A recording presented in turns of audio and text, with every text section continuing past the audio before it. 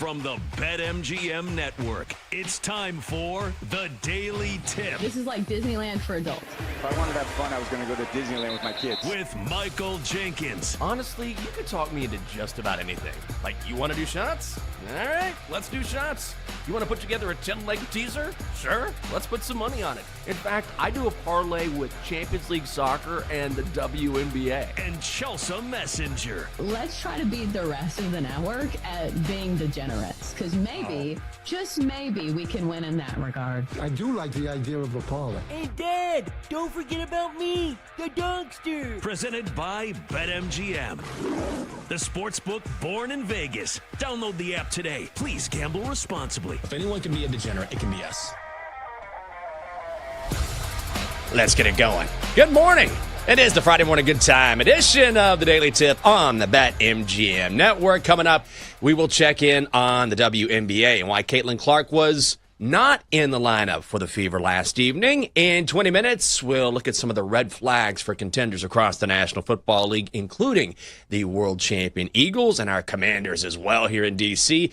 Then we'll get you ready for the big event this weekend. Bezos, Sanchez, Venice.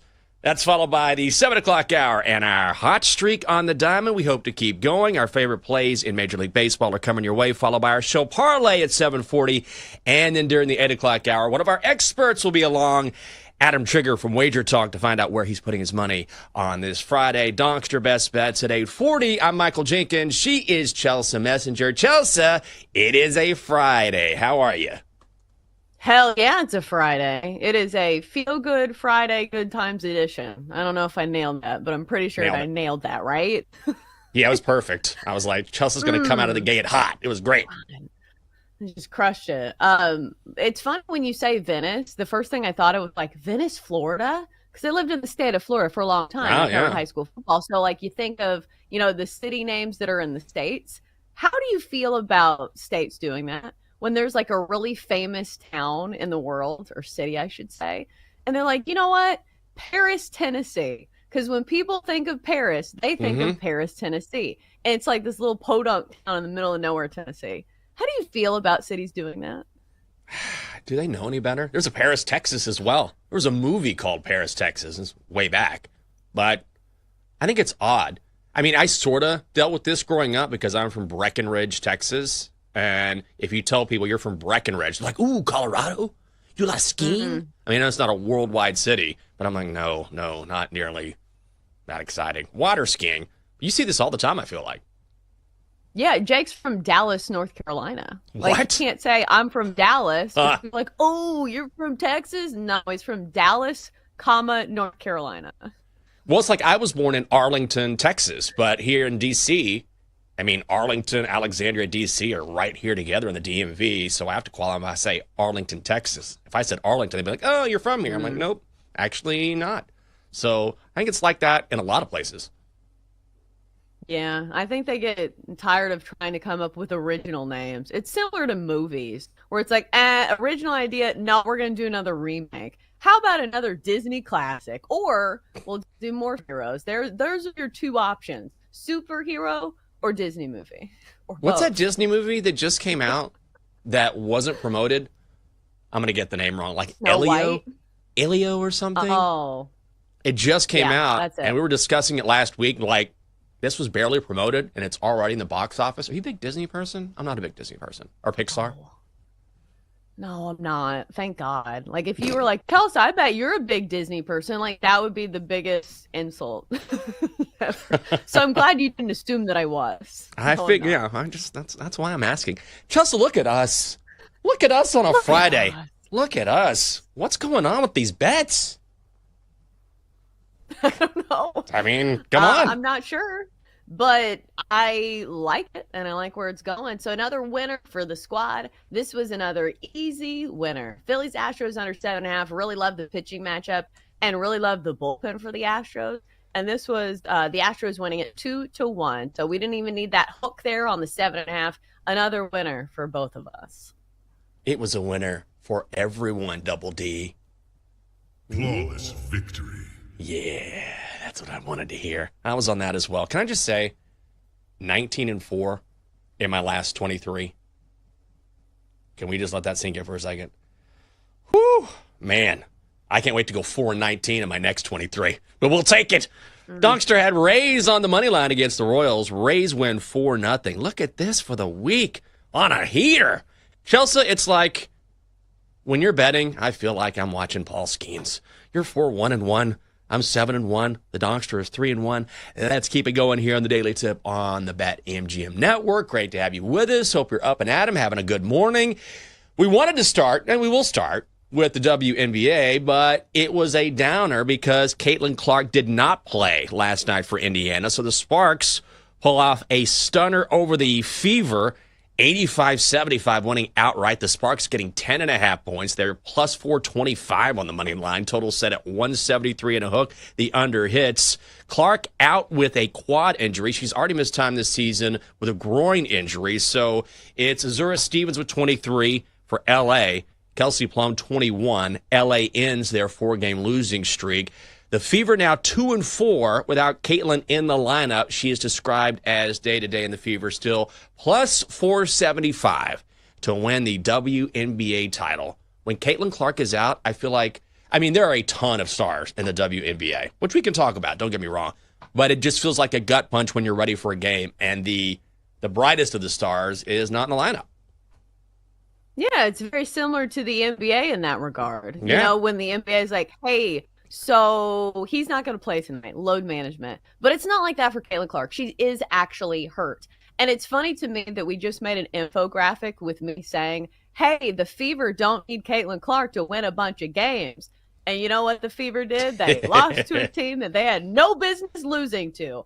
But here's the thing. It's not just Caitlin Clark. It's the stuff with DeWanna Bonner, who is currently looking for a new team. She was a big free agent pickup. So maybe they're starting to miss her and some of the depth there. But it was just a bad shooting night for the Fever. I think they shot 38% from the field. My goodness. Like, I think there was an account that I followed that I thought it was the Indiana Fever's normal Twitter account, but it's a parody account. So they were on this campaign last night to sign Angel Reese. Like, listen, we need somebody to get all the rebounds from all the shots that we're missing tonight because they missed a ton of them, and you're not going to win a lot of games shooting 38% from the field, although those are pretty good numbers for Angel Reese. Sorry, don't you mean me-bounds, not rebounds? Me-bounds. Correct. Me-bounds. Can we even say that? Didn't she trademark it? She might get money when we say that. God, I almost said something you can never say on air. I'm going to put that out of my mind. There's one thing you can't say, you never say it. But, which we're not even going to get into that. But, me-bounds, yeah, you can say that. I feel like that hasn't been, you can still trademark something and it can still be said. It depends on, you can really get into the legalese and the particulars of all of that. But maybe we can keep saying it. I was kind of joking. Yeah, I didn't really mean like they're going to sue you, but not me. I want no lawsuits. So if I'll have to say rebounds from now on, I'll say it. But it's just, it's not the same and Caitlin's not in there. But I will say, when it comes to the WNBA, like there are a ton of stars now. Whereas before, everyone could name the same people like Diana Taurasi or Sue Bird. You could go back and say Rebecca Lobo. But now, from even Sophie Cunningham is having her moment. You got Nafisa Collier, Asia Wilson, Brianna Stewart. I still follow Natasha Cloud from her time here in D.C. because we hung out with her one time and we were doing a bunch of bits with her at my old TV station. And she was a blast. She was so much fun. But now, even though the WNBA clearly has Caitlin Clark as the star, now, even though it hurts when Clark is out, they have plenty of people, plenty of athletes that you want to follow and keep up with.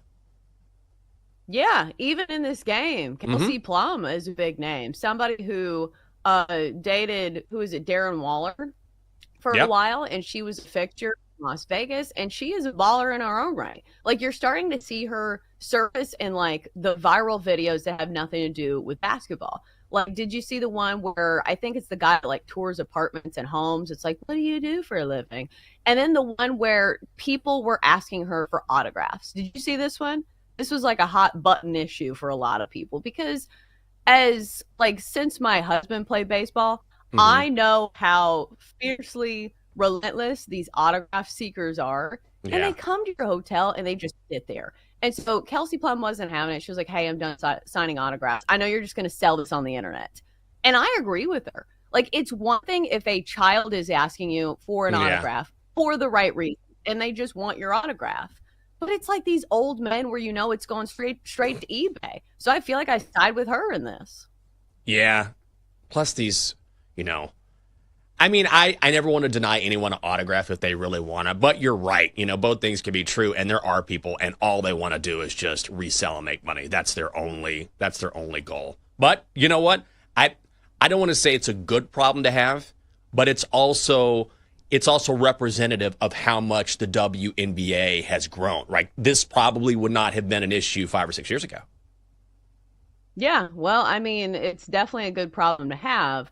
But I was just bothered by the amount of people who were like ratting on, Kelsey Plum for this. Because again, I get what she's saying here, and I think she was in the right.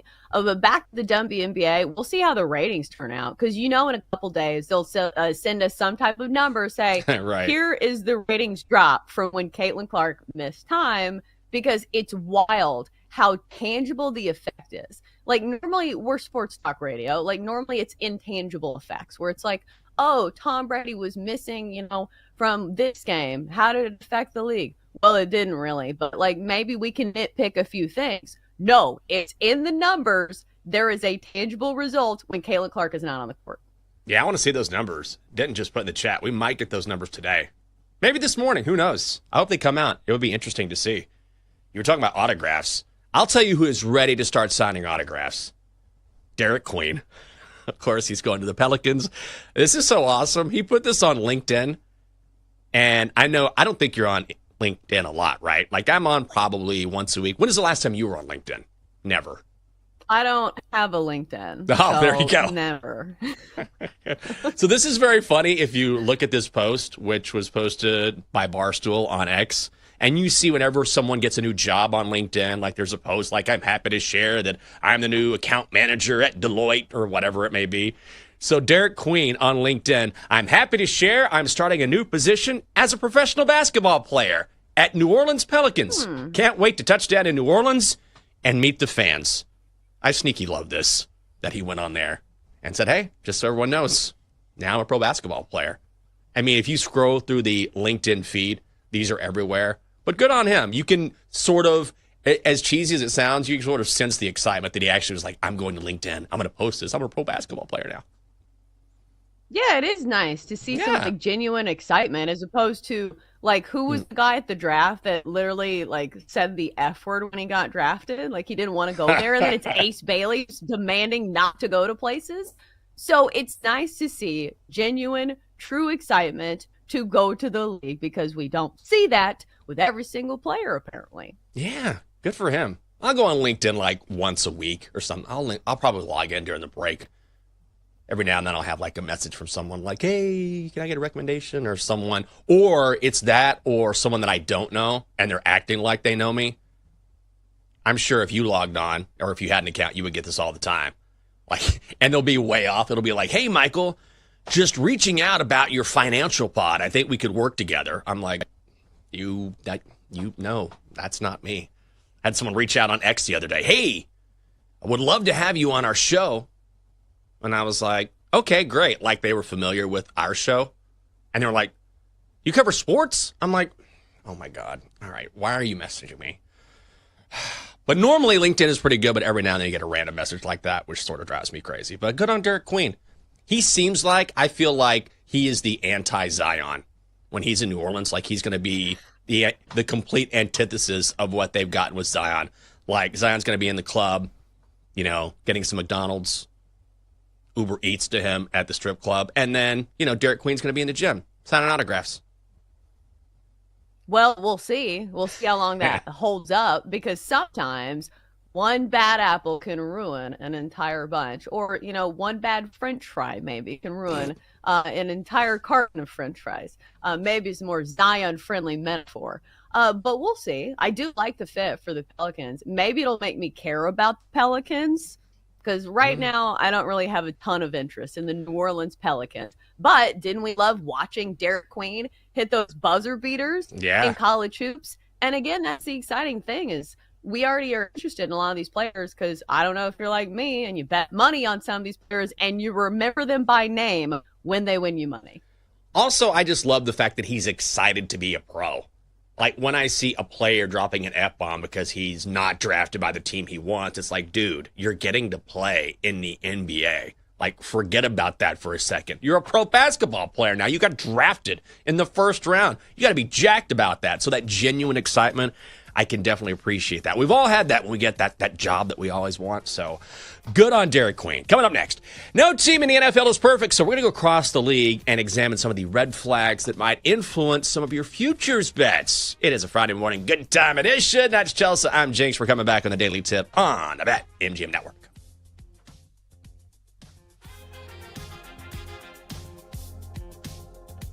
Chelsea and Jenks will be right back on the Daily Tip on the BetMGM Network. Download the app today. Please gamble responsibly.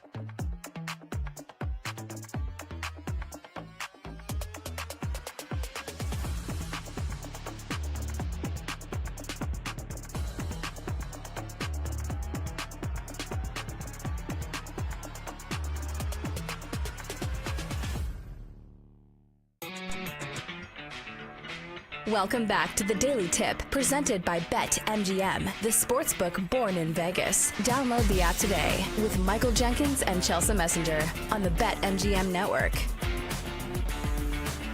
Welcome back on a Friday. Hey, good morning. Appreciate you waking up with us. I'm Michael Jenkins. She is Chelsea Messenger. Coming up on the show, we'll look at some of the biggest contenders for the upcoming NFL season and maybe some things that should concern you. We were talking about LinkedIn in the previous segment. We've all had great job interviews. What's the worst job interview you've ever had? I think it was probably the one where my mom had just gotten rid of cancer. And so like they were asking me about my mom and I started crying. Oh. In the moment, it was just really hard because it was a job interview here in Nashville, and it would have meant so much for me. And I think it was one of those jobs that I wanted too much. And obviously that was it. Like I was showing the emotion because I was like, listen, I would really love to spend more time with my mom because like she, almost died. She had stage 4 cancer. They gave her like a 20% chance to live. So I was like, listen, in sports broadcasting, it's very difficult to land a job in the city where your parents live. So this would be a huge opportunity for me. And I got like kind of emotional. Needless to say, I did not get the job. That's okay.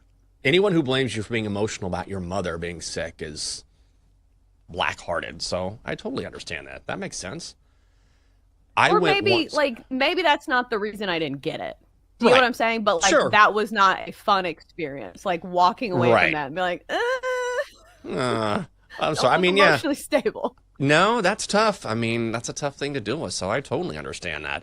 I went once to a job interview and never got the interview.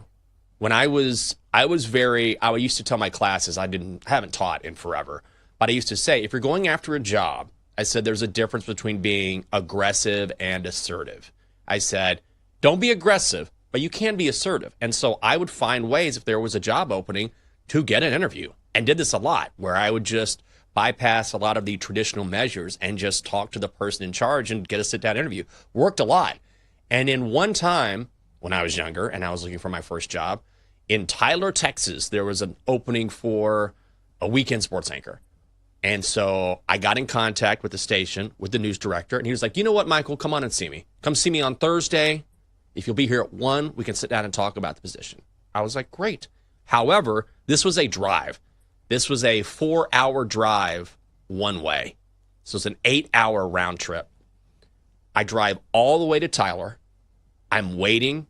It's like I'm there. I'm early. I'm ready to go. Got my suit on. Excited. Young kid. Ready to get into TV. And then I wait. An hour passes. Another hour passes. And finally, after like 3.5 hours, his secretary or someone representing him comes out and says, hey, he's really busy. He's not going to be able to meet with you today.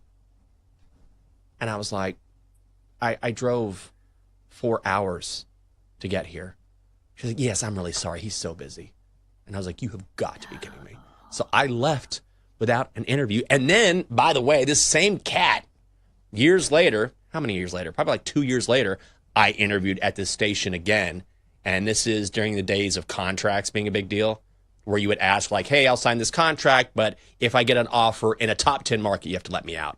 I asked for a 1 market out. If I get an offer in Austin, you can let me out. I thought that was a very reasonable ask. They pulled the offer, the same guy, because I had the audacity to say, if I get a job where I went to school, can I leave? He was like, oh, you don't appreciate this job. Pulled the offer. So this guy, not a fan of him. Probably worked out for the best that I didn't work for him. Yeah, that's what I was going to say. Is like, do you really want to work for somebody like that? Like, probably not.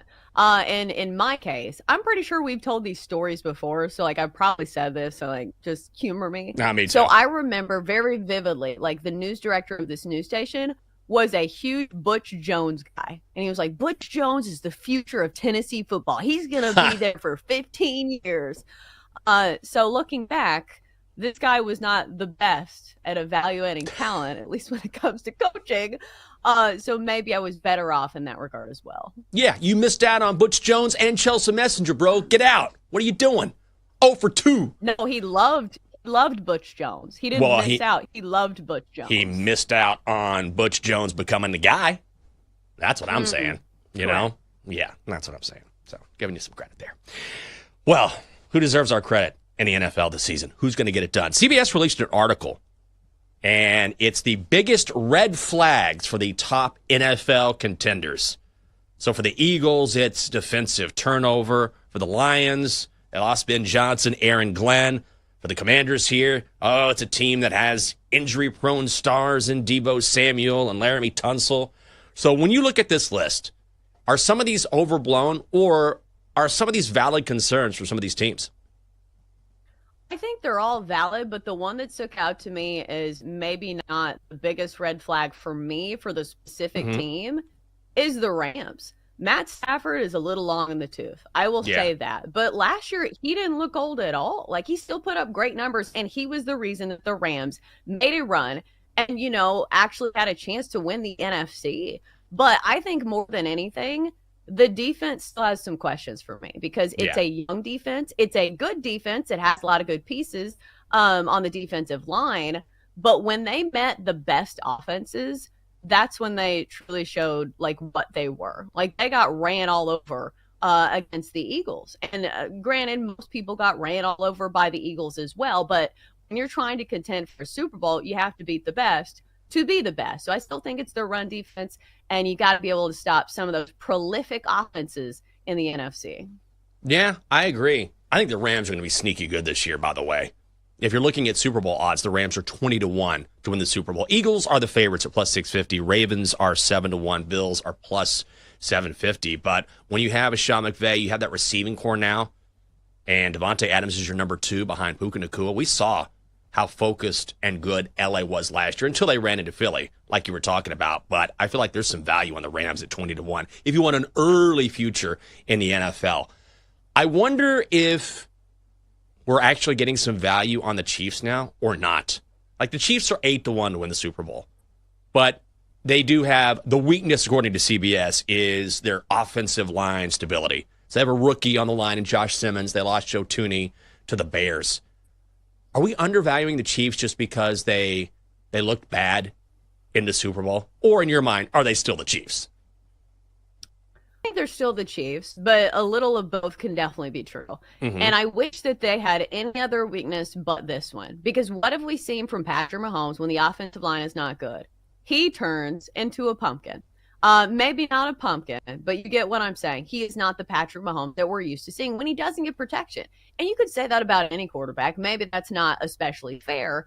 I just think a lot of us have that Super Bowl burn into our brains when he played the Bucs, and that defensive line absolutely feasted against an offensive line that was the weakness that year. So I still think the floor is very high for the Chiefs because you're not going to have like a losing season with Patrick Mahomes and Andy Reid and company, and especially that defense as well. But maybe they don't win a Super Bowl. And isn't that the expectation when you think of the Chiefs? Like, the numbers have, dropped a little bit. But still, like, the AFC is no gimme again. I would say maybe the biggest pro in their pro and con list is saying, hey, one of the best teams in the AFC right now is the Buffalo Bills. And it looks like the Chiefs always have the Bills number. So maybe they truly are a contender once again. Yeah, I think so as well. And a motivated Patrick Mahomes is a scary Patrick Mahomes.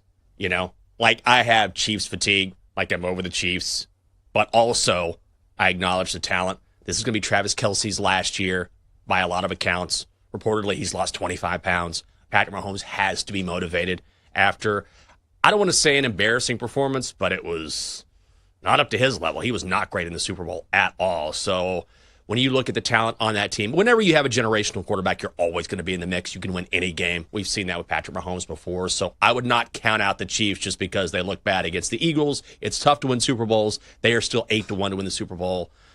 I would maybe take a look at Kansas City as well.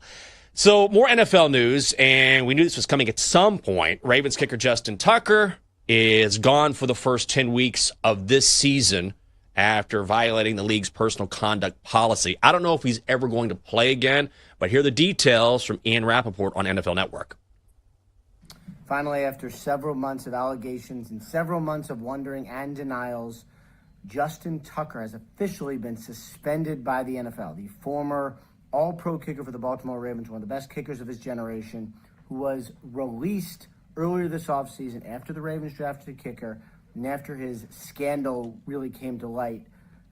He has now been suspended 10 weeks by the NFL, 10 weeks for violations of the personal conduct policy. And just remember, this goes all the way back to a Baltimore publication printing several allegations, more than 10, of Justin Tucker having inappropriate behavior while getting a massage at local Baltimore massage parlors. He and his wife banded together, and he denied the allegations. His agent, Rob Roche, also came out, denied the allegations.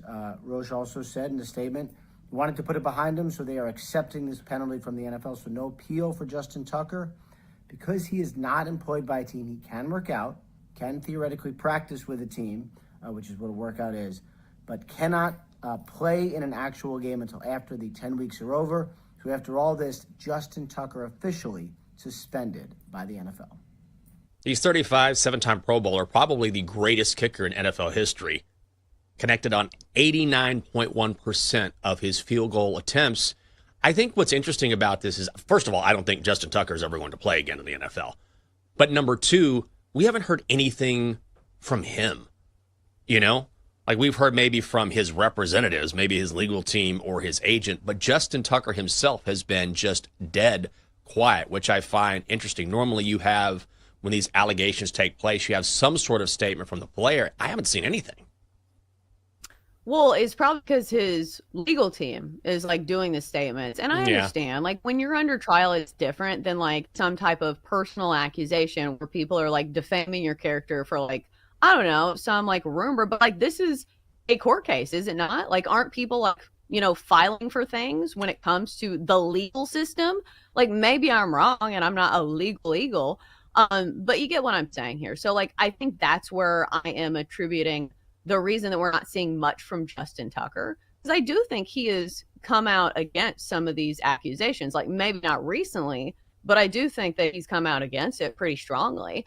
I think you're right. I don't think that he plays again in the NFL, especially because it would be different if the performance was there too. And that is a sad thing to say, but it is a true thing. And imagine if he played quarterback and he was the best quarterback in the league.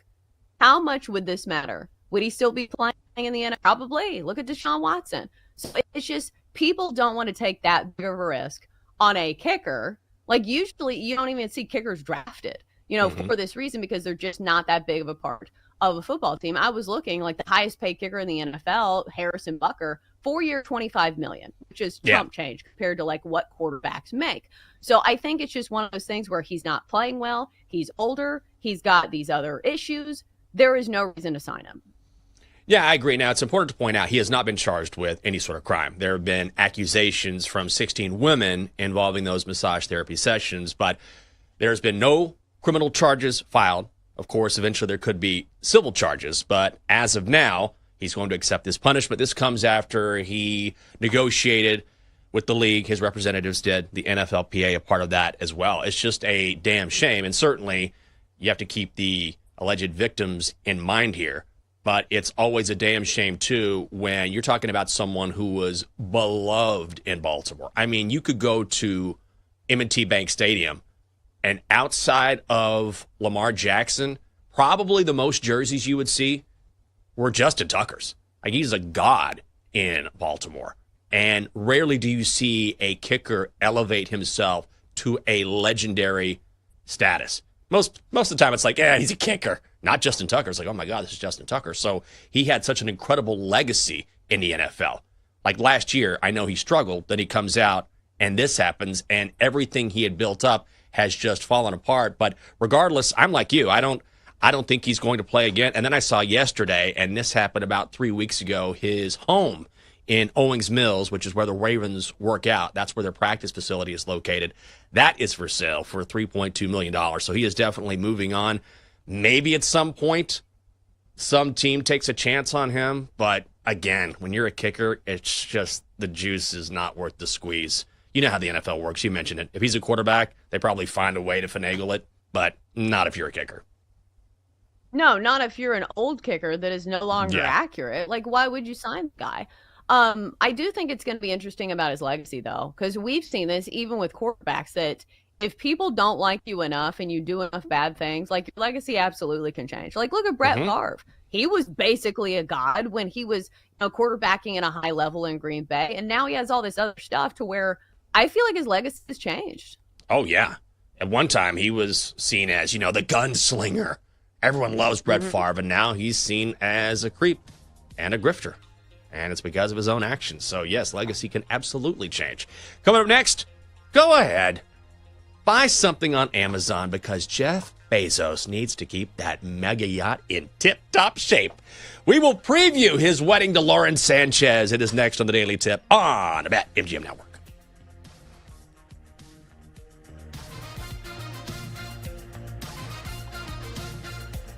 Chelsea and Jenks will be right back on the Daily Tip on the BetMGM Network. Download the app today. Please gamble responsibly.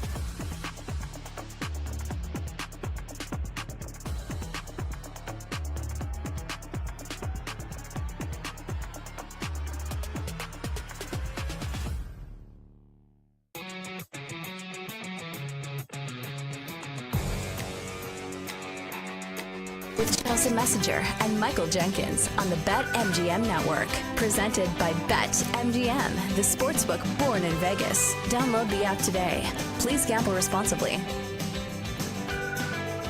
Welcome back on a Friday morning good time edition. Double D, don't you fade that music on me. There we go. Thank you, buddy. Everyone's here. Got a great crew. Denton, Dylan, Double D, that handsome devil, Chelsea, I'm Jinx. Coming up on the show, people like me, engaged, looking for a DJ for a wedding.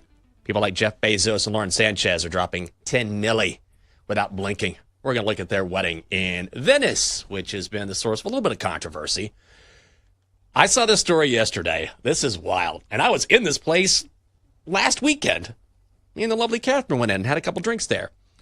There is a place here in D.C., the Royal Sands Social Club. It's right here in Navy Yard, right around the corner from where our studios are located. D.C. was voted last year by the United States Chamber of Commerce as the loneliest city in America based on the number of people who live alone. And this has been a long-standing thing in D.C. Like you always hear, it's really hard to date in the District of Columbia. So, to counteract that, at this place around the corner and other places, there are events being held called Pitch a Friend. And what it is 7 or 8 women gather. Each of them has a group of friends. A bunch of guys are in the audience in the bar. And so each friend group goes up in front of everyone with the person they're supporting, like sitting on a bar stool in front of everyone on display. And the friends will have a PowerPoint presentation as to why they will pitch, this is why you should date our friend. All the guys watch. Then someone else goes along with their friend group and so on and so on. And then when it's over, based on these pitches, everyone mingles and the guys decide, and it's mutual, of course, who wants to date whom. This is wild to me. Imagine trying to date someone based on a PowerPoint presentation in a local bar. Thank God I am not a part of this scene. I feel like even if you're younger, you probably don't want to be a part of this scene. But desperate times call for desperate measures if you're lonely. Well, this feels like it's not that far off than what internet dating might be. And please humor me because I haven't been in the dating pool in like 15 years. Mm-hmm. But what sticks out to me is that when you date somebody, like you don't date a checklist. Like, how many times have you been set up with somebody who's great on paper? And they're like, oh, this person has a great job. They come from a great family. They're classically good looking. But I feel like that's not what goes into finding somebody that you vibe with.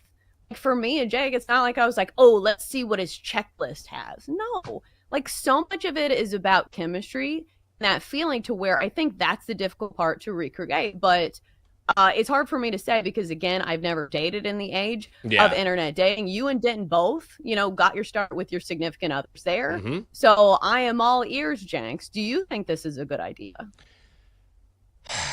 It's tough because, I mean, it's a new age, right? And the worst thing in the world is to be lonely. Like, I've been lonely. I think other people can relate. Being lonely is the worst thing on the planet. So I don't want anyone to ever experience that. And D.C. is a tough city to date. It's always been that way. I experienced that a little bit. At the same time, I think the one thing that came across to me from this article was it was a friend who was scouting for the girl that was being pitched. And she had met a guy and is trying to hook the two up. And she goes to her friend, this is in the article, hey, great job, good looking, he's got money. And I was like, well, that seems like more of a checklist like you were talking about, as opposed to meeting someone and having that occur naturally. Of course, those are great things, right? Oh, this person is responsible, they are driven, that's not a bad thing. But I do think that when you start focusing on maybe the checklist, like, this is not a digital avatar we're talking about. We're talking about a human being here. So I think it does strip away. Look, I met Catherine on Hinge, but there was hey, we seem interested in one another. This was my own choice. This wasn't, me in a bar with a bunch of people like a cattle call. And it was us deciding after chatting, hey, I think we like each other. Let's meet up.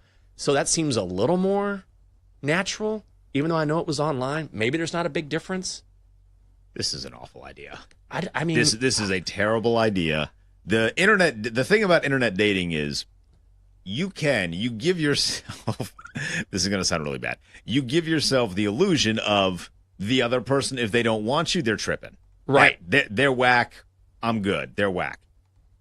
If you sit in a bar and your friends unironically make a PowerPoint presentation to pitch you to a significant other of any kind, doesn't seem great. You're probably a loser. Like you need to get more comfortable. You need to get out there because first of all, what if your friends can't make a PowerPoint presentation correctly? Yeah. Second of all, what if no one likes your PowerPoint? Like what if they do this whole checklist and then everyone in the bar is like, he kind of sucks.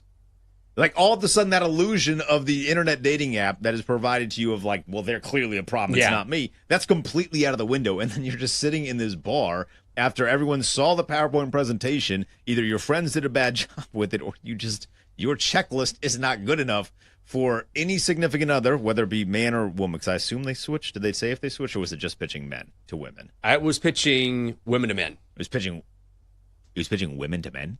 Yes. Oh well, it should just be a one-slide PowerPoint. It's just a picture of the girl, right? Yeah, I thought it was pitching man to woman. It's pitching women to men. And you know what's crazy is I think what I think it is. I think it's this erosion of social skills. Oh my God, that's like terrible. people don't have the social skills that they used to have to sort of interact naturally.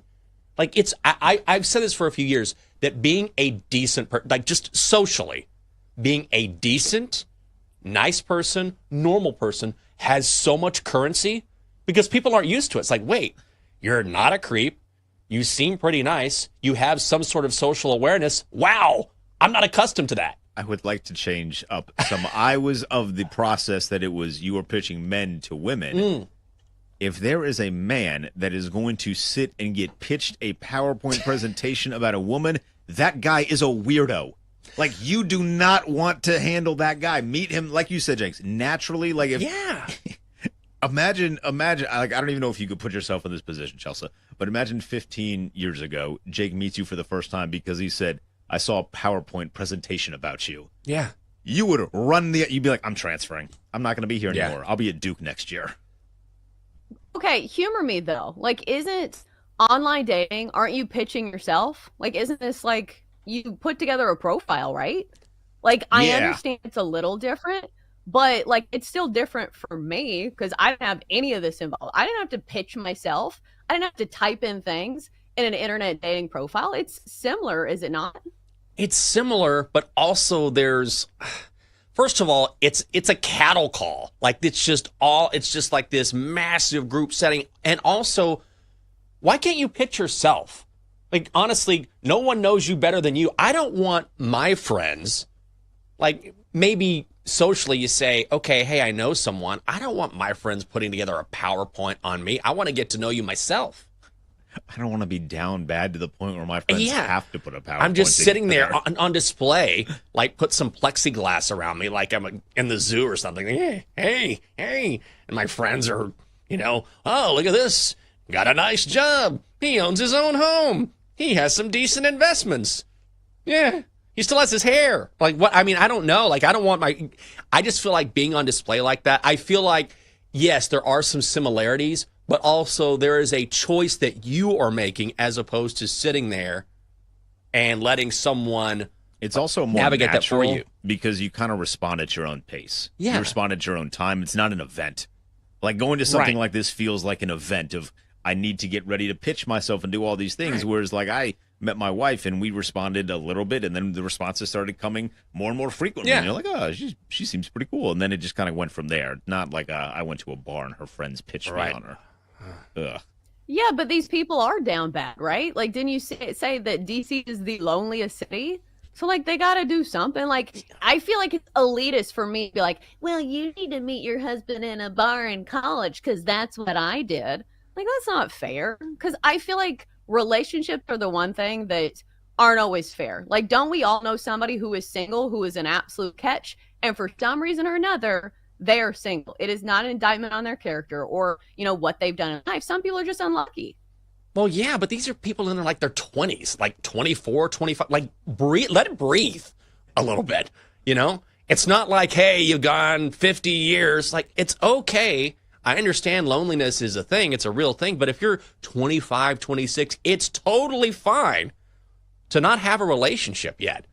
Like, there's this idea, oh my God, this has been a long-standing idea in our society. Like, by this age, I have to be married. By this age, I have to have kids. But it's like, no, you don't. You can take your time. And everyone for women, you do. You don't. Counterpoint, the timeline for women is different, biologically speaking. It's not 25. It's not 26. No, it's not. Yes, right. Like, yes, the timeline is different. But if you're looking for a relationship or you want to have children, like, you've got some breathable time between 25, 26, 20. You know what I mean? Like, people are I understand there's a finite time if you want to have children, but also I feel like people add this pressure and say, I have to do this now or it's never going to happen. I just think it's very easy for me to say this, but I understand, like, because I know women like this, where you're getting closer to 30 and it feels like, the dating pool is shrinking, because you've told me this. Like, the dating pool as you get older does not get easier. It's true. I mean, that is fair. And plus, then you lose touch with what is hip, how people operate. That's a whole thing. I wonder if Lauren Sanchez saw a PowerPoint. Owner of Amazon, mega yacht, entrepreneur, good shape, shaved his head. Oh, it's Jeff Bezos. He seems like a nice guy. We teased this wedding. They're getting married in Venice this weekend. You know what I find funny about this? Supposedly this is a $10 million wedding. There's been protests, these stories about all these protests. The protest, this is my favorite part of this article. The protest, because some people believe, which, fair criticism, why are you coming here when spending all this money, you won't even pay taxes? But Venice is a city of love. The protest was about 300 people with, quote, many of them sipping spritzes in takeaway tumblers and smoking hand-rolled cigarettes. It's like a protest that only Venice could have. This is the worst. I don't know what an accent would be there. All the celebs are going to be there. Oprah, Tom Brady, Kim Kardashian, Leo DiCaprio, Orlando Bloom, Katy Perry. They just broke up. Should be great. Coming up in hour 2, it's more from Caitlin Clark and whatever else we want to talk about. It's Friday Morning Good Time Edition.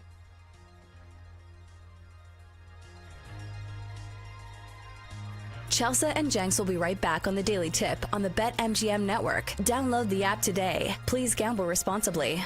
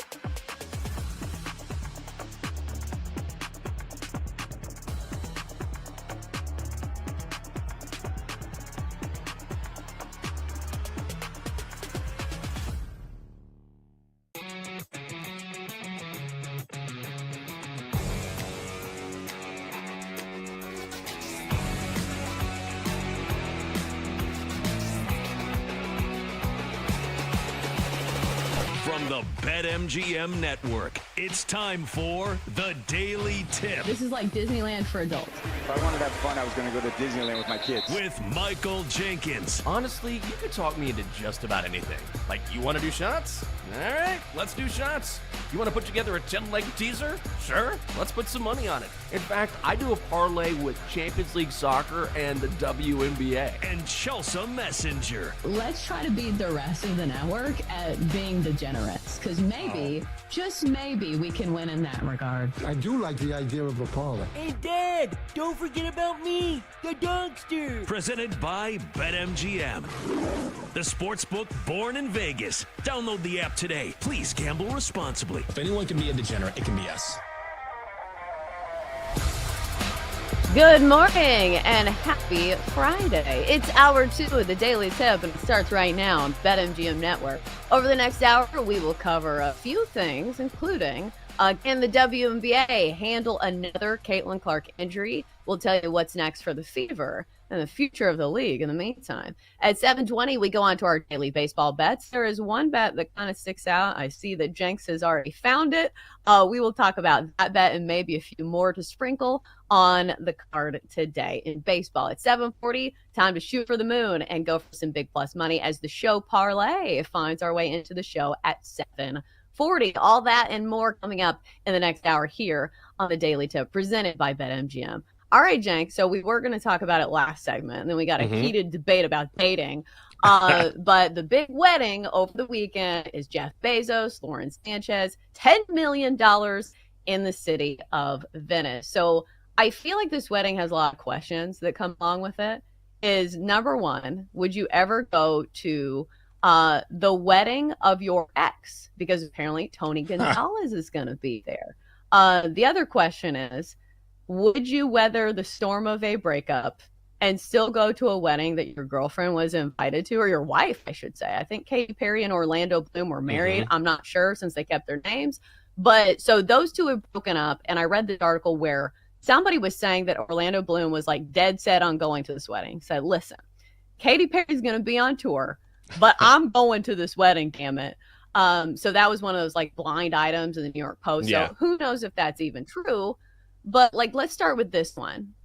Is it different because it's Jeff Bezos and he is also your boss here? Because a lot of weird things are going on between Tony Gonzalez and Jeff Bezos. So Jeff Bezos, who we know owns Amazon, is Tony Gonzalez's boss because Tony Gonzalez is on the Amazon Prime broadcast team. So that's weird already. That your ex's soon-to-be husband is your boss, but now you're going to the wedding. Is there something weird in this? Or do you say, hey, he's one of the richest guys in the world, I'm going to go to that wedding? I mean, I will say it's a little odd. I think it's probably a world that I don't understand. In fact, I don't understand. So maybe there's just different levels to that. I mean, you want to keep your job, or everyone has a ton of money, so there's not as much emotion involved. I'm sure there is, but you know what I mean? Like, there's just so many factors for which I can't account. I am not going to my ex's wedding. You know, if her husband is my boss, and maybe I'm like, all right, I need to make an appearance here. But I feel like if you're Tony Gonzalez, for example, you don't have to do that, right? Like, he made plenty of money.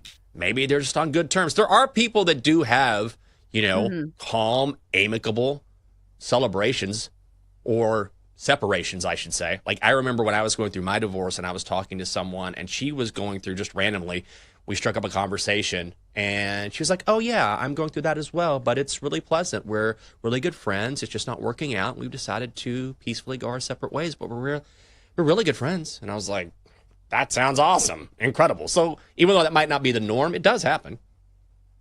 I think especially when there are kids involved, because it's impossible not to have a relationship with an ex when you have kids together. Because obviously, you know, there's custody or whatever. And also, I do think there's a lot of weird things about this wedding, but because Jeff Bezos has so much money, I feel like people are willing to overlook things, because this is also their second wedding. It's not their first wedding. Yeah. And Jenks, you can talk to this, where I think a lot of people say, like, okay, in my second wedding, I'm not going to make as big of a deal. It's similar to like baby showers, where like the first one, it's like, okay, you're getting ready for a baby. With the second one, it's like a baby sprinkle. You should know what to do by now. But do you believe in, like, I don't even know if this is a consensus. Like, maybe I'm just making this up, but I feel like most people who are getting married for the second time don't do it as grand. Yeah, I mean, we are not, but then it's different, a little bit different for me because it's Catherine's first marriage. It's my second. Yes. My initial marriage, I will also say, like, it was very grand, but I didn't really want that. Like, my ex wanted that, and so for I the was bride. like, yeah, I was like, okay, sure, if that's what you want, okay, fine. I just kind of went along with it, but I wanted something that was more intimate, honestly. And so now I feel like it's not even a compromise. I kind of let Catherine just kind of do. I said, listen, I don't want something that is large and extravagant and over the top. And there's all these people here. I said, I've already done that. I said, if you really want it, we can find a way. But I'd prefer something that is a little more private and more special. And she kind of found her own way and said, yeah, this is kind of what I want. And it's a perfect compromise. So we've got the venue picked out. It's going to be great. And I'm really happy with it. But I will say that the second time around for me, while taking into account it's her first marriage, for me, I was like, listen, I'll marry you tomorrow in a courthouse. I don't want that to be our ceremony. But for me, it's the actual coming together that matters the most. And I know she's the same way. But at the same time, you want to have some sort of ceremony if you're getting married for the first time. So I get it. Right, and she's the bride. And I always feel like that correct. matters the most. Like, I mean, that's the world we live in. It's mostly, girls who want to do all the big, extravagant things. And like in this case, like money obviously is no option. So it's like, why not throw a huge party for all of our friends if we have the money? I do think one weird detail is that apparently they had a foam party on their yacht. Jakes, have you ever been to a foam party? This used to be a big deal when I went on spring break in high school in Panama City. And it didn't have the same connotation to it as like the crowd that runs with Jeff Bezos. It was like pretty white trash. Have you been to a foam party? I have not. I know that was a thing a long time ago still, as you were saying, but I never was. I don't know. I guess that wasn't my crowd or wasn't my thing, so I just didn't. And I'm thankful for that. I remember friends of mine had like, we're having a foam party, and it kind of gets crazy and can get dirty or whatever it was, and I was like, I don't know. It doesn't really sound like my thing, so I don't feel like I missed out on anything though. Yeah, I don't think that really goes along with like the theme of their wedding, but hey, it's Jeff Bezos. He can do whatever he wants. All right, so before we get into the WNBA, I want to ask this question because, of course, the second round of the NBA draft was last night. So now all 5 of Duke's starters from this year's team are officially going to the NBA. When you see an entire college roster, or at least a starting 5 that goes to the NBA, and several of those picks are in the top 10, and you have the number 1 overall pick who's supposed to be a generational talent, wouldn't you think that team would have won the national championship? Is that a bigger disappointment than Rutgers, who had 2 guys go in the top 10 and they didn't even make the tournament? Which is the bigger disappointment? Duke not winning a championship with all that talent, or Rutgers not even making the tournament with 2 top 10 picks? Isn't it Duke? It feels like Duke to me.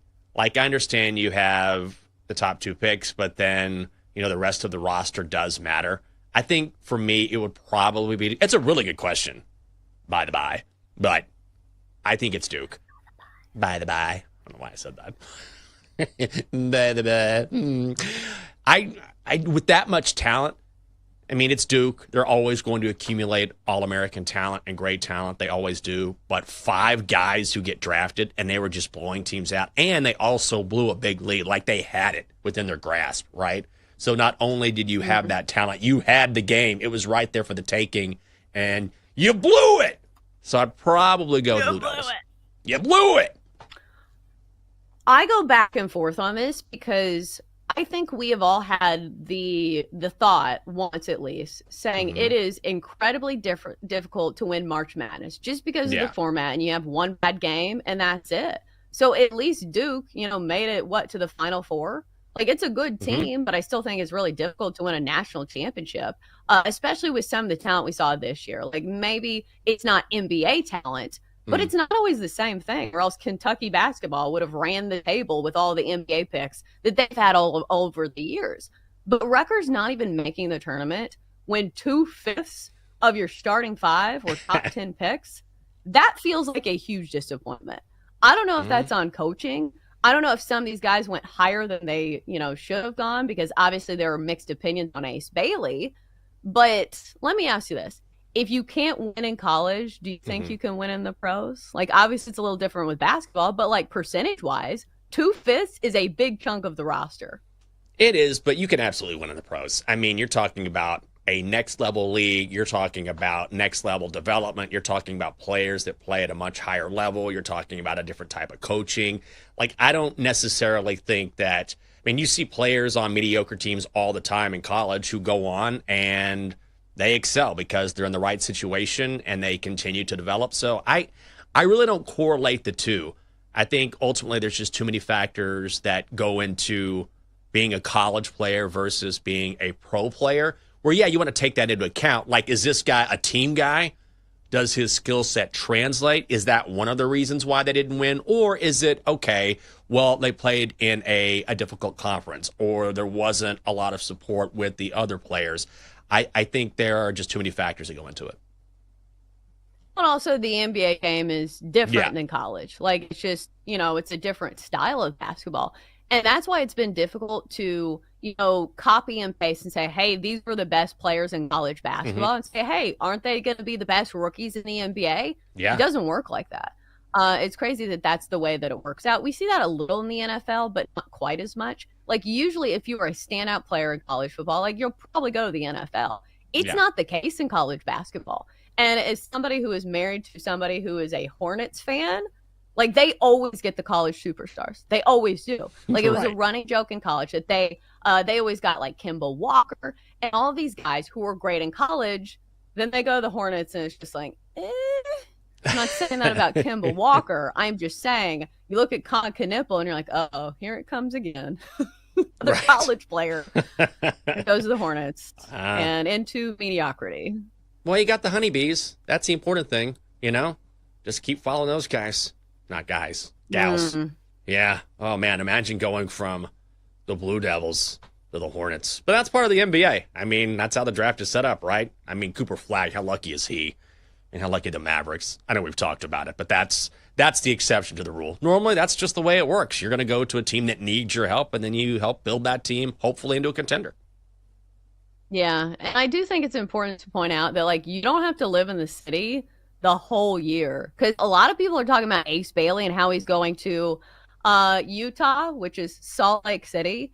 And trust me, I have lived in Salt Lake City for like a brief period, like very brief. Jake was actually playing there when we first started the show. Oh, wow. It is a very different city, and it is not very culturally diverse.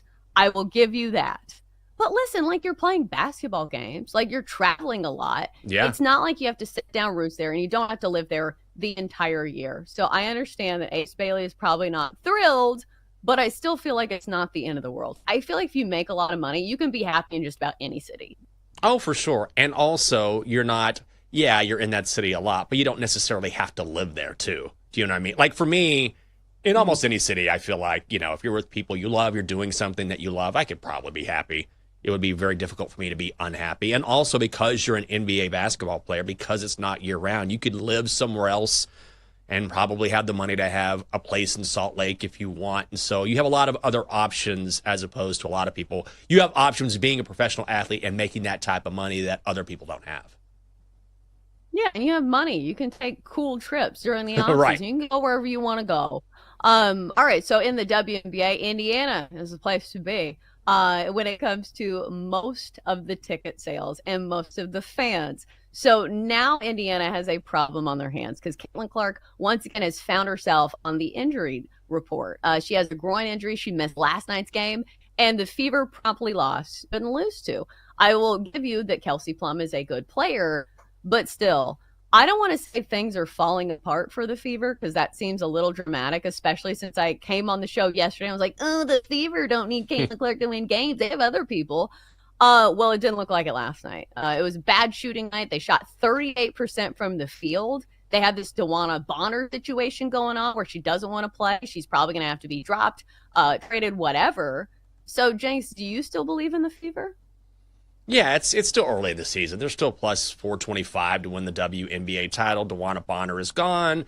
and they still have so much talent on that roster. Now they're 2-4 with Caitlin out of the lineup, but they're going to be fine. They just have too much talent between her and Sophie Cunningham and Aaliyah Boston. They're coached really well, and so you can also make a run late in the season, and as long as you get in the playoffs with Caitlin Clark, you're going to be fine. So I'm not worried about Indiana.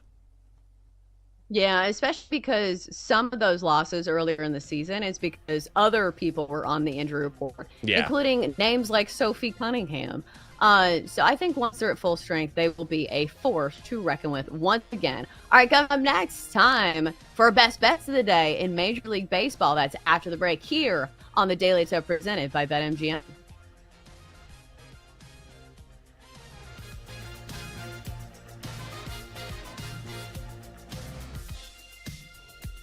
Chelsea and Jenks will be right back on the Daily Tip on the BetMGM network. Download the app today. Please gamble responsibly.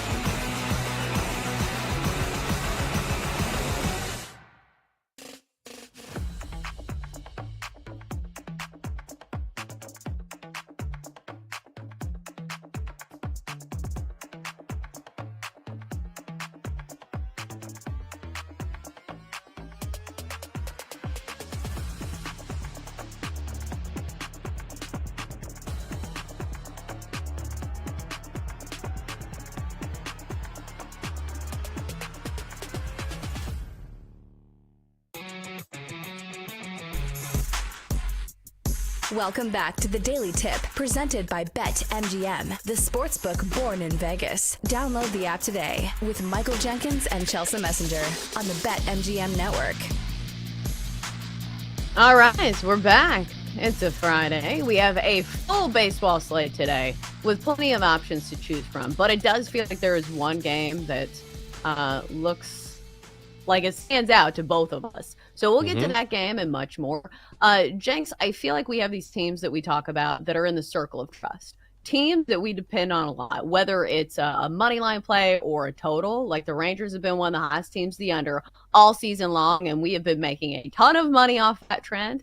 But I wanted to ask you, Family Feud style, if you can name the teams that have the best record over the last month. So there are 5 teams that have the best record in baseball over this month. And I feel like I kind of alluded to one of them the other day because you were on this team that's sneaky one of the better teams in baseball. So I'm going to give you some chances here. It's going to be like Family Feud. You just got to name one of the top 5 ones. So, Jenks, you got an answer for me? The Rays.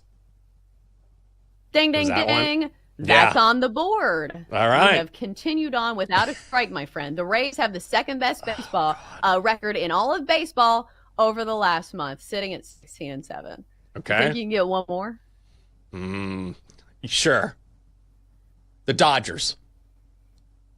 Ding, ding, ding. All right. You are correct, good sir. The Dodgers have the 5th best record in baseball over the last month at 15-9. Denton, you want to be the other family member here? You want to give it a go? I need some help.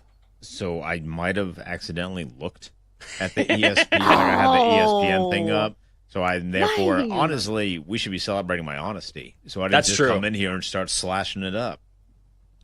I thought you were going to be like that wild uncle that like says a terrible answer. Like the Nationals. Like, God, cousin Jeff, you're the worst.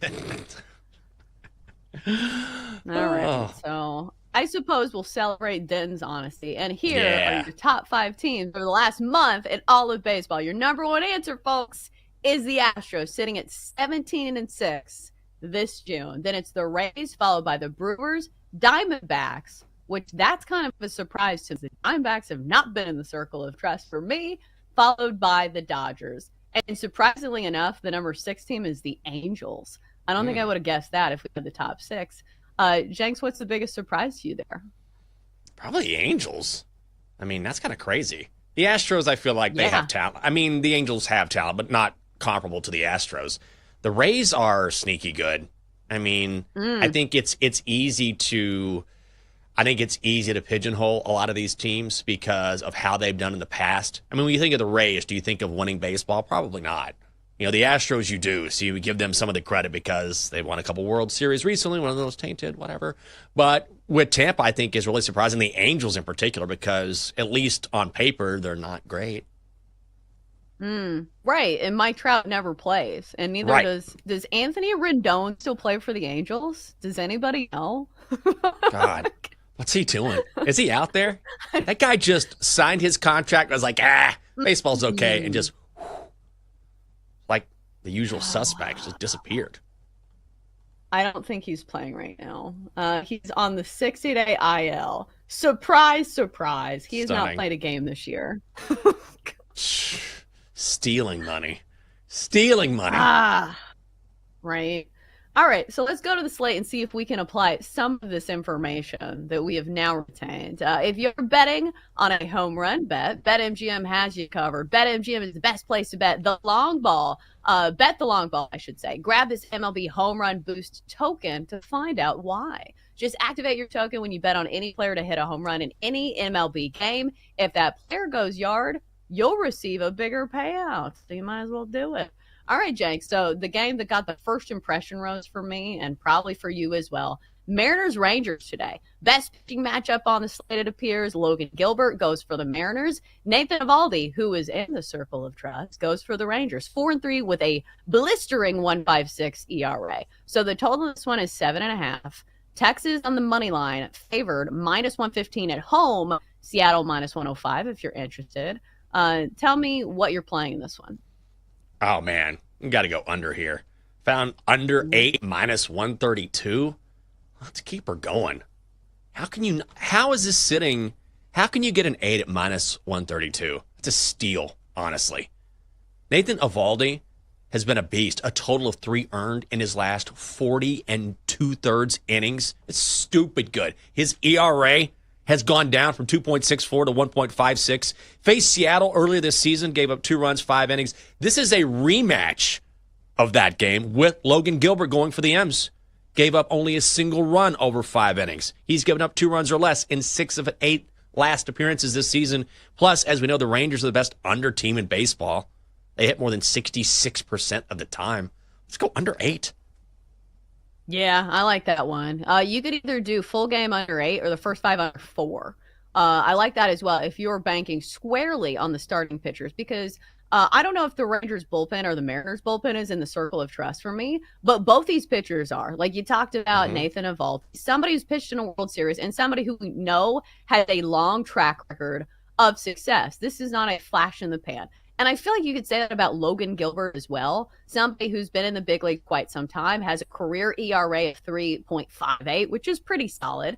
And he's also a big strikeout guy. And this Rangers lineup has struck out a lot this year. And it's been one of the worst offenses. We've been talking about numbers over the last month in baseball. The Rangers rank bottom 5 in just about every statistical category when it comes to their offense. So I was thinking, okay, do we back Nathan Eovaldi here in the Rangers? I feel like the sabotage factor of the Rangers offense is one that I do not want to test. So I'm going to go first 5 under 4 over at BetMGM. 93% of the money is on the under in the first 5 innings of play. So that kind of shows you, as far as the full game, it's different. It's wild. 61% of the money is on the over 7.5, which obviously is slightly a different bet than, sitting under 8. But I think I'm going to go first 5 under, Jenks. Will you play a first 5 under as well, or are you sticking with the full game? You might convince me to bet a first 5 under. I mean, the Rangers bullpen is really good. So you're talking about the 3rd best bullpen in the American League, at least based on ERA. Seattle's bullpen is pretty good as well. They're middle of the road, but also the Rangers don't hit. I think you just pick whichever one speaks to you. I like both. I'm not going to play both. I would, because you don't want your bet to blow up if something goes crazy here. So I would say you just pick your favorite, but either one I think is a strong play. Yeah, I think so as well. All right, let's look at the rest of the slate, see if we can pick some other winners. All right, so how about we go to the Phillies and the Braves? NL East matchup, Jenks. What do you like in here? What do I like? Well, I want to talk about it, but to do it, we got to go to the sports basement. It's the Sports Basement. Hey, Mom! The meatloaf! We want it now! All right.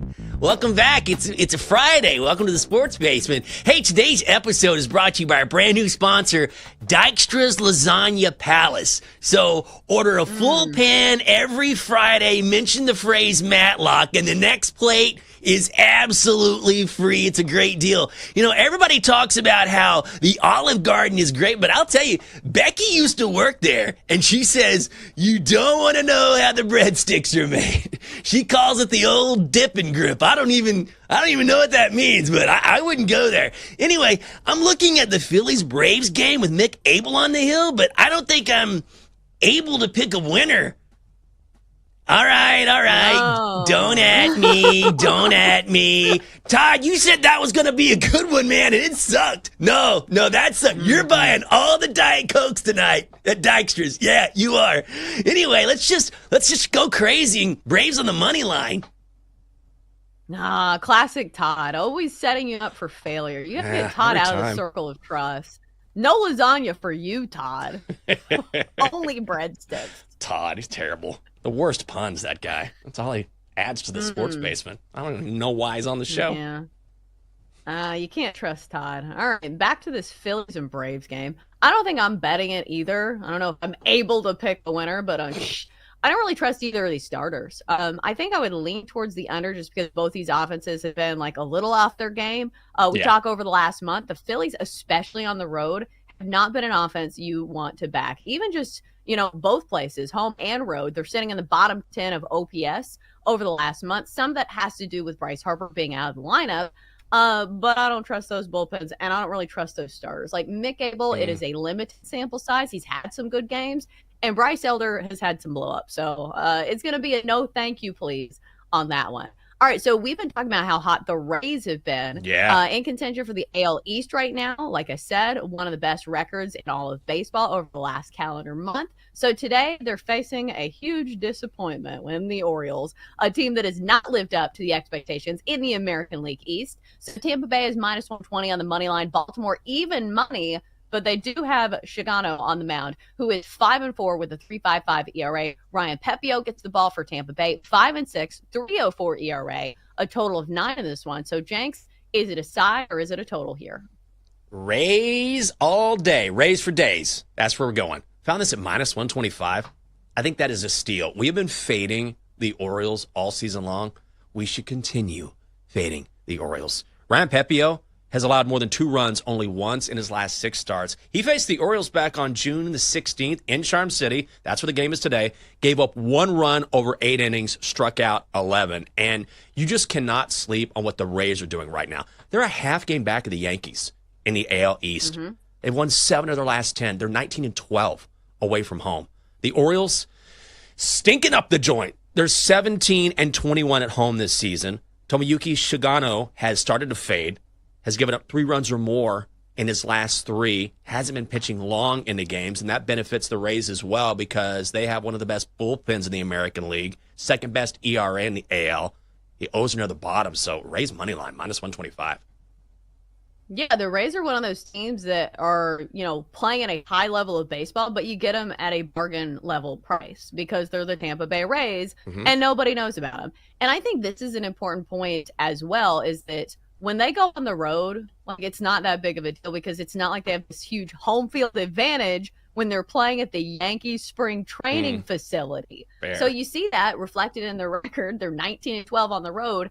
This has been a normal thing for Tampa Bay, though, because normally, even when they did play at the Trop, it's not like they have these huge crowds. In fact, usually it's opposing teams that send fans to the Trop to see, their favorite team play. So Tampa Bay, especially on the road, has been profitable this year, and the Orioles, not profitable in any way you slice it. All right, so some other games maybe worth looking at. So we were talking about the Angels and how surprising they've been. Here's somebody who maybe you don't think of being in the circle of trust, but Jose Soriano this year for the Angels, Soriano. I'm sorry, I said that a little bit wrong. He's been really good. Over his last 3 starts, 3 straight quality starts, 10 strikeouts last time around against the Astros, only 1 earned run, had 12 strikeouts against the A's, who are a good hitting lineup, and he only gave up 6 hits and no earned runs against the Yankees. Jenks, can I talk you into considering the Angels today against your Nationals? You cannot. I don't know. Yeah, I don't know. I understand the Angels are, you talked about it, one of the top 5 teams in baseball over the past month, but I still don't know if I trust them just yet. And also, do I really want to take the Angels on the money line here at minus 175? No. Maybe you can find a creative way to play it, but the Nationals can be feisty. Also, they're the most profitable dog, I believe, still in Major League Baseball. So or at least they're top 5. So if you're going to play this, I don't know how you play it, but it's just not a game I'm particularly interested in. I was thinking of saying, hey, if you trust the starting pitcher, but you don't trust the offense, that's when you play an earned runs prop. But it's just the juice is so high. It's 2.5, but the under is minus 170. That's what sucked about playing earned run props, is that you get one number and one number only. If the juice is really high on one side, it's like, all right, well, we're just going to leave it on the table. Because even strikeouts is 5.5, which I feel like if anything, I would take the over because clearly his strikeout stuff is working. I don't think the Nationals are a team that strikes out that much, but still, he struck out 10, 6, and 12 against the Astros, Yankees, and A's. And it's not like I'm sitting here saying that the Nationals are one of the best offenses in baseball. They are scrappy. I will give them that. But not the numbers that you see when it comes to like the Yankees or the Astros. So I don't know, maybe the sneaky lean of the day, but Do you play things differently when you're on a winning streak, Binks? Do you find yourself being more conservative? Yeah, a little bit. I'm going to make 2 plays today. I feel like I'm just trying to enjoy the ride while knowing that it won't continue. But I've also tried to, so I've been a little more conservative, but also I'm trying to keep the mentality. If you like the play, don't be afraid to go for it. If you really like it, that's part of it, because there are going to be days when you don't necessarily like the card. Yeah, I think it's just tough when you're on a winning streak and you have to trust a team that you normally don't trust. Like, that's why the Angels aren't making the card for me today, because they're still not in the circle of trust. All right, coming up next, it's hopefully time to win for our show parlay. We have come close this year, but still haven't won one. Maybe this is the week because we're due. That's next on the Daily Tip presented by BetMGM.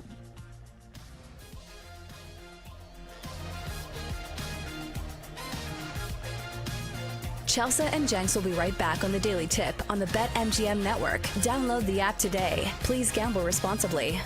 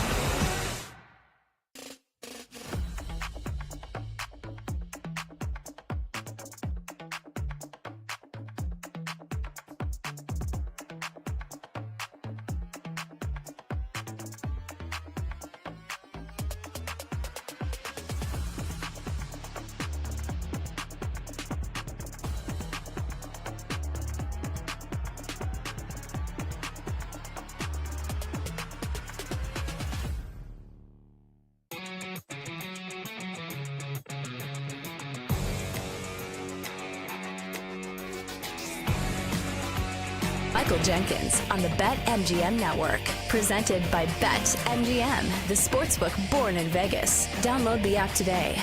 Please gamble responsibly. All right, welcome back. It's time for the show parlay, where each member of our crew gives a leg and we combine them all up and hopefully win some big plus money today. So we haven't won one yet, but it's coming. I promise. Well, I don't want to promise, but I hope. Jenks, I was thinking about this yesterday. Mm-hmm. I feel like summer is one of my favorite seasons for betting, just because baseball comes pretty easy to me, and plus you can do it like the night before, just because we get the starting pitcher matchups. I was going to ask you, which do you think is the hardest season from a handicapping perspective? Like for me, I think it's college basketball. Okay. Just because you have to learn so many players, the revolving door is constant. There's so many guys transferring. And usually when I bet in college basketball, I'm betting the smaller schools, so it's harder to find information. So for me, it's also like in January and February, which are like the worst months of the calendar year by far. Also, you have like the NFL playoffs going on. So like that's difficult to handicap as well.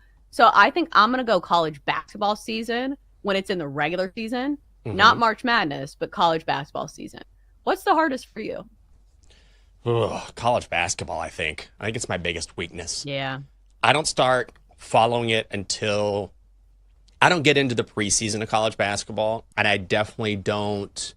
I guess it doesn't really start speaking to me until about midway through the season. Then I start to sort of, gather information and say, okay, like who's doing, because there's just too much going on. Like I can only absorb so much at once, because you have the NBA going and the NFL is going, college football is going. All of a sudden you're like, oh, college basketball is happening. And I love college basketball, but I tend to dive into that a little bit later and then really get into it after the new year.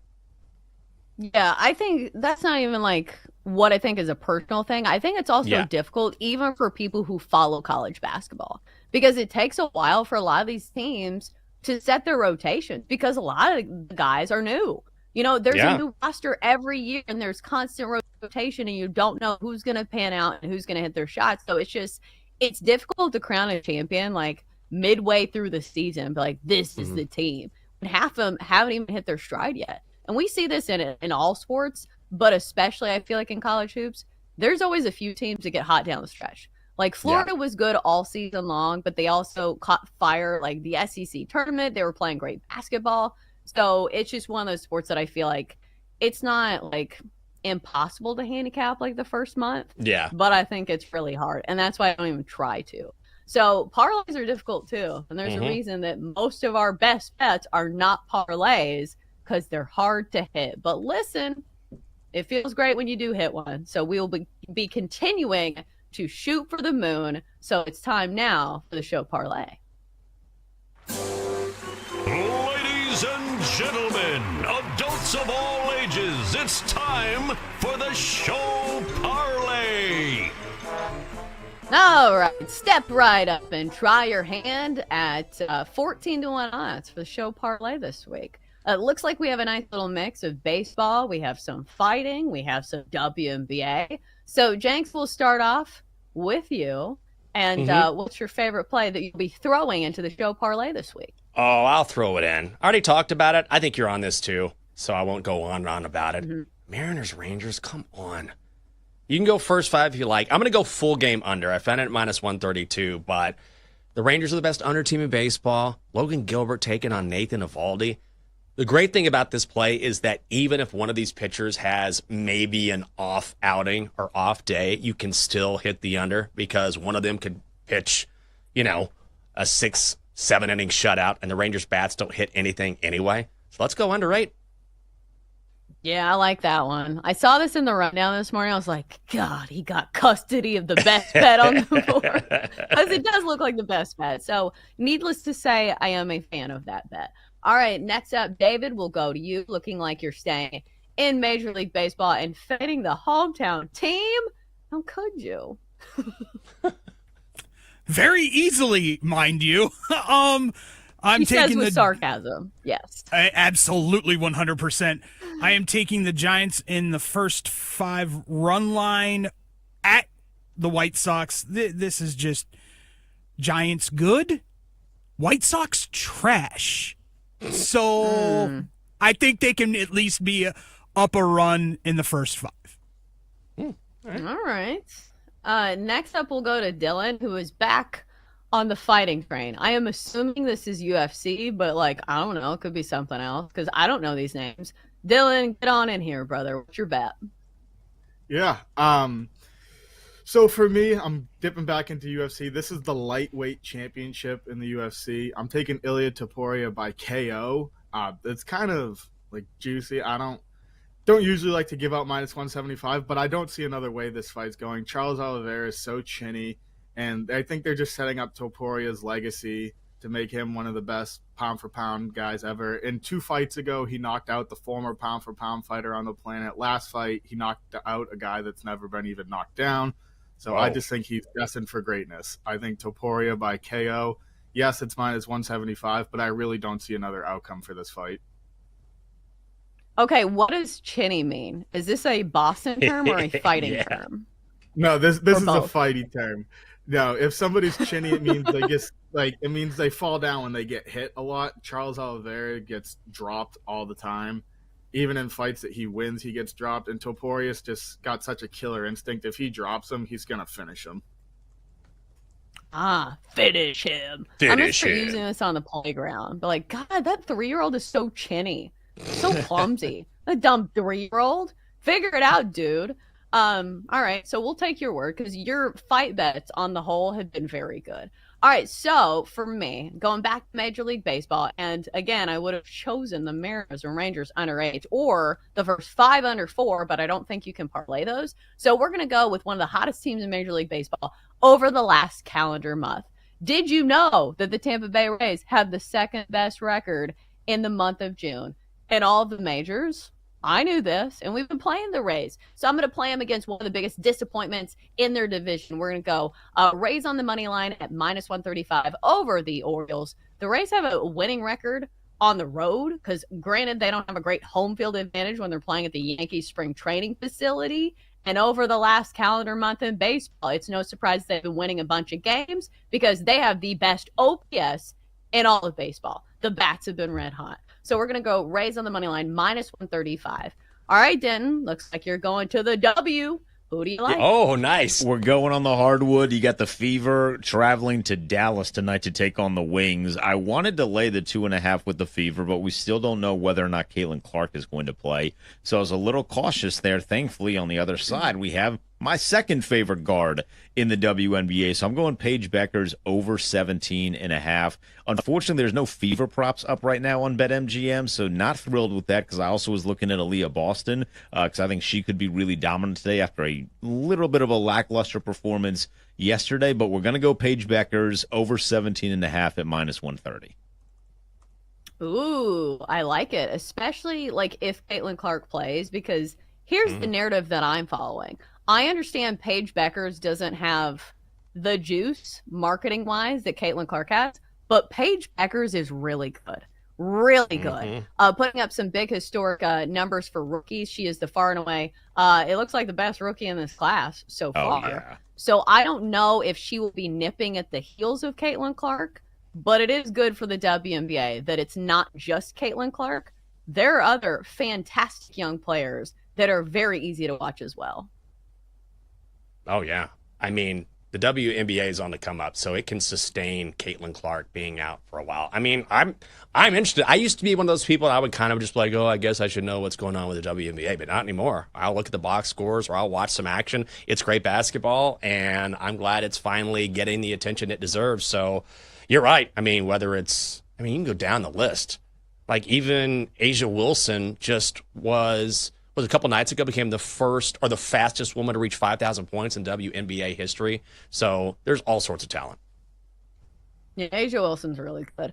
Also, It feels like a point where I used to feel like I should watch the WNBA, not out of sympathy, but like out of principle, because people are like, you need to support women's sports. But like at the end of the day, it's entertainment.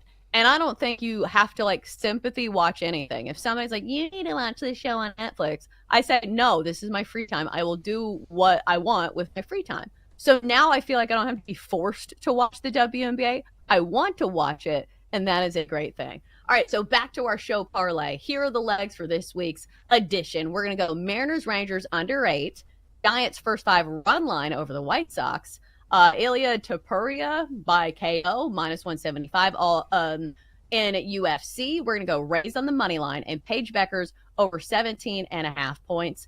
It is plus 1483 if you want to tail the squad on that one. All right, so we got a couple minutes left here in the segment. It's time to stir the pot. Gentlemen, speak now or forever hold your peace. Who ruins the parlay? It'll be the one night Paige Beckers has like 16. And misses like 2 free throws late. That's the only one I'm worried about. But I like the bet, though. With my pick, I almost gave out by submission as well, but that was almost minus 300. But I could see a scenario where Topuria drops him and then chokes him out, because that's something else that guys do once they're rocked. Just go for like a cheeky submission. So I'm a little worried about mine, but I wasn't giving out minus 300 for the show parlay. Fair. I think at some point, though, if we don't win these bets, maybe we need to go conservative, right?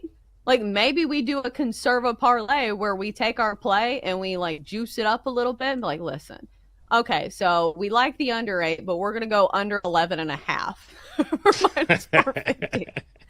Right. If we get to that point, we should we'll just change the segment and we'll each put together PowerPoints and we'll sell each other on a bet and then we'll all play one bet. I like it. I don't think they own Microsoft PowerPoint. I'm sure Apple has something, right? Because I have an Apple computer. I don't know. When's the last time somebody's done a PowerPoint? Has anybody done one over the last year? No. I haven't done one in I don't think I've 10 years. ever done a PowerPoint, honest to God. Yeah, probably. I don't think I have either. I mean, college easy. It's been a while.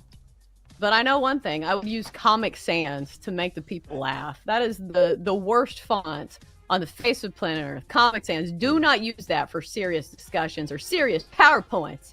That's your life advice of the day. Hour 3 is next. Here on the show, we'll talk about Caitlin Clark and what she means and when she could be coming back to the WNBA.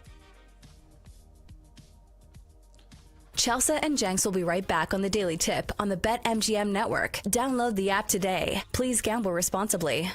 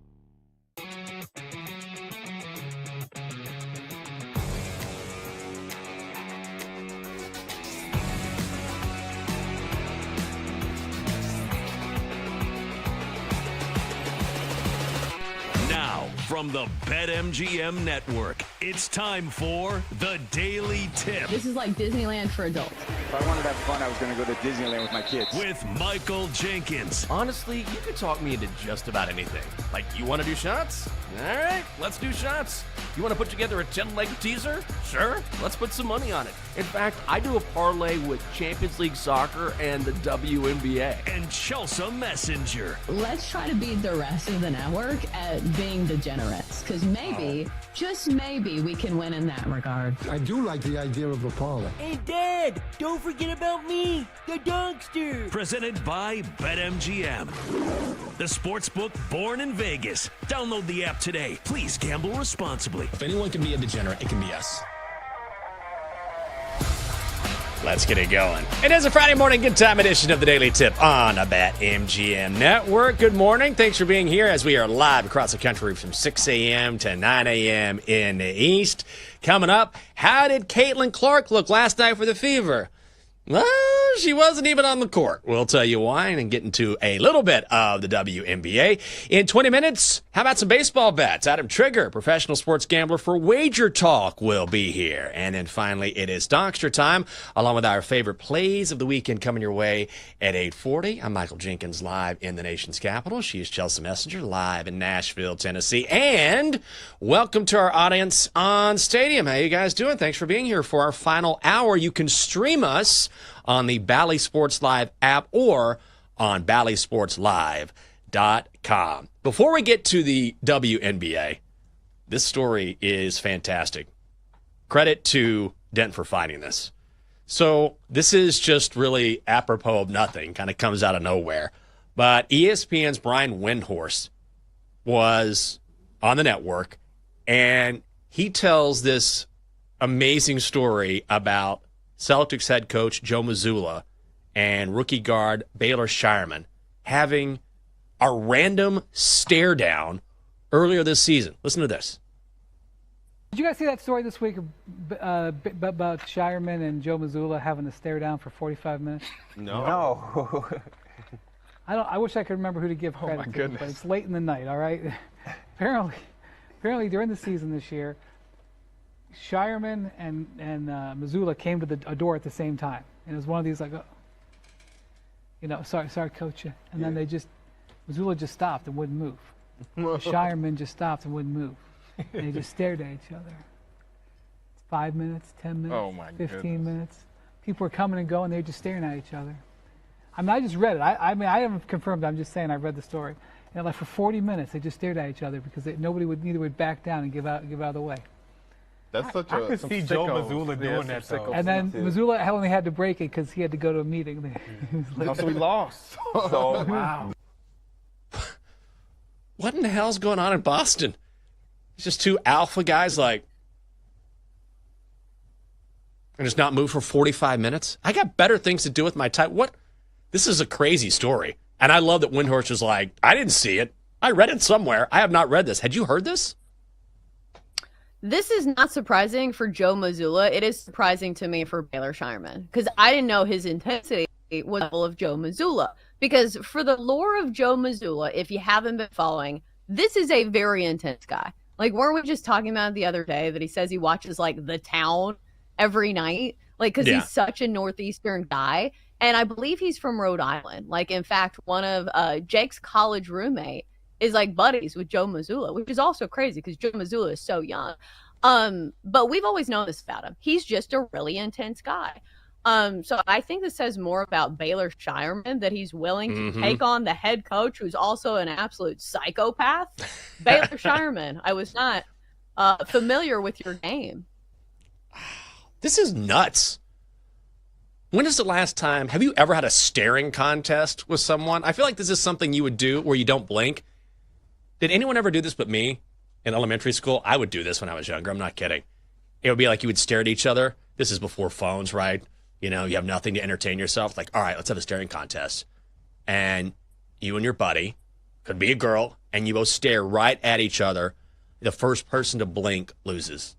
Am I the only one who has ever done this nonsense? No, that's definitely a thing. That's definitely a thing that kids would play. But if it was Joe Mazzulla it would be like the Bloody Knuckles game. Do you remember that? Where you literally just hit Knuckles and it's like whoever gives out first loses? Or like, remember when people gave out like Indian burns? Yeah. Remember that? Rope burn. Indian rope burn. So, yeah, maybe I shouldn't say Indian burns, but Native American rope burn. But like you just twist the skin and you make your skin burn. It hurts regardless. Twisting your skin. I feel like Joe Mazzulla would have been leading this, and I feel like he probably still does this to this day. Because like the difference between us and Joe Mazzulla is that we stopped doing this. Right. Joe Mazzulla probably still does this. Right. I'm not going to be surprised if Joe Mazzulla goes on a killing spree next week. This is psychopath stuff. Why would you ever do this? I don't understand. Find a hobby. What if we did that on this show? It was just 45 minutes of us. Like, who is going to give way with all of the dead air? I don't think that you just lost. Leadership would be super happy with us. We're just like, hey, we're going to try out a new segment where we just play chicken with dead air. They're like, listen, that's not what we're paying you to do. Yeah, Andrew would be like, hey, listen, nice week, but also, this is live radio, correct? Like, tell that to Chelsea because I won. He'd be like, that's not the point. So, no, we won't do that. I think what's interesting is that you see the type of personality that Joe Mazzulla has. How do you think he's going to handle, I don't want to call it a rebuilding year for the Celtics, but a year where it looks like, it's not going to be a contending year for the Celtics. Yeah. How do you think somebody like a personality that Joe Mazzulla has is going to handle that? Not well, Not well. That's what I would say. The Celtics. How are the Celtics going to do this next season? Are they going to be all right? Isn't this just like everybody keeps saying this on our network, and I think it's correct? They're just going to retool this year, right? They're just going to wait for Jason Tatum to get back. Well, yeah, that's what I'm kind of getting at. But I do think this is a big test for Joe Mazzulla. Because when the Celtics won a championship, a lot of people pointed at the roster and said, yeah, you should win an NBA title with that roster. So this will be a true test of his coaching chops if he continues to win games when things are in flux a little bit in Boston. Yeah, you're right. I'd like to see him, that frustration mount next year. There's a bad call, and all of a sudden he doesn't say anything to the referee, just stares at him. The Joe Mazzulla death stare. The first guy's got the practice. He's already gotten in the work. Well, you can bet on the NBA right now. If you want to bet on a future, you can. We've also got a WNBA odds boost token for you. You can make a fast break for on-court action at BetMGM. Use your token to get a bigger payout on a winning WNBA bet. Lots of people bet on Caitlin Clark. I mean, she is someone that moves the needle, no question about it. But she did not play last night for Indiana, and that's why the Sparks end up stunning the Fever 85-75. The Sparks were getting 10.5 points. They're plus 425 on the money line. Your total is set at 173 and a hook. It's the under hitting. So Azura Stevens with 23, Kelsey Plum 21. LA breaks its 4-game losing streak. Kelsey Mitchell leads Indiana with 20. So Caitlin Clark, it's not a major injury. She's already sat out because of a quad injury. Now she has a groin injury, and she's described as day-to-day. The Fever now plus 475 to win the WNBA title. Do you pay a little less attention? The WNBA has a lot of stars, and we can name them. We're not just saying them. They are the real deal. But do you pay a little less attention to the WNBA when Clark is out? Is she that important? Yeah, I think she is. I think you can still pay attention to it, but it's similar in when Tiger Woods was at the height of his success, is that he moved the needle so much for so many reasons, and because he was really good. Like, maybe Caitlin Clark is not to that level of dominance when it comes to on-court play because she hasn't won a championship yet. But still, if you were in the sports world and you like basketball, I still think there are plenty of things to watch, especially when you have young rising superstars, especially tonight because the Fever are playing the Wings, who Paige Beckards plays for the Wings. The first overall pick in the WNBA draft, which now Dallas has 2 of those, with Cooper Flagg going to Dallas as well. So there still are things to watch. And if you do want to make educated bets on the Fever, once Caitlin Clark comes back, maybe start watching some of these games, because the Fever have been a tough team to kind of peg down just because they've had so many injuries. It's not just Caitlin Clark. They've had Sophie Cunningham miss some times. Now DeWanna Bonner is looking like she's going to be on the move, not playing for the Fever anymore. So we'll see if the Fever can hold things together in the meantime. Like, they had no business losing to the Sparks last night, but they also shot 38% from the field. Those are Angel Reese numbers, which is, Reed, not good in any way, shape, form when you're a team that needs to shoot well. So we'll see if the Fever can get on the right side of things. Of course, they are favored, like you mentioned tonight, against the Wings, -155 on the money line. But I would assume that they get better. They're not going to shoot 38% every night from the field. And what's crazy, too, is that if you're talking about the popularity of the WNBA, now we're seeing, like any sport, it needed Caitlin Clark to get some momentum. Because now that people are paying attention, they're saying, oh, there are other super talented women who are part of this sport who are really good in their own right. Now, of course, longtime fans would say it's always been that way, and I totally agree. But it took Caitlin to get us here, and now we're seeing different players go viral for whatever reasons because the WNBA now has the juice. Like Sophie Cunningham is having her moment. We're seeing Chloe Kitts. Like, I know she's at South Carolina right now, but she was at the NBA draft, and people are like, who is this girl? Well, she's a damn good basketball player. Obviously, her boyfriend got drafted, Colin Murray Boyles, but she went viral on X. She's going to be a great WNBA player eventually. That trickles down, and people say, maybe I'll start paying attention to college level. So it sort of started with Caitlin, whether you like it or not, and now we're seeing sort of the tentacles continue to grow. Yeah, it's the celebrity treatment. And we see this in every sport, that you can even say this to an extent for the NBA. And the fact that the finals did not get the ratings that normally they get because it didn't have the big celebrity names in basketball. Like, SGA is the reigning MVP. Like, he should draw eyeballs, but that's not always the case because, again, this is entertainment. And we want to follow the human storylines for some of these players. So now that the WNBA has some of those other storylines, like, it's not just because of the level of basketball. Like, I think for Caitlin Clark, she is popular because she is so good. But I'm saying the league as a whole, if it wants to continue on this momentum, it needs to have some more celebrity juice than it has had in the past. And there's nothing wrong with that. And you could have both because they're incredible basketball players. You say, okay, and some of these women are attractive or in different relationships. Hey, this happens in the NBA all the time.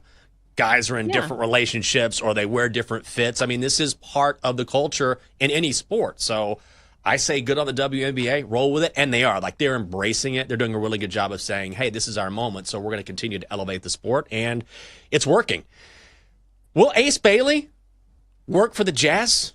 Of course, drafted number 5 overall by the Jazz. According to a report on ESPN, Ace Bailey's rep, Omar Cooper, his unlicensed agent, who was once accused of murder, spent time in the pokey for cocaine distribution. Just throwing it out there. Apparently, his reps, or Cooper, told one team in the top 5, do not draft him. I wonder if it was the Jazz. Who knows? I can't see Ace Bailey wanting to go to Utah. So this is what he said after being drafted by the Jazz. I can control what I can control. They feel how they feel. But my team and me focusing on basketball and them doing what they're doing, so it happens. That's basically a long way of saying, okay, I can't do anything about it. It is what it is. I don't like the phrase, it is what it is, but that's what he's saying, right? There's nothing you can do. I just got drafted. He refused to work out for Philly. That made headlines. But also he refused to work out for, like, everyone. He was trying to manipulate where he went in the draft.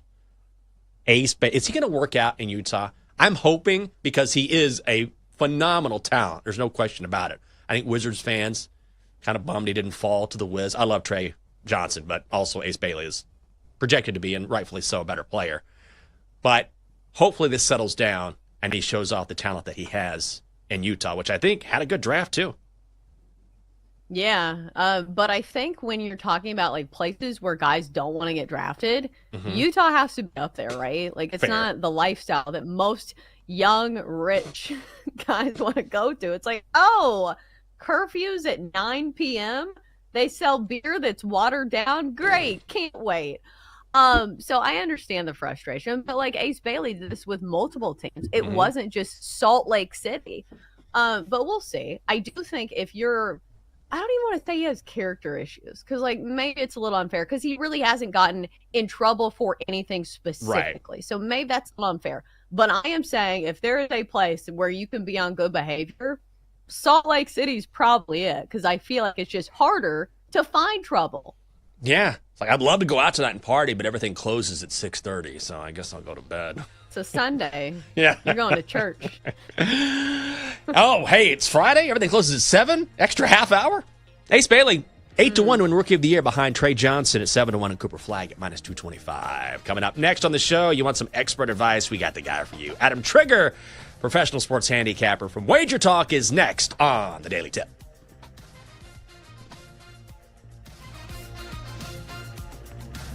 Chelsea and Jenks will be right back on the Daily Tip on the BetMGM network. Download the app today. Please gamble responsibly.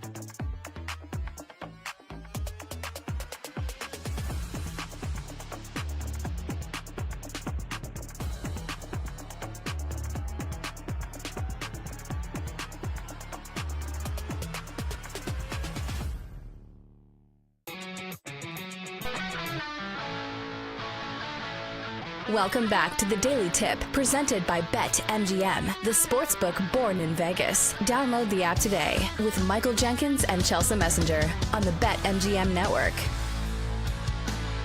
Welcome back to the show. It is the Daily Tip on the BetMGM network. Hope you're having a great morning. I'm Michael Jenkins. She's Chelsea Messenger. Adam Trigger from Wager Talk is on the way. It's a Friday morning good time edition. Do you think, Double D?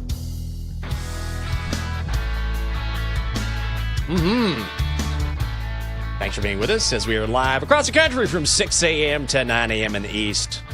Welcome to our audience on Stadium as well. Chelsea, we're going to talk some baseball with Adam, who definitely knows his stuff. I mean, I'm like, this team has a high batting average. I think I'll go for their run total and hit the over. Adam really knows his stuff. All right, Mr. 18-4 over his last 22. You're sandbagging again, James. Whatever. Every dog has his day. Did you see this from Major League Baseball? Is this really happening? Because I think the tweet disappeared, but it was tweeted out by Major League Baseball, where the Yankees on August the 21st are going to have Seinfeld night. Oh, I want this bobblehead so much. They're giving away a bobblehead of George Costanza sleeping under George Steinbrenner's desk, which was a very famous Seinfeld episode when he worked for the Yankees.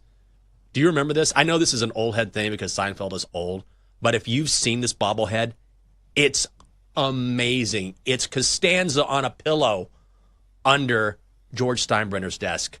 Like, this thing is going to be, are you a bobblehead person? Because I would absolutely pay good money for this.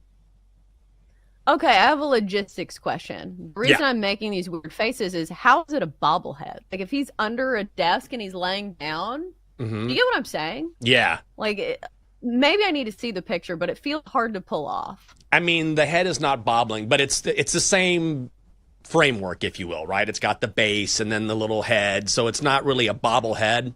Maybe it's a bobblehead in theory, but it's like a little statue almost. Bobblehead-esque. Figurine. Yeah, except it's bigger than that. Yeah, it's really cool looking. I'm so excited about this. If you're a Seinfeld fan, this is going to be a must-have.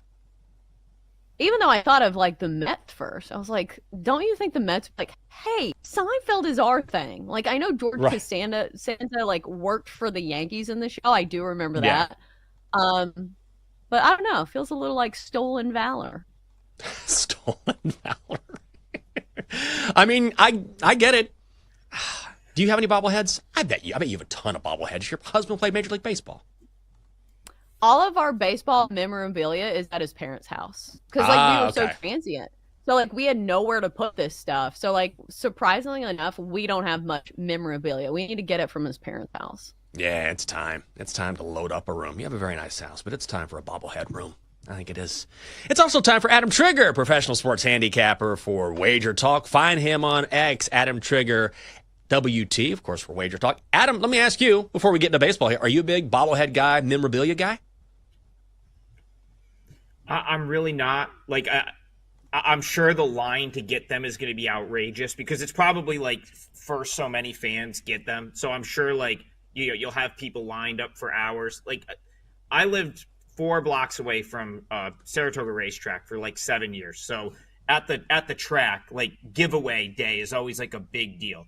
And I don't think I went and stood in line once for like a single item, despite basically living there on summer weekends for 7 years. So I can't, if I had to wait in line, Jenks, there's zero chance I would care about the bobblehead. If I just happen to walk into one, I'm fine.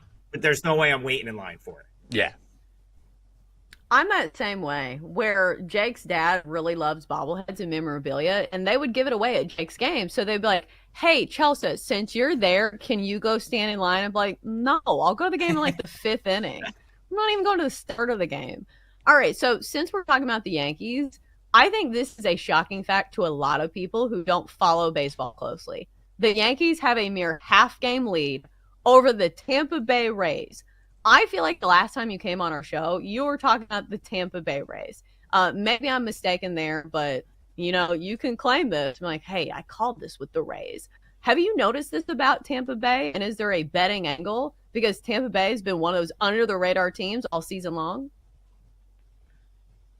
I do think we probably brought it up. I remember talking about it in the capacity where I felt like I actually made the comparison. I felt like they're like a poor man's Detroit Tigers a little bit, where they've got a bunch of guys that are, they've spent time at AAA. No one is a name that really jumps off the page, but this organization always finds a way to do more with less. And I think they're doing that again this year. A guy like Chandler Simpson, who, maybe isn't going to put up big time numbers, but when he gets on base, he just causes havoc, and the pitching is very good.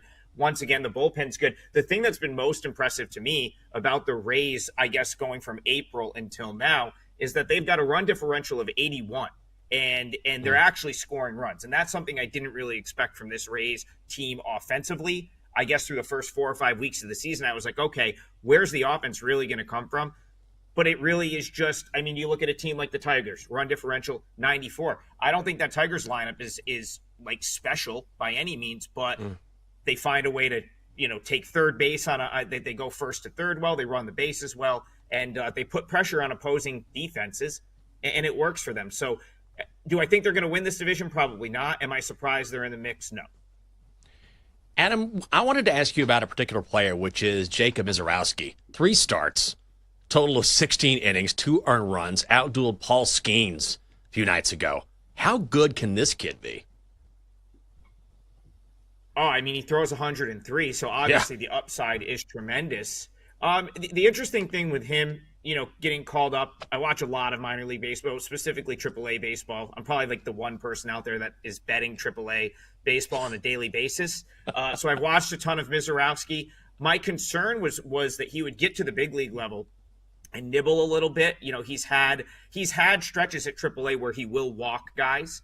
And I always felt like, during some of his AAA starts, he'd walk a guy or two, and then he'd just kind of rear back, throw 103 and be like, all right, well, I'm just going to throw it 103 down the middle, figure it out. And that works at the AAA level. Right now in the big leagues, everyone can hit velocity. So I was like, is that going to work against big league hitters?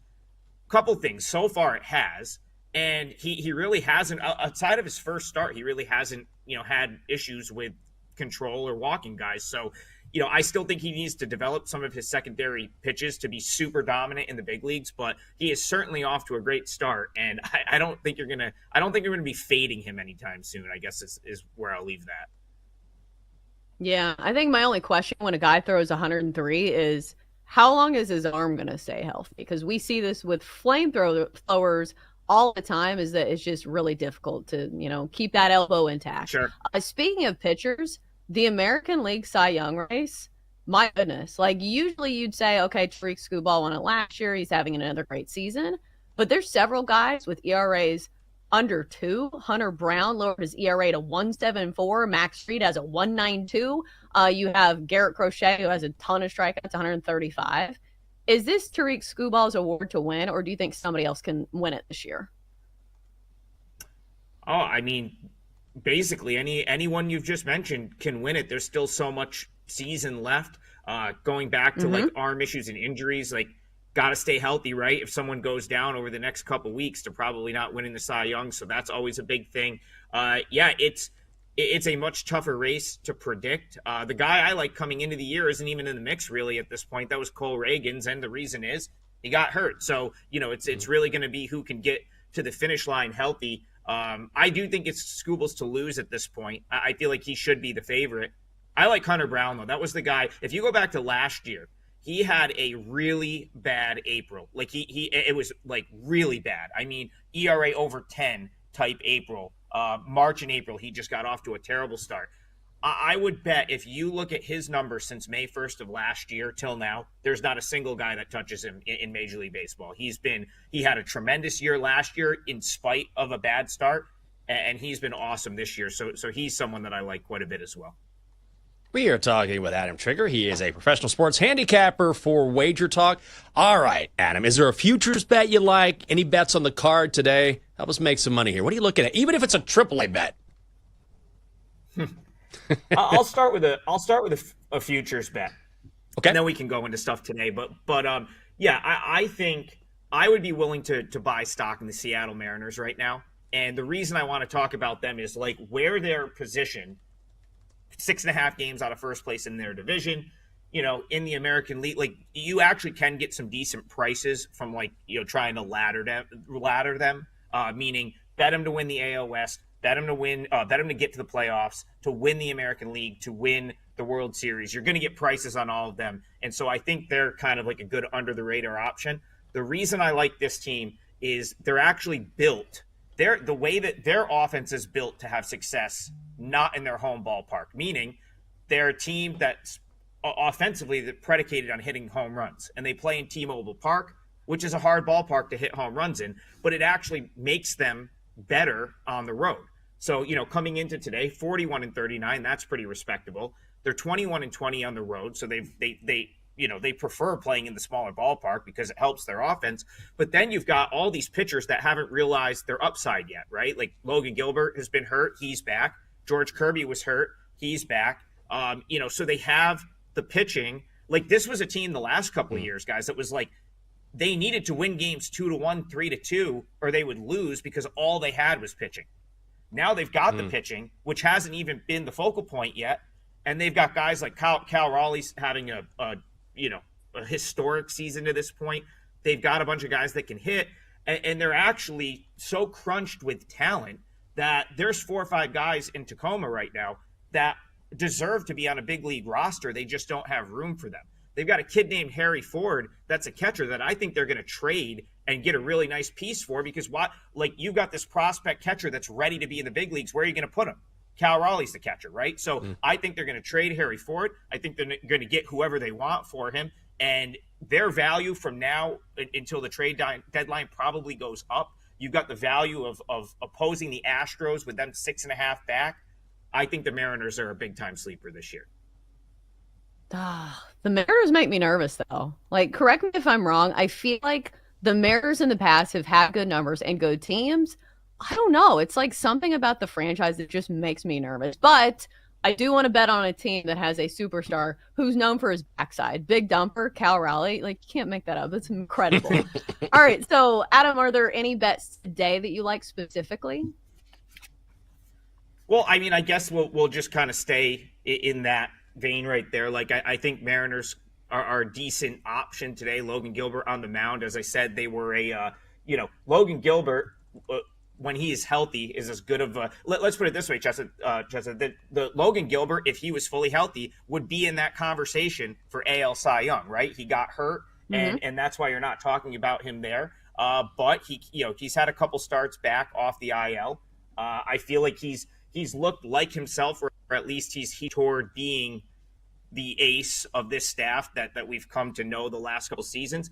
They're on the road tonight against the Rangers, and it really goes back to something I've talked about with them all season. I like this team on the road because they're playing in ballparks that tend to be easier to hit the ball out of, and this offense is totally predicated on hitting the ball out of the ballpark. So that's, I think, what makes you nervous, is the fact that the Mariners teams that you're used to didn't have that offensive pop. This one does, and I think that's why they're going to be a good bet day to day, and they're a sleeper this year. All right, Adam, we don't have a lot of time left, maybe just like a minute and a half, something like this. Is there a play you like today? I've got, let me see. I haven't pinned anything down yet, but Mariners is certainly an option. I also, this is we'll go, so I'll say Mariners -110. I could see the Padres maybe bouncing back a little bit. That's a team that I thought was going to contend in the NL West. They really haven't yet this year. They're on the road in a hitter-friendly park at Great American Ballpark tonight. I think you've got a pretty big edge with Dylan Cease. It's going to be, I think, Nick Martinez for the Reds. But I think the Padres are going to play better. -125, -130. I don't know if that's where it still is. I felt when I ran through the numbers this morning, that was some value right there. So I'm willing to buy the Padres, and I thought the price point at -125, -130 was fair. I appreciate it. Didn't mean to repeat the question, but any sort of extra plays you can give, always a good thing, because you certainly know your stuff there. And I know you like the Mariners as a futures bet as well. He is Adam Trigger, professional handicapper for Wager Talk. We really appreciate it, Adam. Thanks for the time.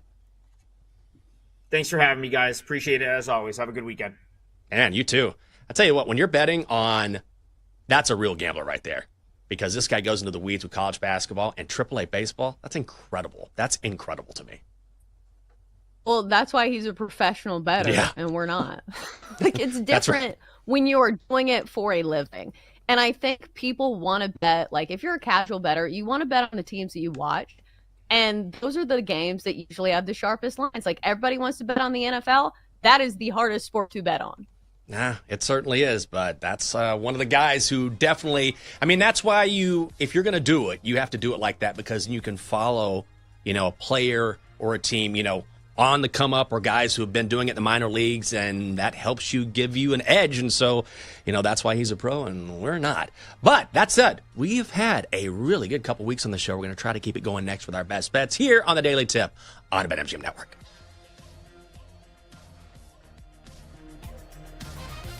Coming up, Jenks and Chelsea give out their best bets here on the BetMGM Network, presented by BetMGM, the sportsbook born in Vegas. Download the app today. Please gamble responsibly.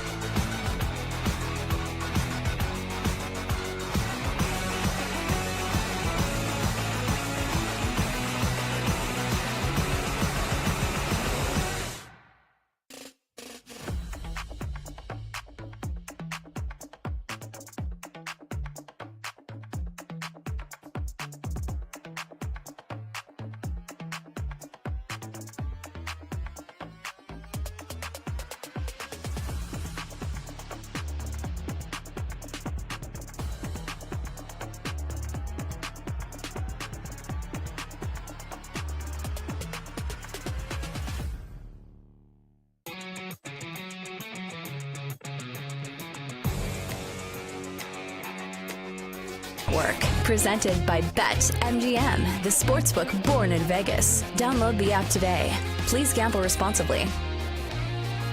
It is a daily tip on the BetMGM Network on a Friday morning good time edition.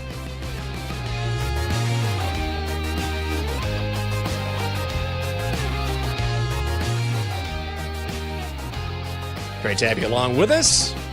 I'm Michael Jenkins. She is Chelsea Messenger. Dockster's here. Best bets coming your way here in just a bit as well. I see some squad plays and a rundown. Chelsea, this wedding stuff is starting to pick up. It's been a theme of this show because Jeff Bezos and Lauren Sanchez are getting married in Venice. And I can relate. I'm getting married in Middleburg, Virginia, so it's very similar.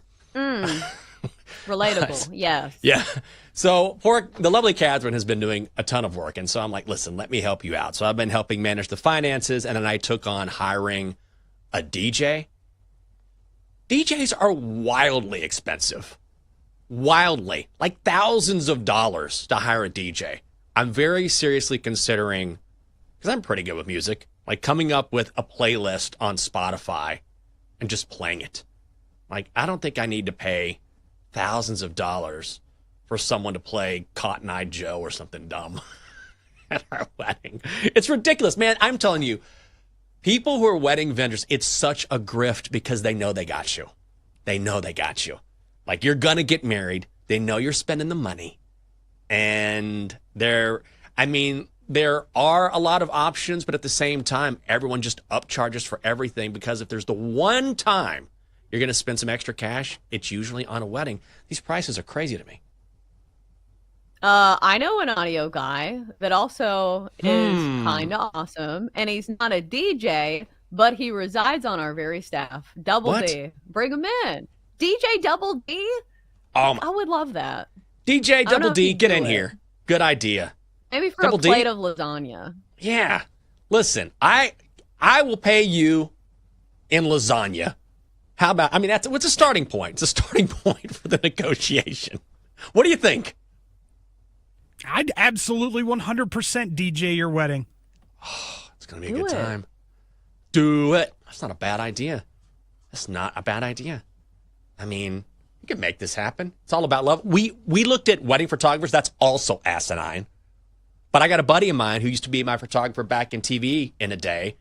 And now he runs camera and does stills for, he's always on the red carpet in Hollywood. He does a lot of stuff on E! And the Oscars and all that. He could come back. He's a great guy. I know he would do it for cheap. That's what I'm going to do. I'm going to go with the people. Double D, just put that on the back burner, buddy. Make it a good time. That's a great suggestion. DJ Double D. Why not? I'm just saying, like, you know him. He's great. And also, he's like an audio guy. Like, he does the audio for our show. So, like, I know it's not the same thing. Yeah. But I feel like that would be cool. And you got to do it for content. Hashtag content. Oh, God. I'll do it for the content. I texted someone the other day, nameless. The text I got back is, we definitely have to get together for the content. I'm like, I don't want to get together for the content. I want to get together because... Said that seriously? Yes, the content will be amazing. I'm like, no. I'm not reaching out. You're awesome, but I'm not reaching out to create content. I mean, if we take a picture together, whatever, it's fine. But this is not, hey, let's hang out and create content. Collab. I just want to hang out. You know what I mean? Right. I was like, yeah, a collab. Let's do a collab. Collab. Oh, that's the worst. Like, I know people who think like this, and there's a reason they're like influencers because they think of every aspect of their life like this. Right. And a lot of them are like social climbers. So it's like if you don't have enough followers, they ain't hanging out with you, which is a great quality to have, is it not? She says, dripping with sarcasm. Oh my God, that kind of took me back. I'm like, oh my God, I'm too old for this. Like, I'm all for like, hey, let's get a picture together, we'll post it. But there's a difference, you know what I mean? There's a difference between, hey, I'm on social media and also like, let's definitely like all these shots the entire night. I want to do shots, not the shots, if you know what I mean. Nobody wants to be used for social media too. Like, right? Like, I don't want somebody to bring me in. And even if I did have a bunch of followers, like, wouldn't that feel like weird if somebody was just using you for like another platform. It's like, hey, I'm going to use you so I can get more likes on my picture. Double D, if you come here, you know it's for the content, right? It's not. It's not because we're friends or I need your DJing skills. This is just for the content. Pure bromance, and I will make sure the playlist is full of TikTok dance music. Yes. Oh, you know what's you awesome? go. Is that I'm afraid that if you come, people will start thinking that maybe we're involved and that there's something going on my wedding day. Ooh. Like, I don't know. He loves Catherine, but God, he sure is cozying up to that David fella. All right. Well, you know what? If I can have a big old bear at my wedding, we're going to do it.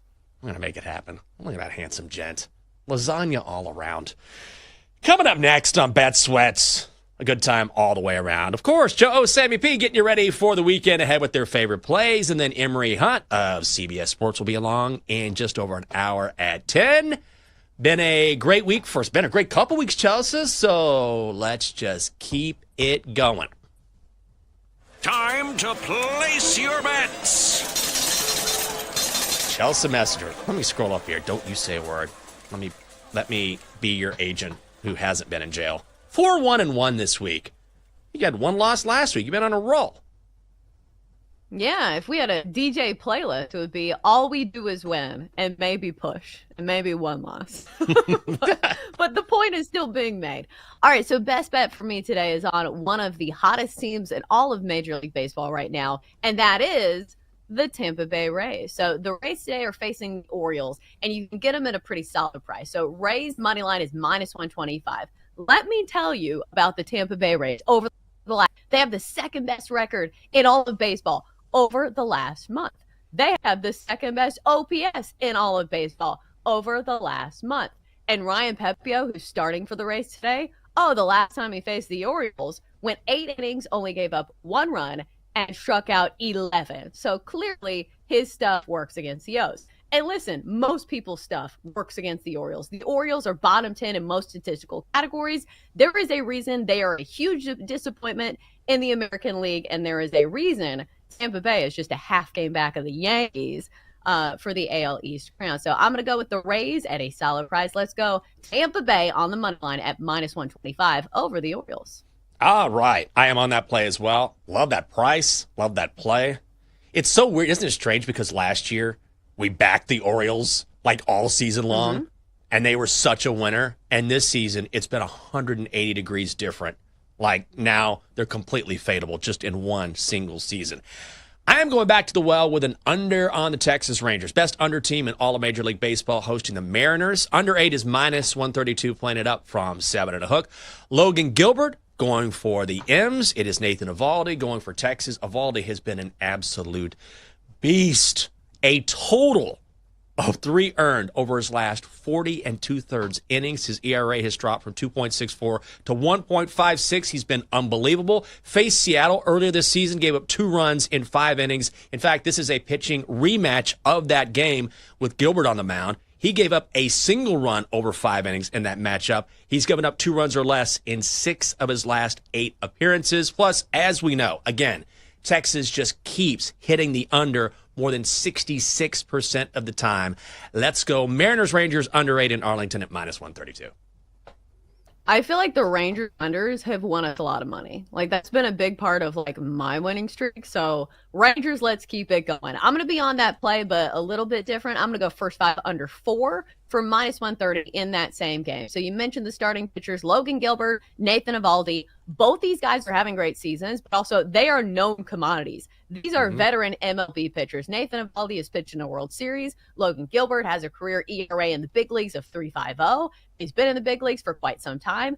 Plus, you add in both of these lineups. I know the Mariners have some dangerous bats, but the Rangers offense does not scare me. So we'll go first 5 under 4 for -130. All right. Let's go. Let's finish this week strong. I like our picks today a lot. Guys, don't forget, you can check out the Daily Tip on YouTube along with each and every show on the BetMGM network. It's really easy. Just like and subscribe. And if you want to, you can listen on the Odyssey app. Dunkster, it's the end of the week. Get your mind out of the gutter, please. What's going on?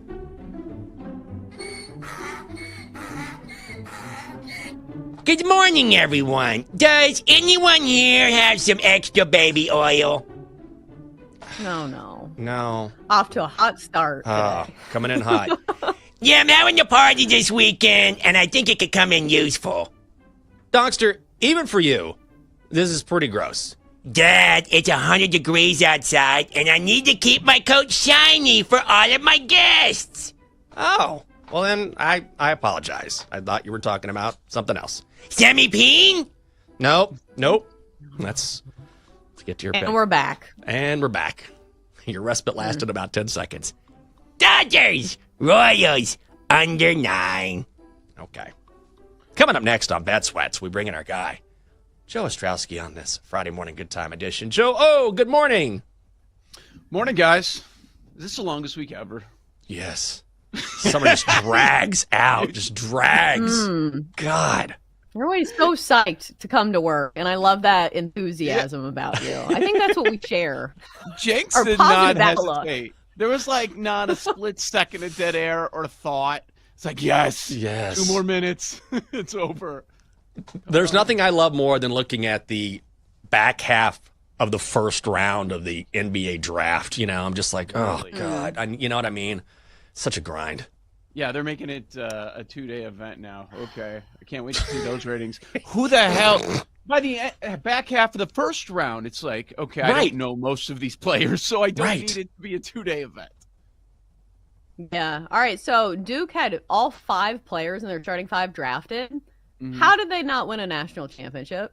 Ooh. They should have. That's a sore spot for Sammy P.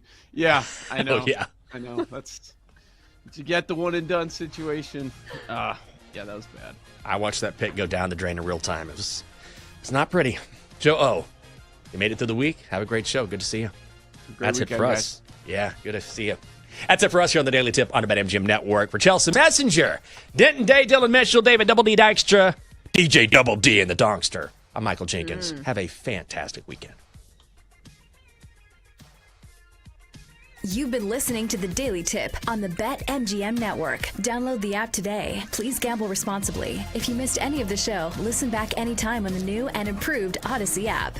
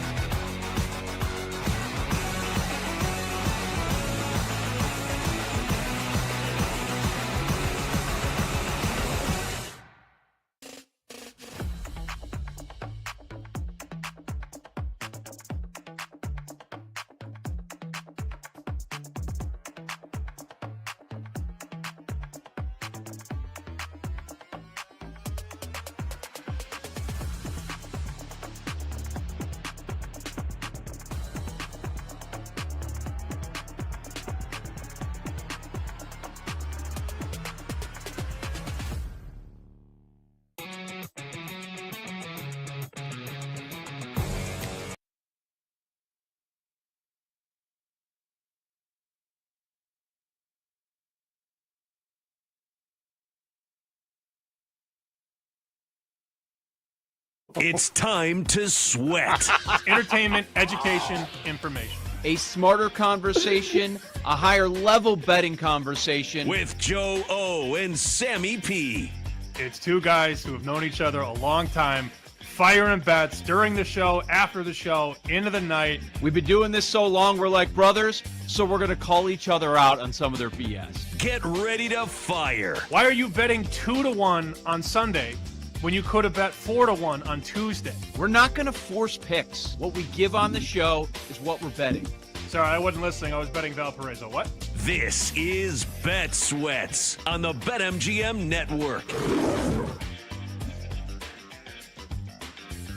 Welcome in on this Friday. Apparently no Jake Hassan. I thought he was out for the day. We're about to hit the air. It sounds like, where's Jake? Apparently 30 minutes behind schedule. I love it. It's Friday. It's summer. We can laugh at stuff like that. Hope you're doing well. How you feeling, Sammy? LA Sparks, baby. Didn't we tell you? Didn't we tell you? Thank God. I warned people. I'm like, look, okay, it's been a very good baseball week. It's probably going to turn. It turned. I made 2 picks. Neither pick scored a run yesterday. It was Kansas City, still terrible offense. I went with the Braves. The Mets were a winner there. But thankfully, we got the Sparks at 2-1 on the money line. That evened things out for me. How'd you do overall? Just 1-1. But when you give a play at plus 190, 2-1, and you play 2 underdogs, that's the name of the game, right? That's why you try not to lay this juice that we always discuss. You know, I have a lot of people that lay $1.40, $1.50 every day in baseball, and your win percentage has to be so much better. Forget beating the minus 110 to beat the minus 130, the minus 140, the minus 150. You have to be exponentially better in a lot of different ways. So when you play those plus money plays, it's a lot easier to swallow the losses because you're only losing a unit. You're not losing a unit and a third or a unit 0.5. I didn't know that they were going to win by 10 and comfortably be in control, the LA Sparks. But, you know, you and I are big W guys, as you know. Speaking of, I don't have TikTok yet. I know everybody wants me to get TikTok. Apparently, our friends are back at Stadium Live with the Angel Reese first field goal miss. So how? They watch, you know, that like old movie trick where people open up the box or the chest and there's that shiny light, Pandora's box, basically. So the newest video, they lift open the laptop and it just blasts them with Blu-ray or blue light. And then you hear the audio, Reese puts it up, brick, and they all go. Wait. So they're no longer showing the footage, but they're watching the footage and playing the audio of said footage. So they found a workaround with the Angel Reese footage. Did I not say? I'm like, you've got to keep it going in some way. You have to have them watching it. Is that made up audio that they did, or is that actual audio? There's no way the announcer starts the game with Angel Reese Brick City. There's no way that's happening. I may be paraphrasing a little bit. Okay. Maybe a little hyperbole in there, but the video is back, and that's the content that's going to get us through the summer because it's baseball and WNBA. I did get a couple messages yesterday from people that are excited that we're talking about football, though, because that itch is something that never really quite goes away, and we'll talk more NFL today. I got an email from my editor at Fox. Hey, can you send 3 college football bets to make right now? The content wheel is turning over. Once the NBA and NHL are over, a lot of these companies push the throttle forward, and it's football time. We're almost into July. So once we get through the hot dog eating contest, it's full throttle football. That's right. We'll talk about the hot dog eating competition later on this hour. List of losers in about 15 minutes. Emery Hunt will join us on some college, Major League Baseball, a couple NFL things that we want to go over. Sammy has a rant saved up on soccer, certain soccer fans that we will get to over the next few hours. So a lot happening. We're happy about that Sparks win last night. We talked about it last time around when Caitlin Clark got injured. First game, they end up losing outright. The number went from about 10.5 down to 5.5 immediately when we were on the air yesterday. And Sam, I'm looking up her MVP odds. We went over yesterday, like, look, this is probably going to be a couple weeks, at least another 5 games. She already had a 5-game injury. She's not going to win MVP. Price is not moving. Now she missed a game and they lost, and I'm seeing plus 275, still plus 230. I guess from the book's perspective, you don't really have to move it because they're only going to bet it. They're still going to bet it anyways at that number. But yeah, I thought there would be some adjustment to take that money. I would want to take more Caitlin Clark money because I would be taking the stance that, look, she's not going to be winning it. So I'm fine taking those Clark bets. I have no reason to bet it at this price, though. There's none. No. And we were sort of sitting here talking about this after the injury. Well, it's confusing because she had the preseason quad, the in-season quad, and now it's the in-season groin. So this is technically the third injury. Mm-hmm. I'm trying to keep it all together chronologically. After she missed that first stretch in the regular season, so that'd be technically the second injury or the first like repeat injury of the quad, they floated her out to like 450, 475. And we were saying now would be the time. So the books have already done this. They've gone from 250, 275 out to 450 and higher, and then just wrote it right back down when she came back. Eventually they wrote it from 450 to 4 to 350 to 3 all the way down to where we are right now. So they don't really want to do that again. All they're going to do is build up more liability. I would argue it's probably not a bad idea for the books, but just think about being a trader at BetMGM. If there's 50 MVP bets that come across your desk in a week, how many are on Clark? How many do you think out of 50? It's in the 40s. It's got to be. So it's in the 40s. That's what I'm saying. And if you get some people to lay Collier, cool. I mean, you're looking to write Collier because the risk is there. People want to lay $2.50, $3, fine. You write that all day. People want to lay 3 to win 1. That's the name of the game. Mm-hmm. But I think most of the bets coming in, and we see the splits from not only our book but other books, people are betting Clark. Our shows talk about Clark. Everybody talks about Clark. So there's no point to push it back up when eventually she's going to come back. And when she does come back and score 30 points, they're going to bet it again. It's like the Energizer Bunny. They just keep going and going and going and finding themselves on Clark. So there's no reason to ramp up any more liability when they're already betting it and she's not even in rhythm. She's not even playing game after game after game. So I'm not surprised.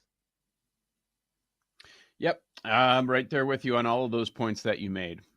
Day 2 NBA draft last night. Over or under a half a second viewed? Under.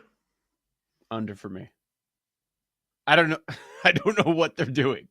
Like, why do you have to make it a 2-day event? I guess if the network is willing to give you that time, you want to expand it as much as possible. You're not the NFL. It's not the same. You mentioned that your rule on day 1 is you turn the TV off when, was it back-to-back? You don't know who the players are? Or it's 3 in a row? 3 in a row. Okay. I think that's a pretty good call. That would have happened a lot last night. I saw Jonathan Gavoni say that in his 20 years of doing this, evaluating prospects, working on the draft, this was the weakest second round he's ever seen. A lot of them are not even going to be in the NBA. And this is the year that they decide to make it a two-day event. I did not watch a second either. You know what I saw yesterday? Not to spin off the draft, but there was a lot of fallout footage and photo and video work from the Thunder celebration. Not only was the parade a joke in terms of like nobody going to the parade in OKC. Did you see some of those photographers post the pictures of all the booze that they didn't touch in the Thunder locker room? These guys don't even drink. They don't party. They don't do alcohol. You know, and these guys, a lot of these guys on the Thunder are sort of introverted, which is fine. If you're introverted, I get it. But somebody had put a tweet thread together of how awkward a lot of these Thunder kids are. And like they don't leave their hotel rooms on the road. They don't talk to girls. They don't drink. And somebody had snapped a photo, piles of beer and champagne that weren't even touched in the locker room. That would never be bet sweats on the road. That place would be empty. There was piles of uncracked, uncorked alcohol in the championship winning locker room. And I just thought that's very weird. So is it the personality of the players, or is it we expected to win? We're not going to go over the top because we're looking at multiple championships. Like, is it part of that too?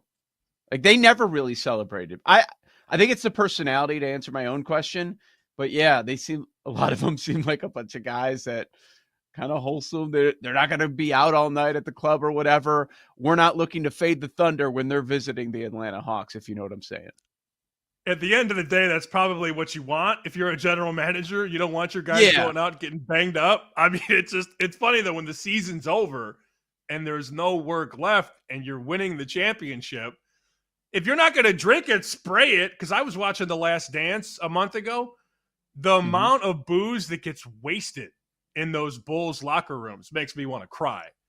These guys didn't even open the bottles of beer and the bottles of champagne. And then they showed Jalen Williams, the other Jalen Williams, not the star, the other Jalen Williams. He takes a Michelob Ultra and drinks it and goes, ew, like spits it out. No. Yes. Yeah, these kids didn't party in college. None of them. And then Caruso did either. I think he was like one of those dudes. Like, I don't know, man. It's crazy. Good for them. Good for them. You mentioned the parade attendance. Yeah. Is it good for them? I think the other thing would be good for them. This is my guess. Going off, going ham, not caring. The attendance at the parade estimated at 500,000. And you know that's inflated, man. I always would laugh at this. Like, I would get annoyed when the Blackhawks would come out. Oh, we had 3.5 million. No, you didn't. You're the freaking Blackhawks. You're the fourth team in town. Like, get out of here with that. They do the same at all the parades. They inflate it by at least double. You're not going to see anybody say less than 500,000 because it gets really embarrassing. But yeah, I mean, that's at the very low end. The high end, and this was probably inflated as well. 2016 Chicago Cubs, 5 million. This people that do this for Chicago, they just they add 1 million. They did it for the White Sox, did it for the Hawks. They probably did it for the Cubs too. So the population of Oklahoma City, not the metro, just the city itself, according to Google, is 700,000. So if there were 50,000 people at the parade, that's less than 10% of the population. Nobody cares. Wow. Why would you not? It's not a personality thing, right? Like, you don't see the big personalities on that team. You've got one superstar, but I don't know that there are other players on that team that people love. It's fine. I find myself. Well, you watch those games and you think everybody in the city is all in and what a great atmosphere they create there. And then you see the parade, you're like, oh, maybe it's just like a core group of fans. It's very small. But that said, if you had the Oklahoma Sooners win a national football championship, you'd have 1 million people there. Oh, my God. Maybe more. And that's a bigger conversation because that's the entire state, and they've been around for hundreds of years. When I wrote the story last week about Durant and the Rockets, I'm like, guess who the Thunder's biggest threat to win the title becomes?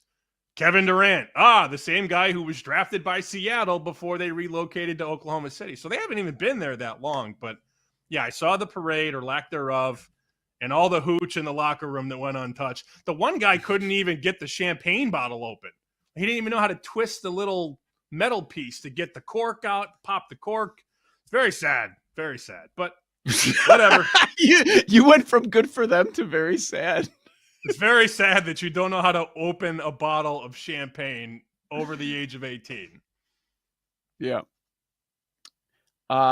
18, even though the legalization is still 21, I think. But, I mean, come on. Who the hell cares?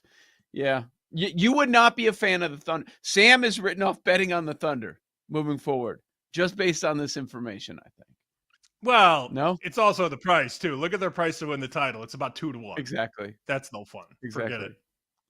Oh man, that is funny. And I wasn't even really thinking about watching the parade celebration because I'm not really excited. I don't really care about a lot of these players. But yeah, that's sad. You're right. It's sad in the end. You know what else is sad? Being on a list of losers. We've got some MLB starting pitchers on that list. We haven't updated it in a while. We'll get to that. Also, hot dog bets later this hour. You've got Bet Sweats. This is the BetMGM Network.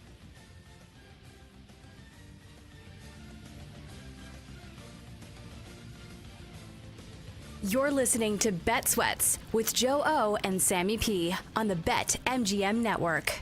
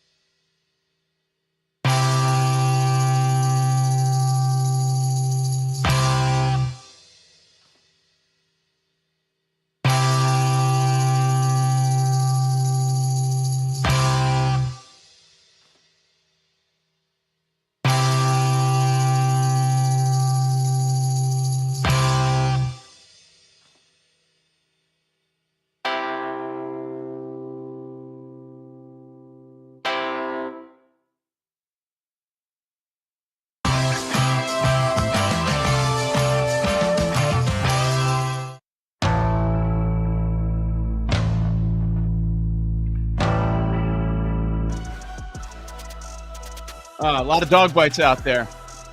It's scary. Be safe out there, everyone. Tucker wouldn't bite anyone. Tucker's just looking to live. That's it. Just don't get the bubble gum.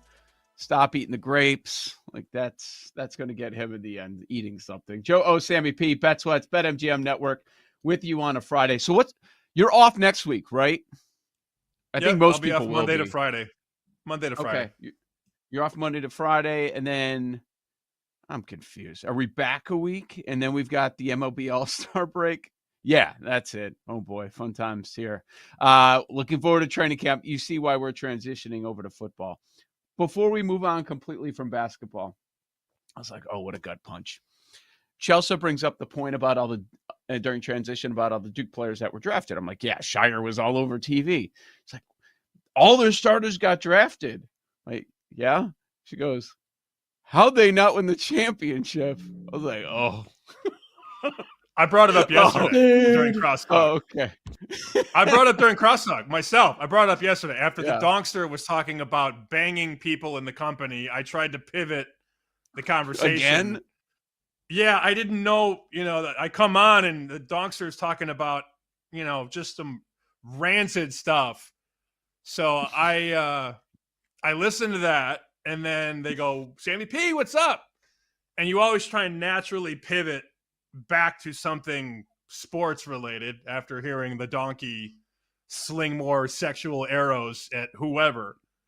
And I was like, you know what I couldn't stop thinking about last night? Duke blowing that 14-point lead in the Final Four with the number 1, the number 4, and the number 10 pick. Because that was when I was out there in D.C. with Jenks and Chelsea and PJ and Horvey and all that. And we all watched it together. We were all counting our money. There's 8 minutes left, and Duke's up 14. I still don't know how that happened, and I still don't know how Duke didn't make it to the championship game. But, yeah, it is salt in an open wound. But it will be for a while. Until Duke plays again, I'll think about it. Can't stop Walter Clayton Jr. Can't stop. It's a bad Saturday. Auburn did not cover, and then Duke ruined my future portfolio. We were piling up Duke at 650, 6-1.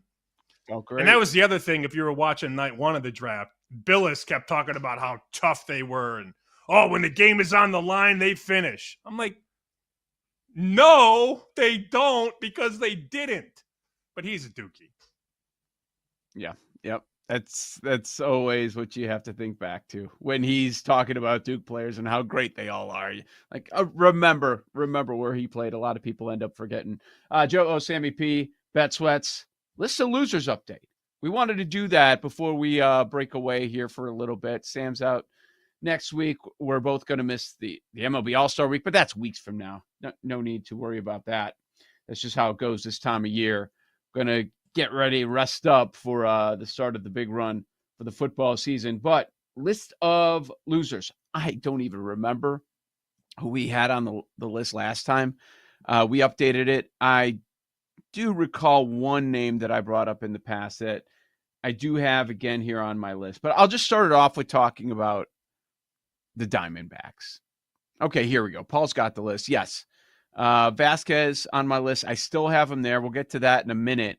But you will want to keep guys, make sure that they're still in rotations here on a regular basis. But I keep going back to the Diamondbacks. When people talk about their injuries, it feels like they're giving them a pass this year. The important arms in that rotation are not coming through this season. And I'm talking about Zach Gallen and Brandon Pfaadt. Like, they've been awful this year. Like, the injuries are part of it, and that is part of their issue. That's why they are not in the mix for that division when almost everybody else is outside of Colorado. Those other 3 teams we're talking about. But Gallen and Pfaadt have not gotten the job done. They are nearly 6 ERAs. They're not striking anybody out. Pfaadt, I mean, his expected ERA is even worse than his 5.49. It's almost 7 on the season. And based on what I've seen, I don't see it turning around. I mean, Gallen at one point was a top of the rotation starter. He has not been pitching like that. Certainly not this season. So that's where I start, man. I look at these Diamondbacks. Not sure if they're able to turn around. They're fade material. I liked Arizona coming into the season. There hasn't been that much to like in season. My guys are all pitching just fine, which I hate. Earlier in the season, there were struggles from Bayo and Rodon. And then I also have Michael Wacha on there, who has been fine. I mean, nothing crazy. ERA of 3.33, or as Gertch's guy Pat Foley would say, tree. He's 4-7 this year. I mean, it's not a great year, but his numbers aren't bad. The whip is a little high. But the three pitchers I have in terms of what the team does when they start, they're all right around 500. So when Wacha starts, the Royals are 8-8. When Brian Bayo starts, the Red Sox are 6-6. And when Carlos Rodon starts, the Yankees are 9-8. Now, those guys are usually favorites. Maybe not Wacha, but Rodon definitely, and Bayo most times. Wacha's usually around plus 115, plus 120.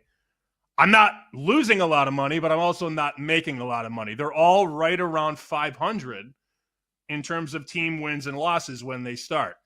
With Rodon, though, minus 170, minus 200, minus 250. He lost a Sunday night game against the Red Sox when he was minus 270. So when Rodon loses, the profitability is there. But in terms of pure statistics, individual-wise, Rodon's ERA is 2.92. Bayo's at 3.31 and Wacha's at 3.33. That said, you're still not making money betting them. So, I mean, they're still losing, but just not in like a huge volume. I'm keeping Randy Vasquez there. Just you look at the underlying metrics, it is not going to go well for him for the rest of the season. Now, the ERA is not awful. It's sitting 3.60 at this point in the season, but Vasquez is still a fave for me in San Diego. These numbers are going to continue to go the wrong way for him. So I'm keeping him on my list of losers. I've got another name I'll throw out, but if anybody else on the show, if you've got some names that you want to throw out there, I know Paul Aspen, you've got something on your LOL. So Fott was definitely on my updated list, and Joe, I mean, you hit everything. Like it's been bad, and his peripherals make it look like it should be worse, which is wild. Yeah. So one guy for the He Stinks division. Well, first of all, I've got to say, like, I kind of nailed it, but except like all my guys are dead, so it makes it tough to bet against them. Carrasco, DFA'd. Freeland, I mean, he's been a good fade. I mean, it's, again, you're playing against the Rockies, so you're paying heavy prices, but 1-8, I think an ERA north of 5, but he's been dealing with a back injury. He may come back this weekend. And then Sale was actually pitching pretty well, but similar, Sam, what you were saying about some of those other guys on your list, like the Braves are only 8-7, and Chris Sale starts. He's been pitching pretty well, but now he's got the rib injury, so he's on the shelf for a while. So to add someone to the list, I'm sorry, Joe, he's your countryman, and he's a Philly product, but Jack Kachanowicz with the Angels, he's bad. He's bad. He's really bad. He belongs on there. 3-8 with an ERA of 5.49. His expected is actually 4.94, but he's walking over 4 guys per 9. Now he's trying out like a one-seam changeup. He's kind of leveled out-ish this month. It'll be like 4 earned, 2 earned, a couple of no decisions, but I think he could definitely be a good fade moving forward. And then as far as the fraud division, because that's kind of how we broke it up coming into the season, I've got 2 to throw out there. Max Fried is 10-2 with a 1.92 ERA. His expected ERA is 3.28. I just don't know if he's that good. I don't know if he's that good as what he's been showing.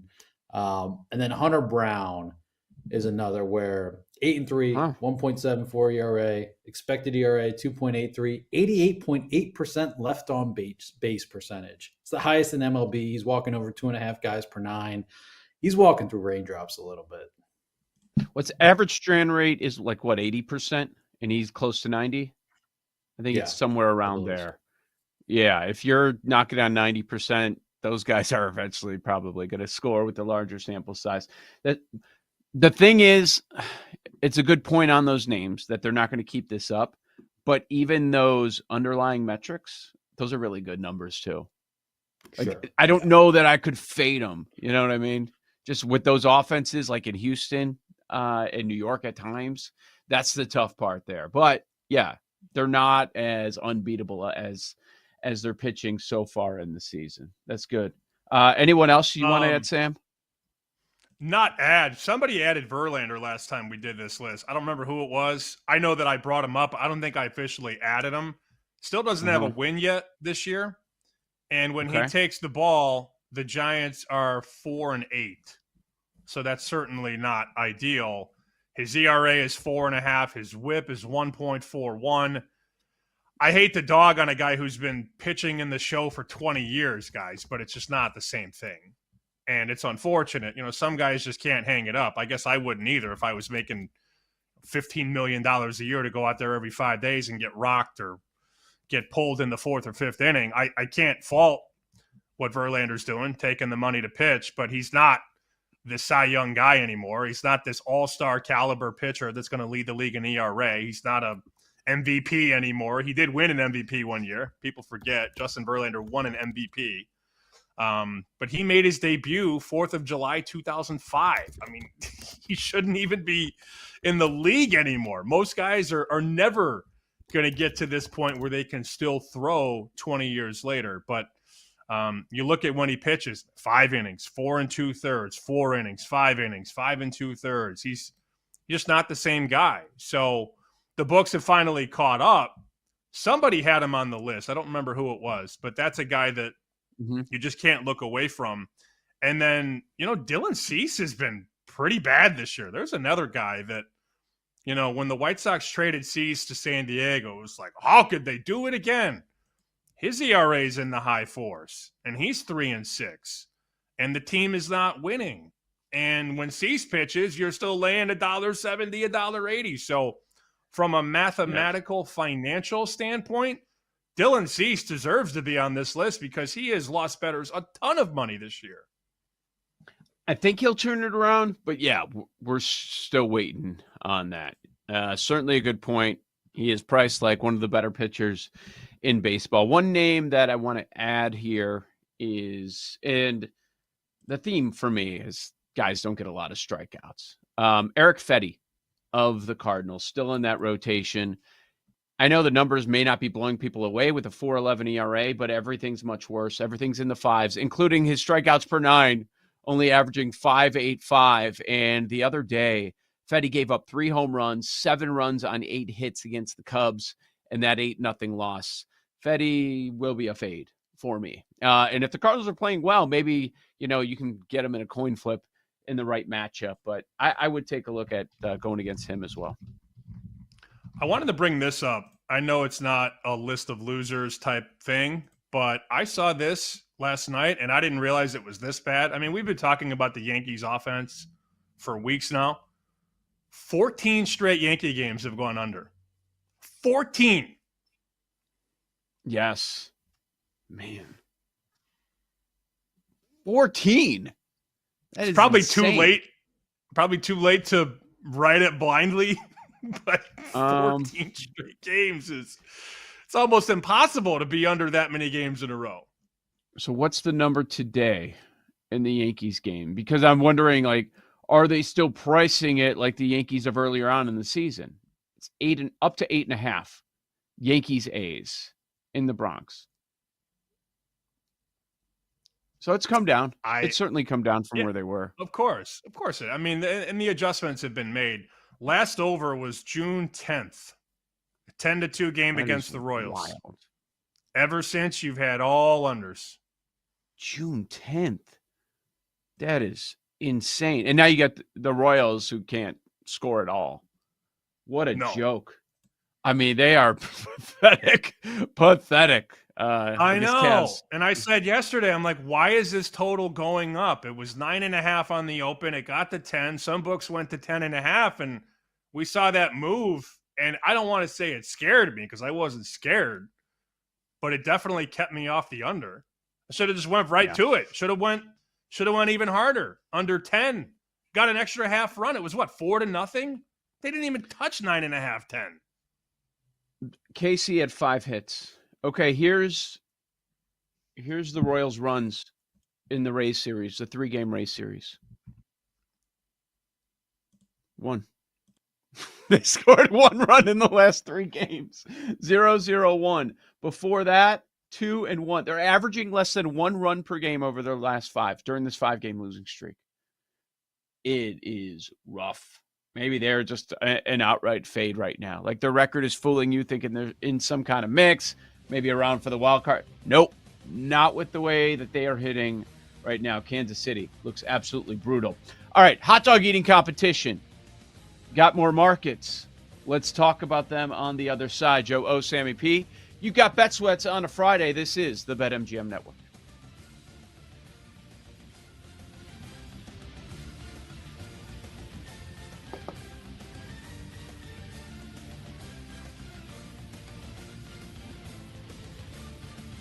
You're listening to Bet Sweats with Joe O and Sammy P on the BetMGM Network.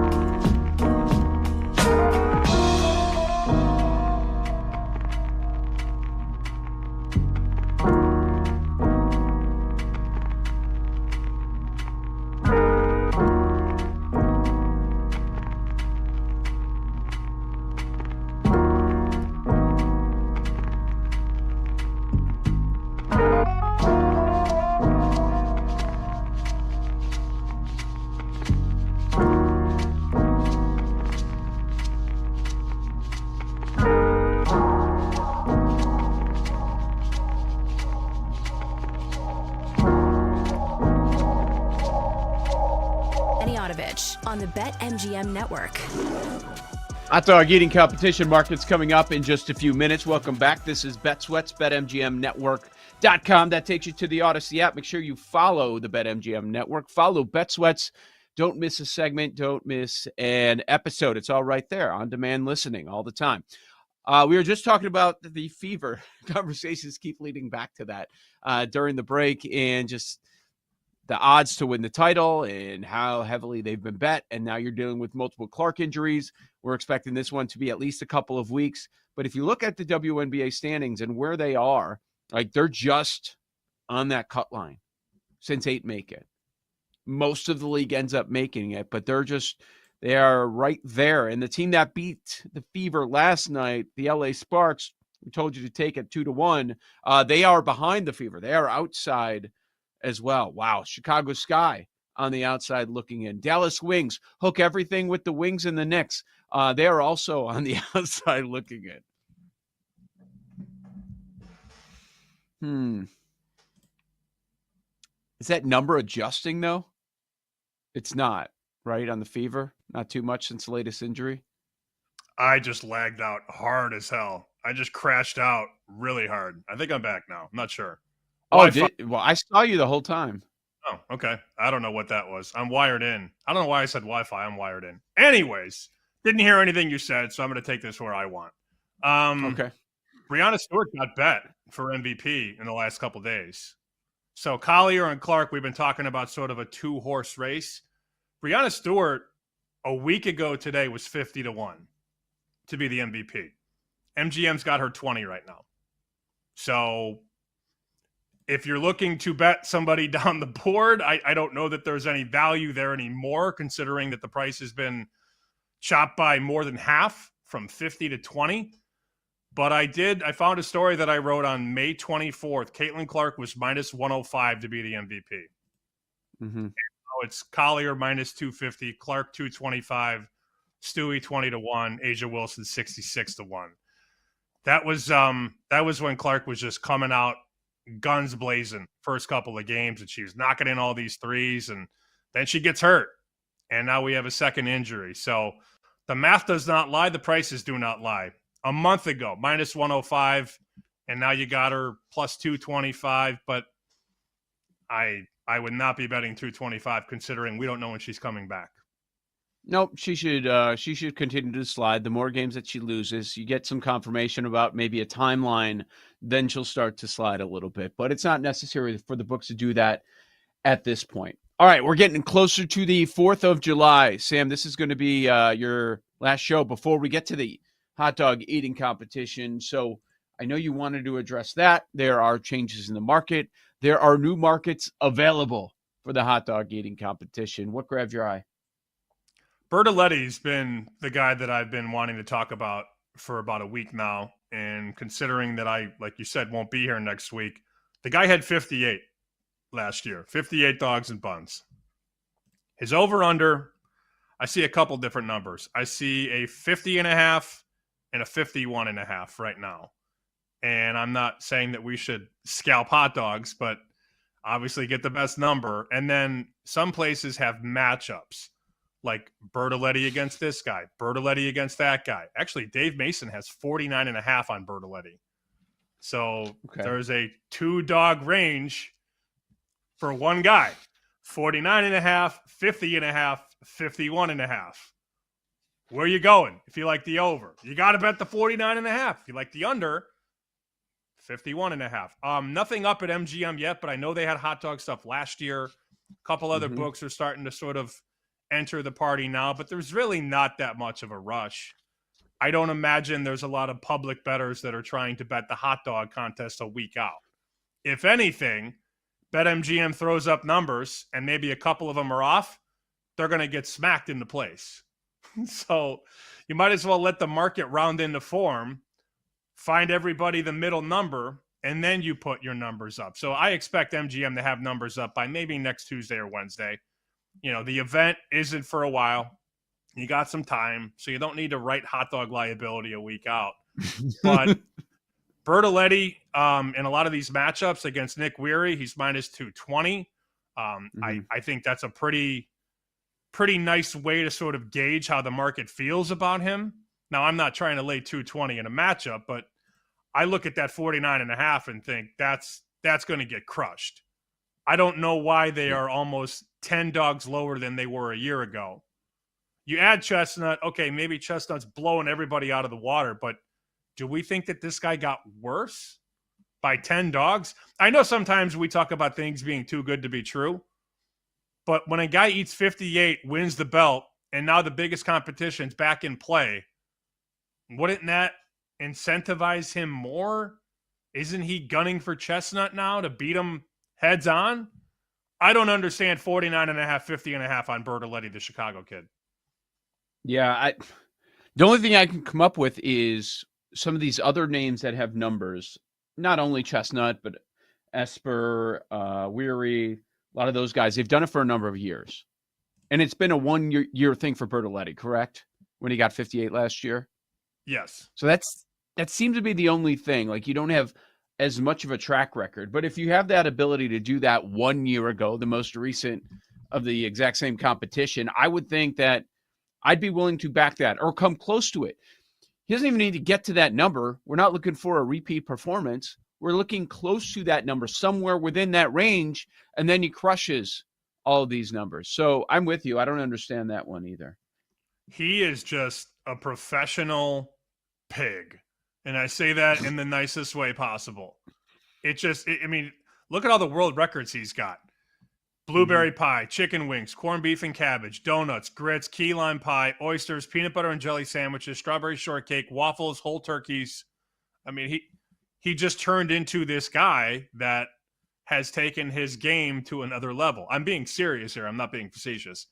So in 2022, he came back. He had retired from the contest, the Nathan's contest, because he ate 51 in 2012. Then he took time off for 10 years. He comes back in 22, eats 33.5. Okay. And then last year, he eats 58. So the last 3 times we've seen him, it's 58, 51, 33.5. Which one's the outlier? How the hell do you eat 275 jalapenos in 8 minutes? I don't know. That's what he did. I know. That's what Bertoletti did. I mean, come on. That is insane. 42 peanut butter and jelly sandwiches in 10 minutes. It's not an Uncrustable. That's like a full-on peanut butter and jelly sandwich. Man, this guy's a machine. So we're betting Bertoletti. We got to go in on Bertoletti.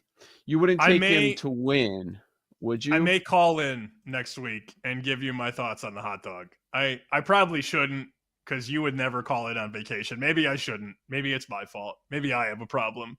I have separation anxiety from Joe. I got to call in when I'm on vacation. We'd love, I don't know who I'm working with, but we'd love to have you. I hope it's a we and I'm not doing solo because I haven't seen the schedule, but of course you're more than welcome. I want to do it.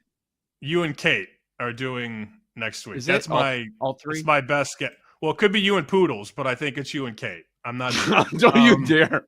I will not be here. So Chestnut's number is the elephant in every room. No pun intended. 71.5. I don't even know where to start. I don't think there's any edge there. You have to be gambling on 71.5, right? Yeah, but I want to take the under. I know. I hate it. I don't need to bet it. I probably won't, but if you're telling me pick a side on the Chestnut number, I would go under. What would you do? I think he's going to be so amped and so pissed off that he couldn't participate. Like, that's the worst, though. Imagine if you go under 71.5 and he eats 74. You're going to be so mad. And then you're going to be at a 4th of July party and somebody's going to go, how's work, Joe? You'd be like, shut the hell up. Because Chestnut ate 74 hot dogs. And it does suck rooting against Chestnut. Like, it's anti-American. This is the day. And this is how you're going to start your day, with the late morning. Yeah, I don't want to bet it, but that's the side that I would look at. But yeah, he could crush it. He could absolutely crush it. He's done it in the past. Even though a little break here, I mean, this is a guy that you don't want to doubt. And how they keep the numbers there, like they want this to be a story. That they want a record to be broken. So if they're undecided on an extra dog, if it were to come down to the hook, like they're probably going to rule in Chestnut's favor. The other side is Mickey Sudo. She's going to win. That much to me is obvious because there's nobody that's really going to touch her, and Mason has her as a massive favorite to win on the women's side. As for her number, though, I'm seeing 44.5 on dogs and buns. She had 51 last year. But the years before that, this is so weird. Like, this jump is unprecedented. She goes from 41 to 37 to 31 to 48.5 to 40 to 39.5 to 51 out of nowhere last year. And they're hanging 44.5 on Sudo. There's another one. Is she going to regress by 7 hot dogs and buns? You need her to regress by 7 and Bertoletti to regress by basically 10. And I just don't see it happening, man. I feel like she's been in the game forever. She's only 39. I felt like she was definitely going to be at least mid-40s. And I don't even know if age matters, but you're right. That pop last year up to 51, adding 11, 12 in that range from what she'd done in prior years, that's a surprise. And I would think that it would go back in the opposite direction. That's what common sense would tell you. But the question is how much? They set a really good number, kind of putting it in the middle. Okay, you make a decision. Is this going to continue for another year, or are we going to look back at 2022, 2023, somewhere in those numbers? Are you betting anything Sudo? Not yet. I'm going to call in next week. I'm definitely going to bet Bertoletti. There's also a market on you can bet odd or even on hot dogs eaten per player. That's total degenerate stuff. Don't do it. That is garbage. Like, come on. That's just taking advantage of some poor souls out there. Oh, odd or even. You could also just flip a coin. Joe O, Sammy P, Emery Hunt at college football next on Bet Sweats. You're listening to Bet Sweats with Joe O and Sammy P on the BetMGM network.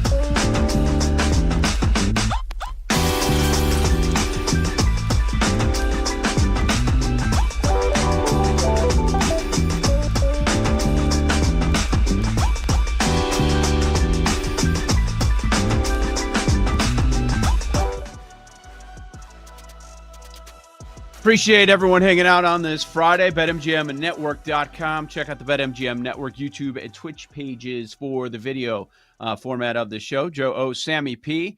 And we now bring on the show Emery Hunt from CBS Sports HQ. You can follow him on X at FBall Game Plan. How you feeling, Emery? Awesome, man. Appreciate you guys bringing me on the show. You know it must be football season when the quarterbacks in college start yapping and talking smack. And we've already seen in the last week or so Diego Pavia, Thomas Castellanos saying that Saban's not there to save Alabama week 1. And you're like, all right, here we go. Were you surprised by either guy running his mouth already? Kind of surprised, but at the end of the day, I love it. At the end we have to make sure we remember this is a sport. And, sports are fun when you're able to talk trash. We do it in every other facet of life. We talk trash when we are number one in business or competing with a colleague. We talk trash when we're on the playground. We talk trash video games. So this is just them doing what everybody else does. It's just shocking to hear, but it's great to hear because it just adds more intrigue to these games. Give us the quarterback that is going to be on the short list for the Heisman that not enough people are talking about right now. We know the Heisman is about who is going to rack up some wins and rack up some big plays, some wild moments. No one is talking enough about Taylor Green out of Arkansas. He's 6'5", 6'6", has the Gumby-like athleticism of a Randall Cunningham, but kind of has that stature and playmaking ability like a Vince Young. And he's working with Bobby Petrino. It's the second year in the offense. So we should see the continued growth from a Taylor Green. And because he's working with Bobby Petrino, we know the passing will get to where it needs to be.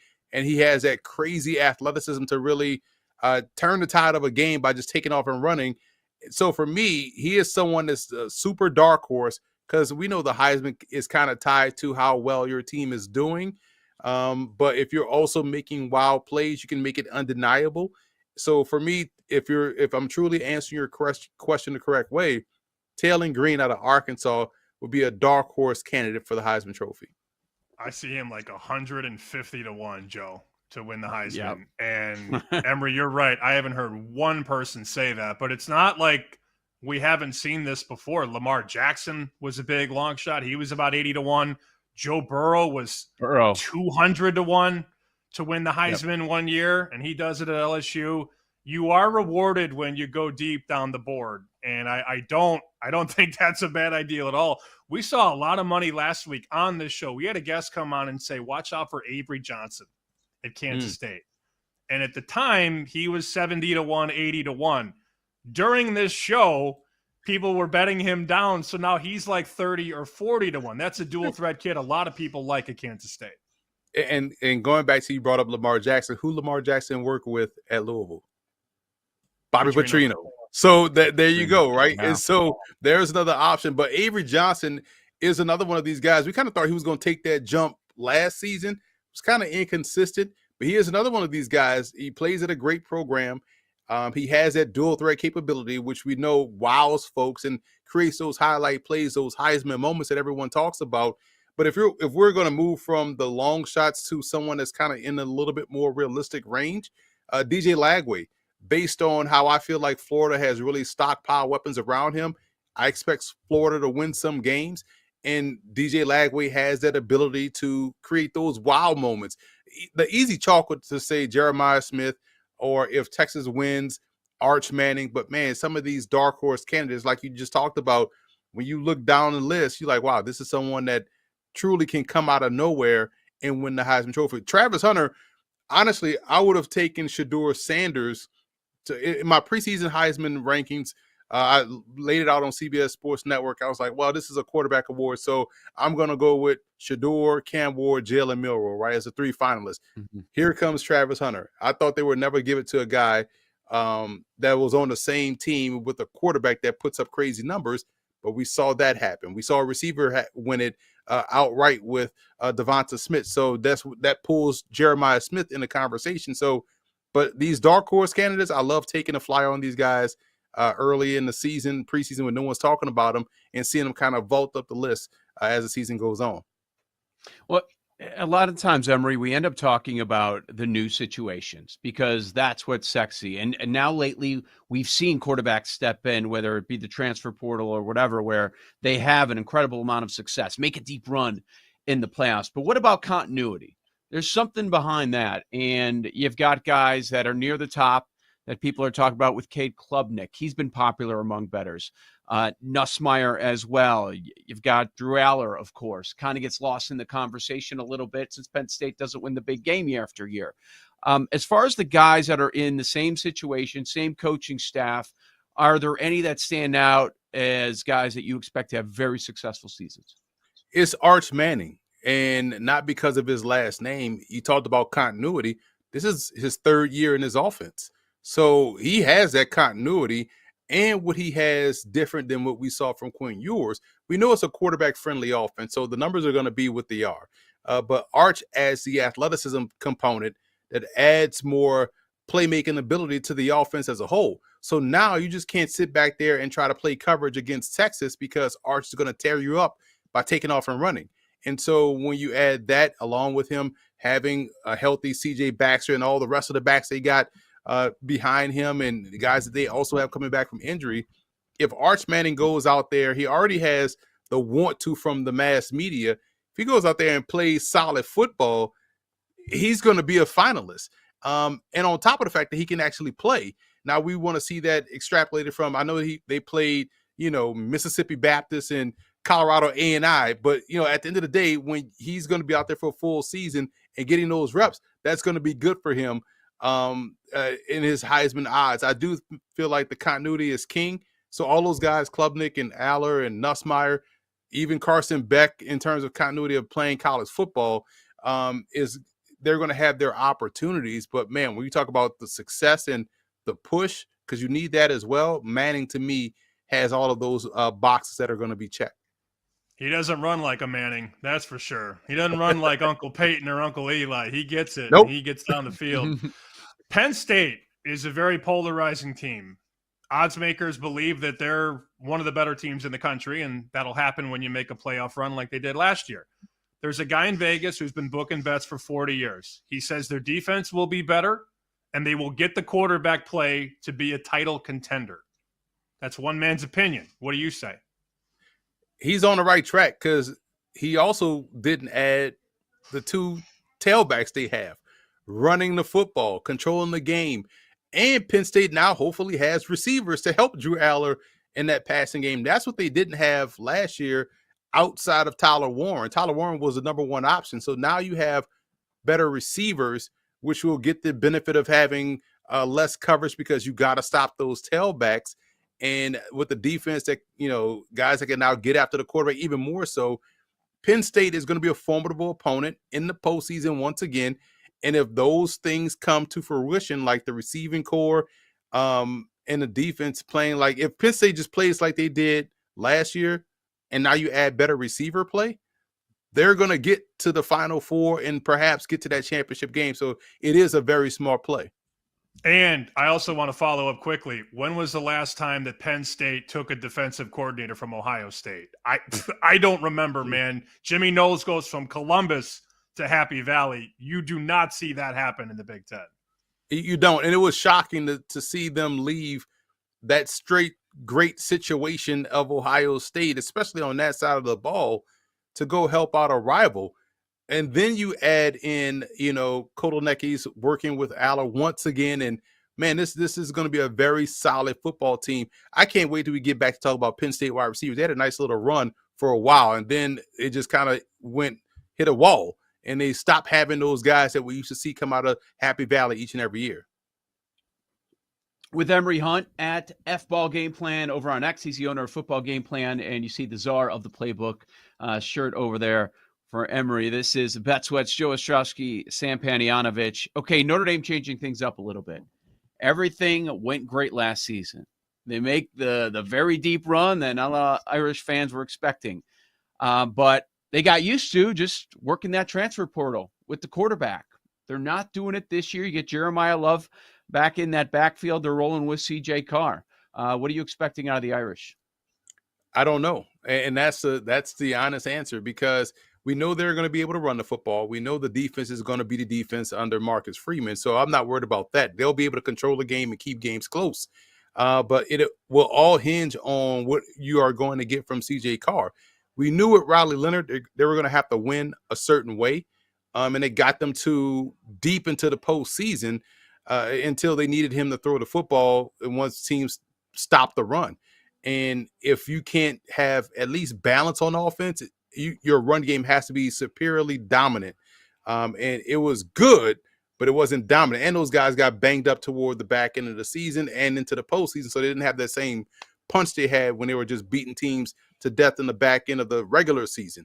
So if Carr can be competent in the passing game while still having a healthy, dominant run game with that 1-2 punch they have in the backfield, Notre Dame is going to be in the postseason once again in a tough match. Because again, well, everybody is out there wanting to go 5 wide, spread the field, 1,000 players to the boundary side and leaving the wide side of the field wide.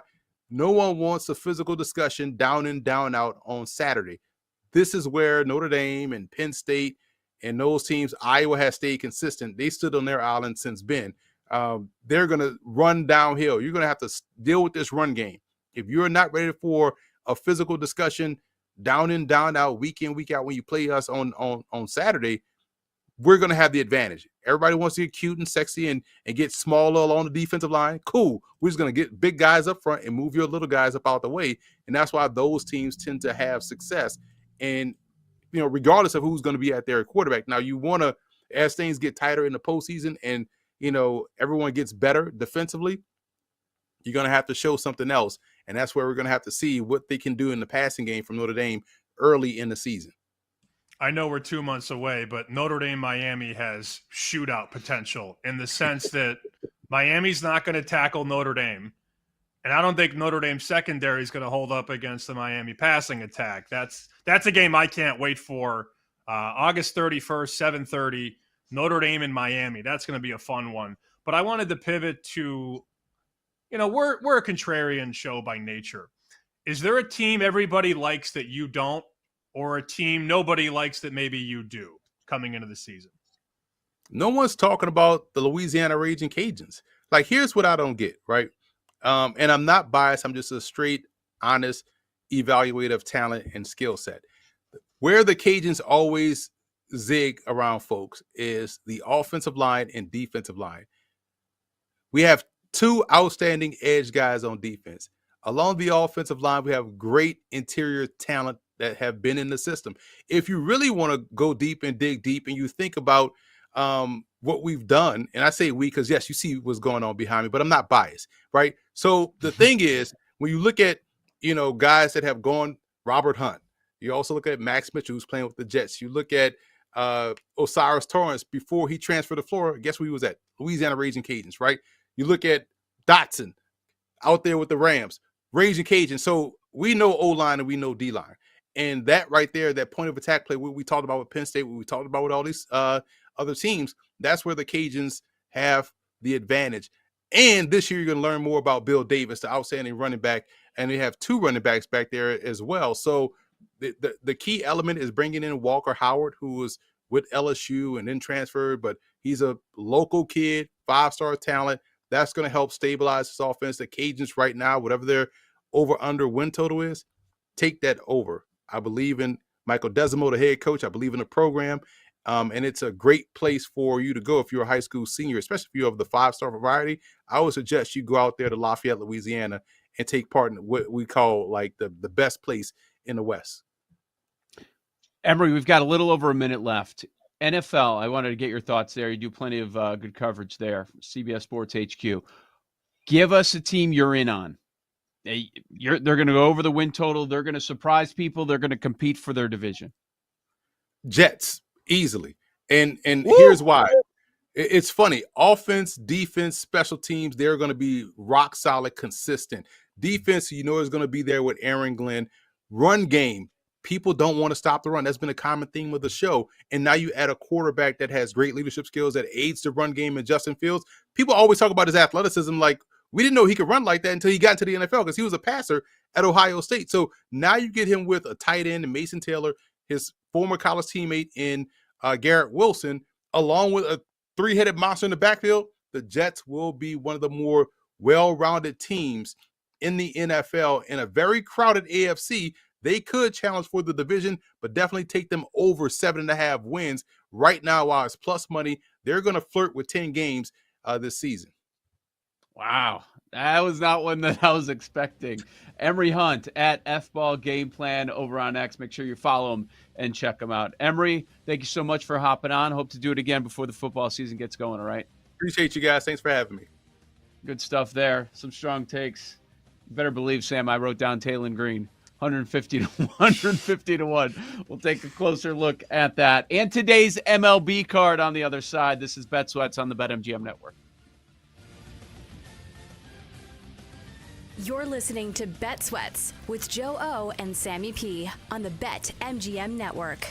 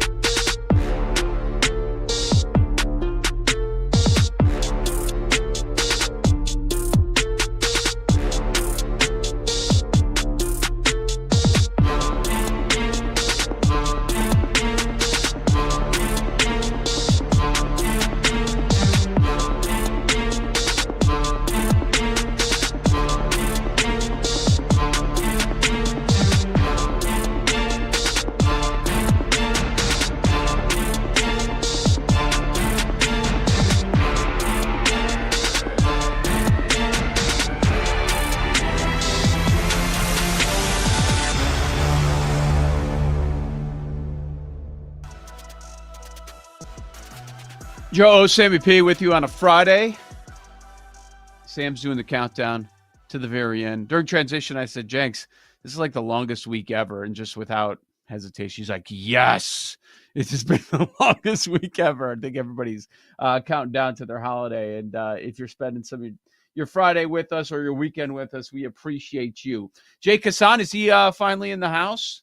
Did he get here yet? I heard he's here. Okay, Jake's here. Jake's here. You all right, Jake? Montana? Yeah, always good when you wake up after your alarm was supposed to be and you open your phone and your calculator app is open with the time that your alarm was supposed to be. Always good. What? Oh.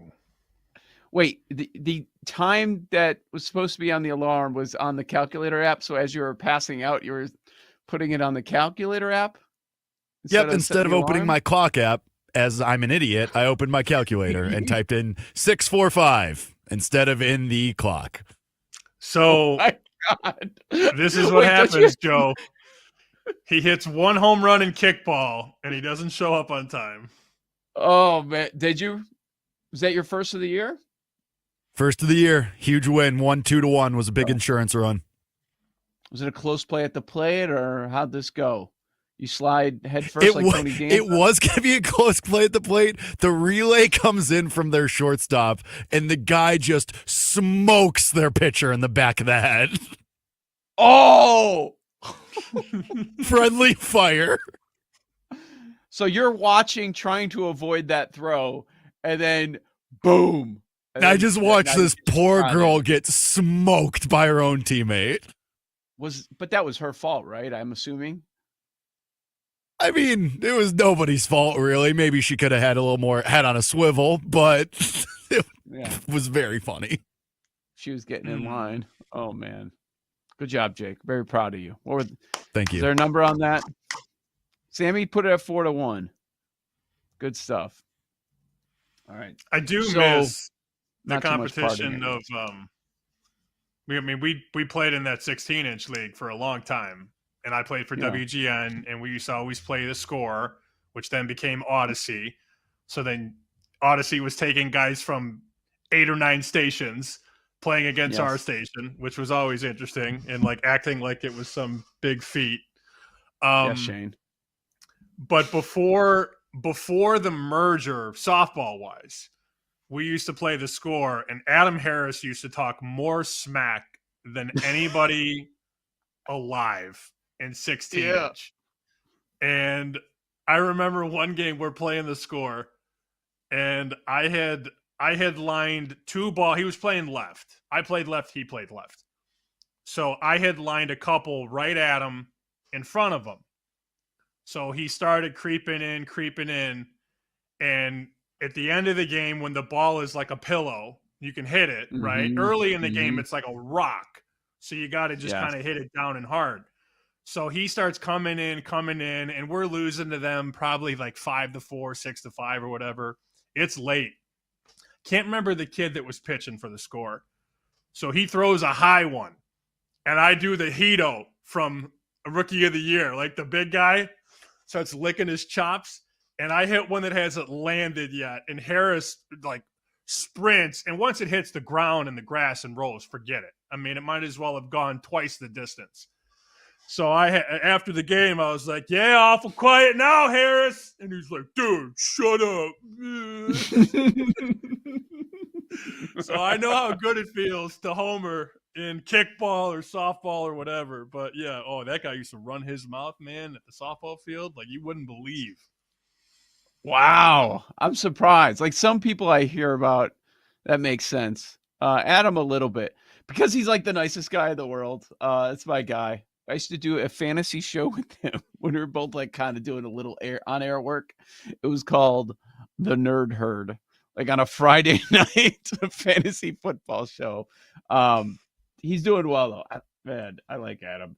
He was fine. With less so much. He was producing less. Oh my God. And less. The only thing he didn't like about Adam was that he was a Packer fan. And so like they would go at it a lot. Oh man. One time I was answering phones like after Lawrence's show, and I would kind of have to stay and help out. I didn't want to stay and help out between 10 and midnight, but I did. And there was a caller. They asked to talk to Adam. And I was just messing around, wasting time. I was like, oh, yeah, he's dead. And the caller was like, oh, that's awful. I used to talk to Adam all the time. I'm like, yeah, he died the other day. We're all really upset about it. The caller goes on air, and he's like, Les, I'm so sorry to hear about Adam Harrison, your producer. May he rest in peace. Okay. Les is like, what? He's alive and well. I saw him this morning. It's like, what are you talking about? He's like, oh, somebody told me he died. You told a phone caller that the producer died? Yes. And then he gave his condolences on air to Les, and Les didn't know what the hell he was talking about. That's pretty wild. Les was probably in a total pretzel, and it probably wasn't the first time that week that he was in a pretzel. For that hour. Yeah, Harris, like you said, really nice guy, but like those guys at the Score took their softball very seriously, and it was very Lawrence funny when we would and beat Shane, them. I know, and then when they brought on what's his face, the Jake's buddy, played at Ohio State or went to Ohio State. Lapka. I know he treated it like the College World Series one year, and it was like, dude, chill out. Who else did they used to bring? They brought Cody Decker out to play a couple times. I know. That's ridiculous. That's a ridiculous move. We were playing with mostly people that either worked there or used to work there. And the Odyssey team is showing up with everybody under the sun, and Lynn Bramer's leading the prayer circle before the game, and you're just like, this is so weird. They took it so seriously. Wait, we used to love playing them. That's like a circle? pep talk. I don't what he would do like a pep talk before the game. Good rivalry. They were all in a circle. It wasn't a prayer circle. But Lynn would give them some speech, and then they'd come, they'd run out of the dugout. It's like, dude. Bringing in a former major leaguer who doesn't live in the city, who is a regular guest, that's going far. Come on. Cody, and I'm talking about Cody Decker.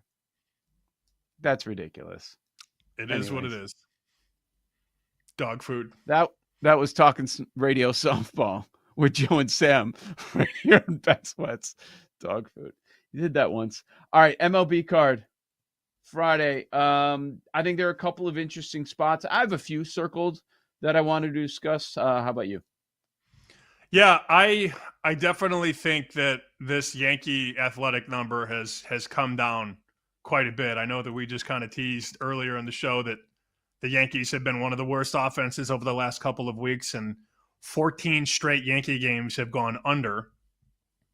Now we're 8 at Pinnacle, 8 at Chris, a couple 8s in market in the United States. So we're at 8 in a Yankee game. And it's not like they've got one of their guys on the mound that they can get out there and go, 7 scoreless and Warren. Mm-hmm. I lean over 8.5. I'll see if I can get there 90 minutes from now when we wrap up our lightning bets and my vacation starts.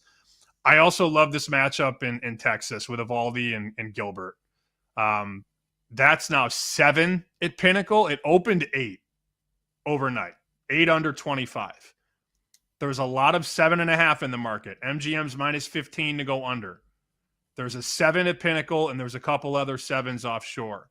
That move is extremely real. Off the 8 to the 7.5, down to 7, 2-1, 3-2. Like, I love Gilbert, and I'm a big Eovaldi guy, so I like the under in that one a ton. That's 8:05 Eastern, Seattle, Texas. We established that the Royals cannot score. They scored 1 run in their series against Tampa Bay. This week, it has been bad. Now you get the Dodgers, and the Dodgers are only minus 150 on the road at Kansas City. So we at least get that extra batting round if you want to do run line, which I do not have an issue with. But minus 150, it makes me wonder why the number is this short. It was minus 160 earlier, open minus 140, but I don't know how you don't like the Dodgers. They just put up a ton of runs game after game, and you've got Kansas City that can't score right now. I'm just not going to overcomplicate things, and then just give me LA. And if you want to hook it with someone else and a 2-team money line parlay, that's fine. Lay the 150. I don't have an issue with that. Run line, I'm okay with that as well.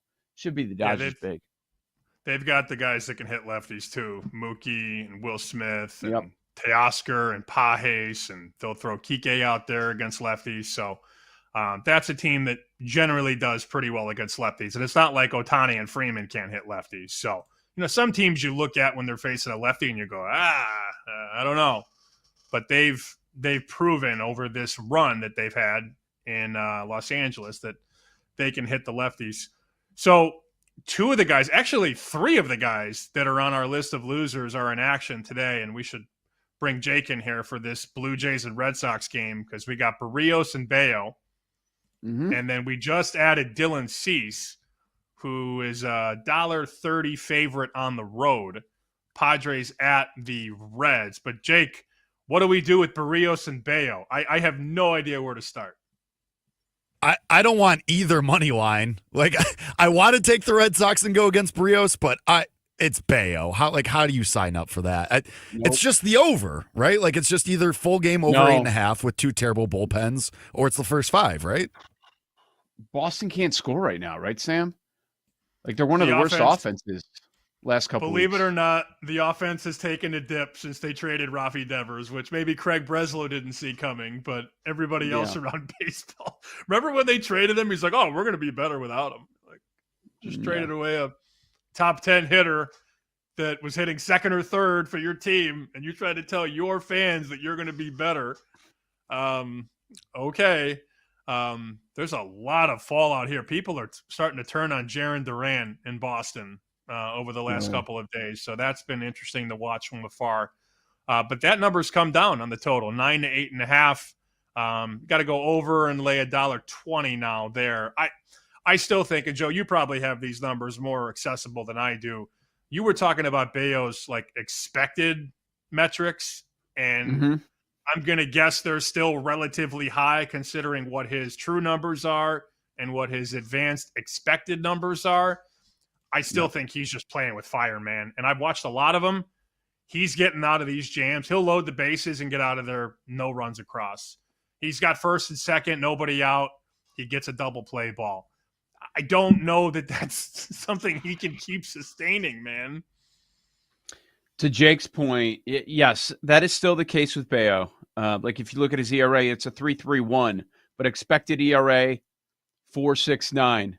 You know, his FIP, xFIP in the mid 4s as well. But it's the same thing with Barrios. So maybe they finally score. My first thought was Toronto, but after thinking about it more with Barrios, and it's really the same situation, pitching-wise on both sides, I'm going to back away. But I understand Jake's thought about the total. That makes sense. I will say, out here in Boston, it was 90-plus Monday, Tuesday, Wednesday, Thursday. It is 69 here right now, and there's no humidity. So if you're betting these Red Sox totals thinking that, oh, it's still a sauna in Boston, no wind, not much humidity, 69 degrees right now, the high is 70. So not baking in the sun like we've been for the last 4 days. Yeah, for sure. What about Tampa Bay at Baltimore?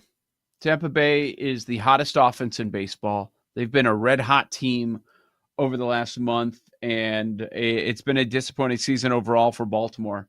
As a short-ish favorite, I don't mind that one at all. Or if you're looking for someone to put with the Dodgers, I think the Rays are a good look. I could bet Rays. I'll definitely bet the under. Seattle and Texas. What about our Rockies rollover? The anti-Rockies play. 3 for 3 now. Do we have a starter for the Rocks yet? Not that it matters. They're giving the ball to undecided as of now. Against Quintana. Quintana, a $2 favorite. 220, minus 220. Are you serious? Nope. But I feel like we should do it. Hypothetically. we should have been doing it. Yeah, we should have started with $100 before the Dodgers series. Bang, bang, bang. We'd have rolled over 3 straight winners, and now we'd have money to play with for this 3-game set against the Brew Crew. I think they're going to sweep. I think they're going to do it. I think they're going to sweep Colorado, and they're going to finish with 9. I'm calling my shot right here. That would be phenomenal. I really hope that happens. I hope we're going to be watching that coming up on Sunday. Joe O, Sammy P, thanks for hanging out on this Friday. Let's talk some NFL. You have some Coach of the Year and Comeback Player of the Year early thoughts on the other side. Bet Sweats on the BetMGM Network.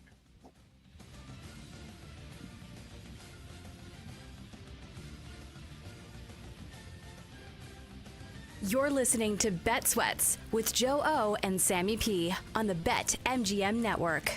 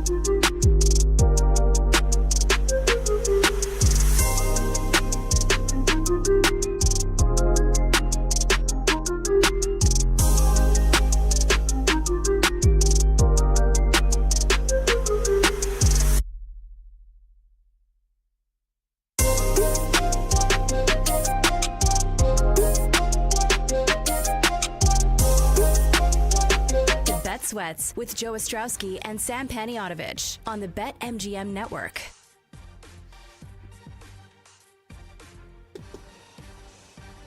A lot of reaction on our NFL segments that we've been getting to. We've got a couple in line for today. Also, Sam wants to rant against soccer fans, and I'm all for that. We will get to that coming up before we get out of here. Joe O, Sammy P on a Friday. Bet Sweats, BetMGM Network, BetMGMNetwork.com. Thanks for hanging out. All right, Coach of the Year. We want to talk about Coach of the Year and Comeback Player of the Year for the NFL.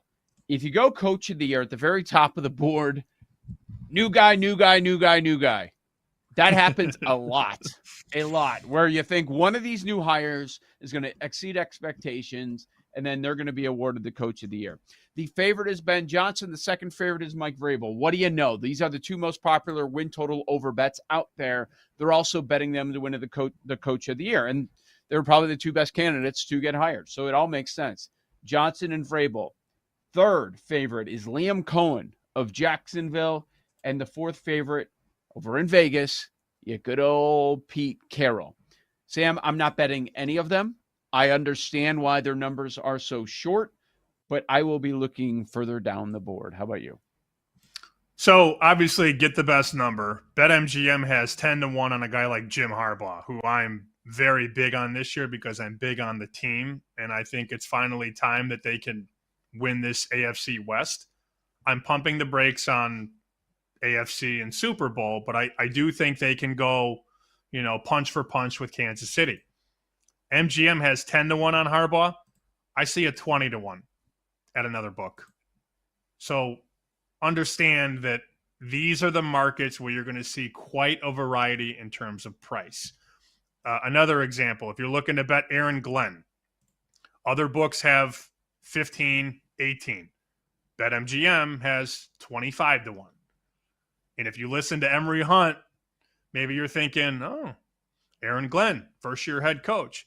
No matter who you're betting, just please make sure that you check around, look at book A, B, C, D, check the MGM prices, and get the best number. Sean McVay. I saw McVay at 15, at 20, at 25, at 30. I know we talk about price shopping and sensitivity to price. You have to get the best of the number. Why would you bet McVay at 15 when you could bet at 30? People do it, Joe. They do it. I know. I'll never understand it, but they do it. Pure laziness. Here's something else to consider when it comes to the Coach of the Year award. Yes, surprise teams. That's always what people are looking for. Those are usually your winners.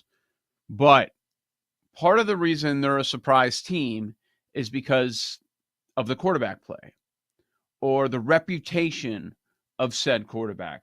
And what I'm talking about is if you look at recent winners, Kevin O'Connell, he had Darnold. Kevin Stefanski, it was some Flacco there at the very end. Brian Daboll, Daniel Jones, 21, it was Vrabel. I believe it was still Tannehill at that point.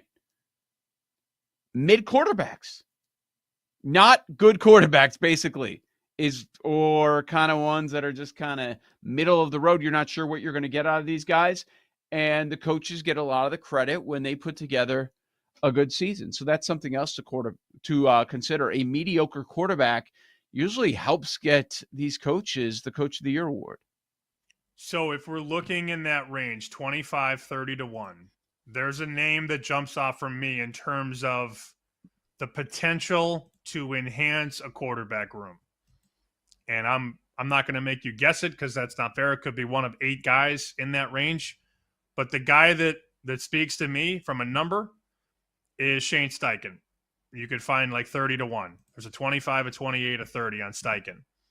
That room has a lot of red flags, okay? It starts with Anthony Richardson, who can't stay on the field and has a bunch of issues accuracy-wise. Then you got Daniel Jones, and they cast him off from New York, goes to Minnesota, maybe siphon some information or intel from Kevin O'Connell, and maybe he can bring that to Indianapolis. And then you have a rookie in Riley Leonard. On the surface, it's not a quarterback room I'm very excited about. And I don't think that I'm going to be betting anything Colts related over the win total win the division, make the playoffs.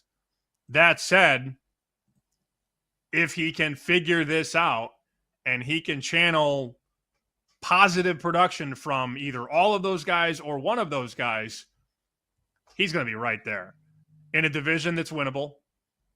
I mean, the Texans are good, not great. The Jags are always the Jags for the most part, and the Titans are horrible. So what happens if the Colts come out, win 10, 11 games because they get better play than expected from the quarterback? That'll check a lot of boxes for Shane Steichen, 30-1. It felt like last year his reputation was starting to take a hit a little bit, where he was viewed for a while as a heck of a coordinator. He's making the turn. He's a young, sharp head coach as well. And then the offense was struggling again. The quarterback play was struggling again. And it felt like people were starting to turn on him a little bit. But I understand if they win the division, they're in the mix there. If they get some quality quarterback play, Steichen's going to get a lot of that credit. So that is always an interesting look. That makes sense to me. I've talked a lot about Raheem Morris. I don't need to do it again. He's one of those guys at 30-1 that I like. And you like Michael Penix to have a big year. You see that potential.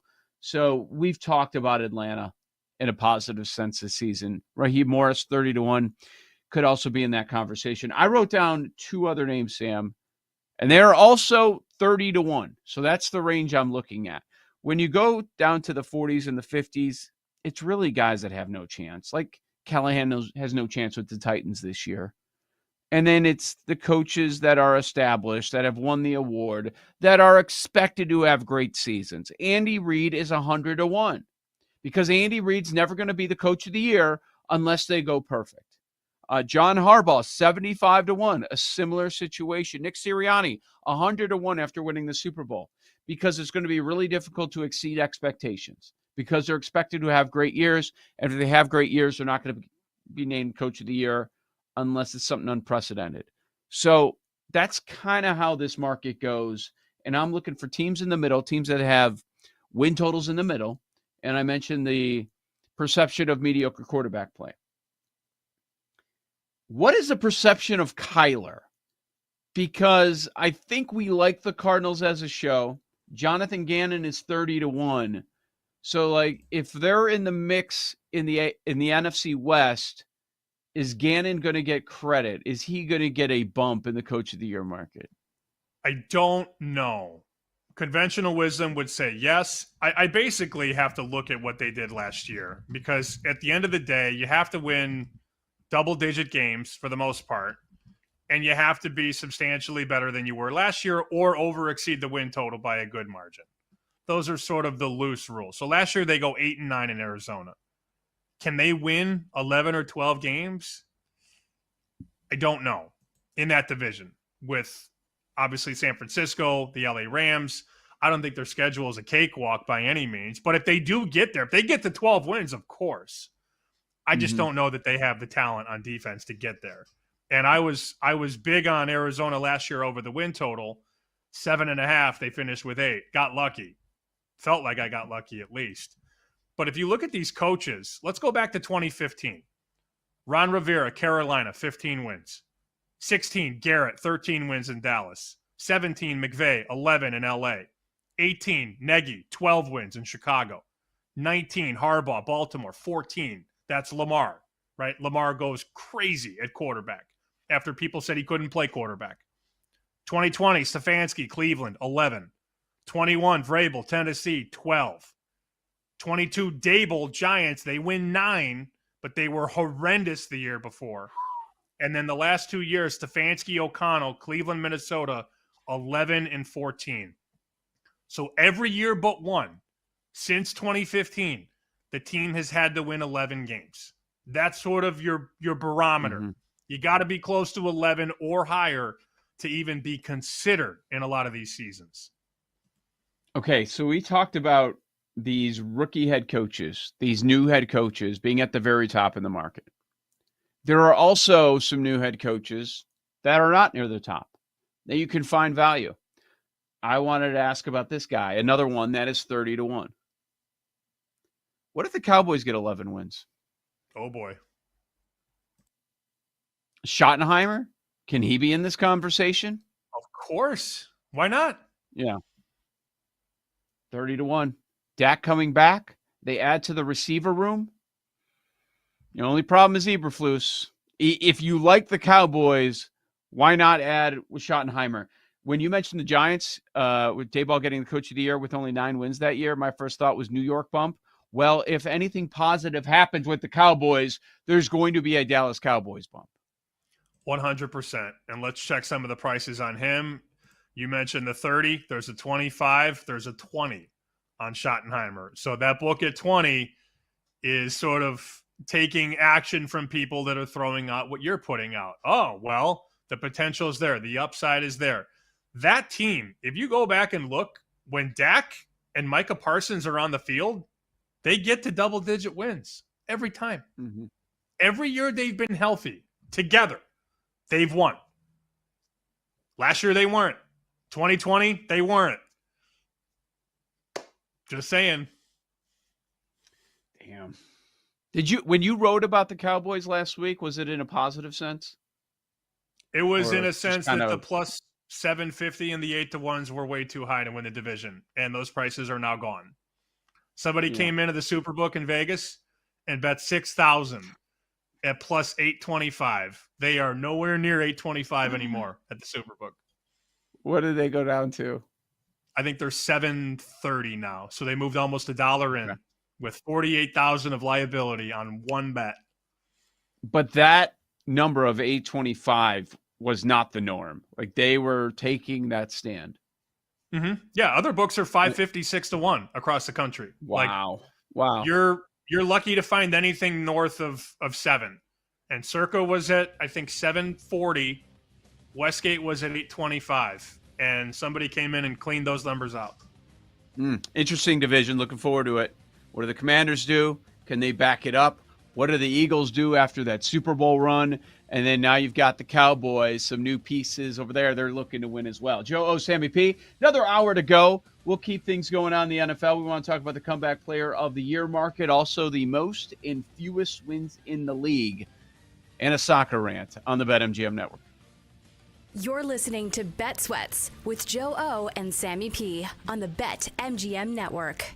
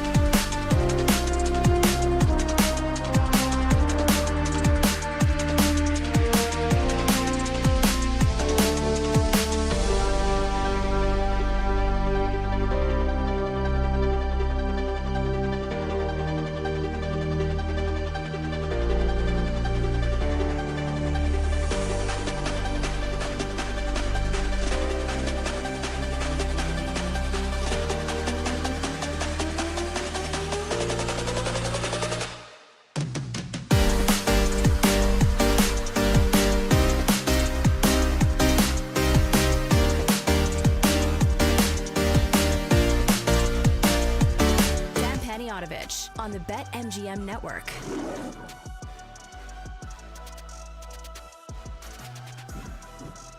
Sam's doing the countdown. 1 more hour to go before his little vacation here. A lot of people taking some time off. Coming up, that's what you get around the 4th of July. So we appreciate all of you hanging out. We're looking forward as well. We're looking forward to the NFL season. Talking a little bit about it right now. We talked some college earlier on in the show with Emery Hunt. That was a fun conversation. He gave us a 150-1 long shot that he thinks you need to consider for the Heisman Trophy. And also, he likes his Raging Cajuns. Not biased. And the Jets. I haven't heard anybody say Jets. Have you? No Jets, no Taylor Green, no Louisiana Lafayette, which, by the way, I know that Emery played there. They used to be the Lafayette Raging Cajuns. They are, to anybody outside of that pocket of the country, they are now just Louisiana. So if you're looking for Louisiana Lafayette win totals after hearing that interview, don't look for Lafayette. Look for Louisiana. Because I know that some of us were looking for Lafayette, and it used to be UL Lafayette. So if you're looking for UL Lafayette, you're not going to find it. The win total that he was talking about was Louisiana at 7.5. And I haven't heard that from one person all off season on this show. So he definitely brought some different perspective. I did laugh, though, when he said, I'm not biased. And he had a Raging Cajuns helmet and a framed jersey that was his over his shoulder as he's talking about how good Louisiana can be. You always have to be careful when the guest has a Syracuse t-shirt on and loves Syracuse. Or if a guest has a Notre Dame poster and likes Notre Dame. In this case, it was a gentleman with a Louisiana helmet and a Louisiana framed jersey saying, I like Louisiana. So just be careful. We have seen this movie before over the years, Joe. If Horvey is talking about the Packers, be careful. You know, there are certain teams, certain people, like, yeah, of course you like them. We know. Ian McMillan, Falcons. Like, he didn't want to hear, but he was excited about the Kirk Cousins signing. Real excited. He was part of that recruiting process, interviewing him, talking to him about going to Atlanta. He took all the credit, and then we saw what happened in the end. Yes. So, yeah. Costos with the Knicks. Don't listen to him. Avoid it at all costs. Remind me again what happened when the Knicks punched their ticket to the Eastern Conference Final. What was the narrative around the world and on this network going into game 1 of the East Finals? Knicks are winning. Knicks and how many? Knicks and how many? Put everything with the Knicks. Put the Dallas Wings with the Knicks. They've got a random WNBA game. Everything to the Knicks. They are a lock. How many games? 7. Well, I forgot about that. But then after game 1, the comeback, wasn't that the comeback of all comebacks? Indiana wins. Halliburton hits the shot. Yes. They win in overtime. Yes. Then it was post-game press conference. It's all over. So always be careful with the diehards talking about their teams, good or bad. That's all I'm going to say. We had a lot of people before that series saying, like, we were wrong about the Pacers. It was Knicks, no doubt. Who's the other guy that we had? Chicago Flo. He came out. He was like, yes, James Dolan signs my James Dolan signs my checks, but I swear, I really think it's the Knicks, and you guys are wrong here on the Pacers. That was fun. Knick thing is so funny now because they don't have a coach. And they spent the last 3 or 4 years building the team, allocating roster spots for guys that were basically Thibodeau guys. People that would fit his system, that were tough, that were physical. And they get to 50 wins and get a win away from or 2 wins away from the finals. Then you get rid of the coach, but you're stuck with a team full of Tibbs guys now. So whoever comes into that mess, and nobody wants it, they've been shooting the you up text more than Jake. Like, you up, you up, you up. Nope, nobody's up. Nobody's awake. Nobody wants the job.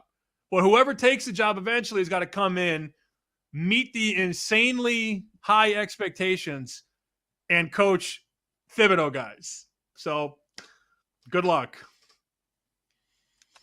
Yep, and they're going to be one of the favorites to come out of the East because the East is a bunch of trash. That is, you would think one of those teams is going to make some sort of a move, or maybe just Milwaukee says, "We got a chance here, guys. Let's keep Giannis." We'll see. We'll keep an eye on the NBA offseason. It is always fun. Once you get to free agency, always some big moves end up happening. Maybe you have big trades down the road. All right, comeback player of the year. We didn't get to that one yet. Let's do that in the National Football League, Sam. Quarterbacks. You're going to see some big-name players that are near the top, and I would make the argument that you are wasting your money.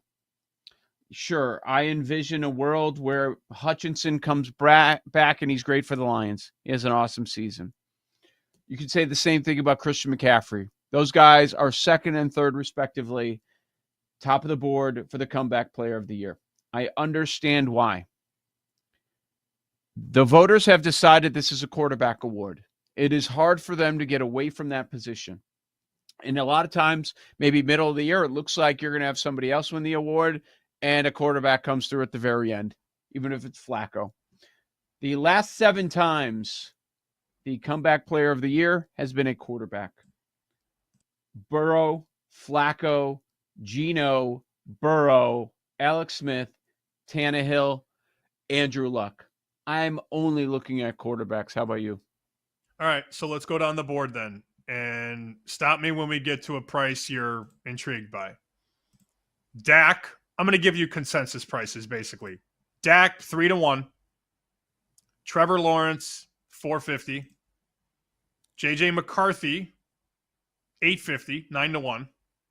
Intriguing. Daniel Jones, 20-25. Anthony Richardson, 20-25. Mm-hmm. Deshaun Watson, 35-40. No. Colts, of what you said there, McCarthy, intriguing. Let's say Colts quarterback. We don't know exactly who it's going to be. We're thinking Daniel Jones right now. But if it's Anthony Richardson and he has a successful year, I've been down this road before. I'm not wasting any money on Anthony Richardson, but I'm throwing this scenario out there to you. Since the number is somewhat close between the two of them, that's worth consideration. If you're in on Indy, you should probably take a poke at a Colts quarterback for the comeback player of the year. Because if you think they're going to have a successful year, the quarterback's going to get some credit. So it's interesting how this makes different people think, because I think you and I are going to approach this entirely different, and that's fine. We don't want to be saying the same thing. That would be a boring show. Who would listen to that if we just agreed with each other? Think about this. I just talked about Steichen at 30-1 for coach of the year because of the upside. If the upside is there for either quarterback, you have to guess between Richardson and Jones. Rather than do that, why wouldn't you just bet Steichen at a better price? Because Steichen's 30 and these guys are 20-25. Other people would say, oh, well, maybe we split the unit. Let's go half on Jones, half on Richardson. Or you could just put the full thing on Steichen. I think it's extremely possible that it's one of those quarterbacks, but rather than gambling on which one it is, I just take the coach. It's not the same bet, but it's a similar process. Yeah, I understand where you're going there. There were some names, maybe you see them, where I considered them, and I'm like, wait, I didn't see a number there. What about Russell Wilson? Could that be considered a comeback story? I don't see him listed. Yeah, I didn't either. So, Are they sticking to the injury thing? And that's why he's... I don't know. I don't know. Did he have an injury last year? This is an award market, though, that is just so crazy to try and handicap because it's not like it's a fair statistical comp because you have all these different players from different teams and different positions. For offensive player of the year, you could look at total yards or total touchdown production. For defensive player of the year, it's who gets the most sacks most years. But this is a quarterback, a D end, and a running back, top 3 on the board. Prescott, Hutchinson, McCaffrey. And then there's the argument, well, are they coming back from an injury that's severe enough? Or were they just bad last year? And then you had the story last year that it was no longer about coming back from being bad, and that's why Darnold couldn't win it. I don't love this market. I don't think I've bet it in 4 years, to be honest with you. And unfortunately, I was not a part of the wave of people. I think it was Ken Barkley and them talking about Flacco at 100-1 comeback player of the year, and he got hot, got into the playoffs, and they won that bet. But I don't feel like this is a good market to bet preseason. I don't, and that's how I feel. Flacco was 200-1 with 5 weeks left in the year, and he won the award. Wasn't even considered. So that's how much things can flip when it comes to this award. I don't think Bryce Young can be considered either, even though maybe he should be. If he has a terrific season, bounces back, 3rd year, ends up being by far his best year. But I didn't see a number on him either. So, yeah, that's the difficulty. Here's a name we have not talked about, and he has a bigger number than some of the other names that we've brought up. Should we be talking about Tua more with this? Nah, I'm out on Tua. No? You're out. Are you out on the Dolphins this year? Yes, I'm out on them. Okay. So you're not going to sell me that bridge or sell me that pen. I understand it, but I'm not there. Yep. Okay. The ones, like I mentioned, the ones I'd consider, take a look at McCarthy. Would I bet him now at plus 850? No. But if he has a slow start, that might be a guy that you want to jump in on, right? And he should have a slower start. It's first time around the league. So I'm not expecting him to take the league by storm. And then Colts quarterback, even though I'm not in on the Colts, whichever one ends up starting, they'll have an opportunity to win this award if it's a successful season. How about you? Which names are intriguing? So, again, I probably won't bet any of these, but I want to just ask you what you just asked me, just a question out loud. Chris Olave last year played 8 games, got his bell rung, never came back. We know what he's capable of. And by all accounts, Kellen Moore loves this kid, Shook, the quarterback. Chris Olave 60-1. Is that a dumb bet?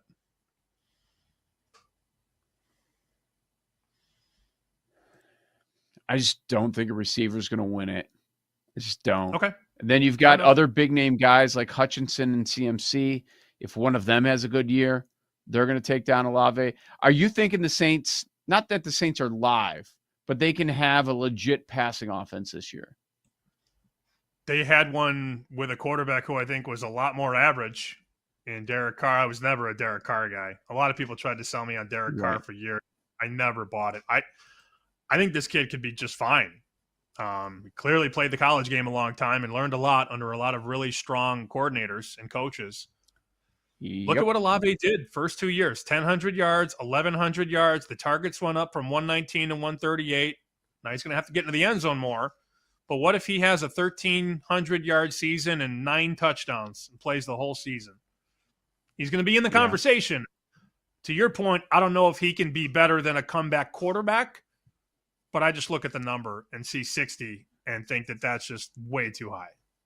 So I'm looking at, if we have the conversation about non-quarterbacks, I'm not going to bet on those guys at the very top. If I were to make a case for someone, looking down the board a little bit, yeah, I get why you would land on that guy, right? It's going to be hard for a defensive player.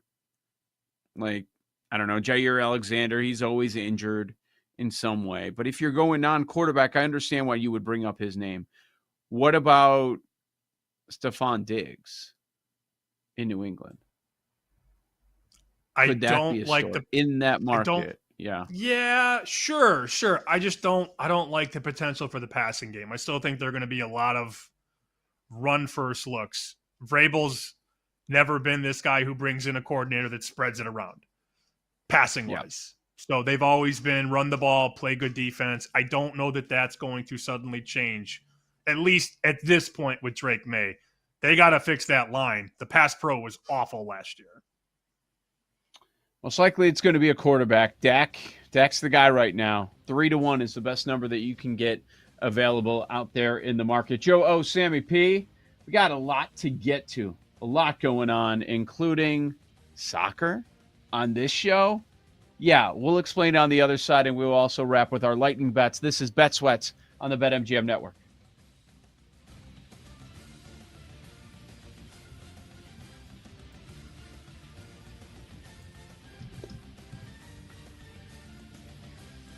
You're listening to Bet Sweats with Joe O and Sammy P on the BetMGM Network.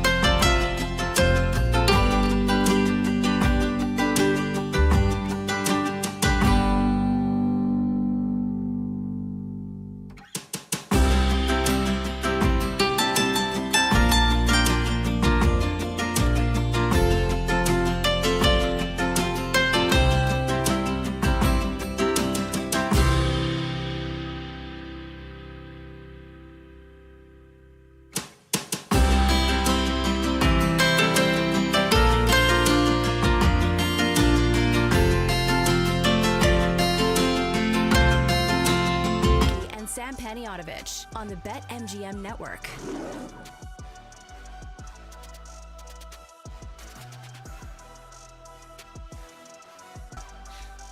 Joe O's the MVP.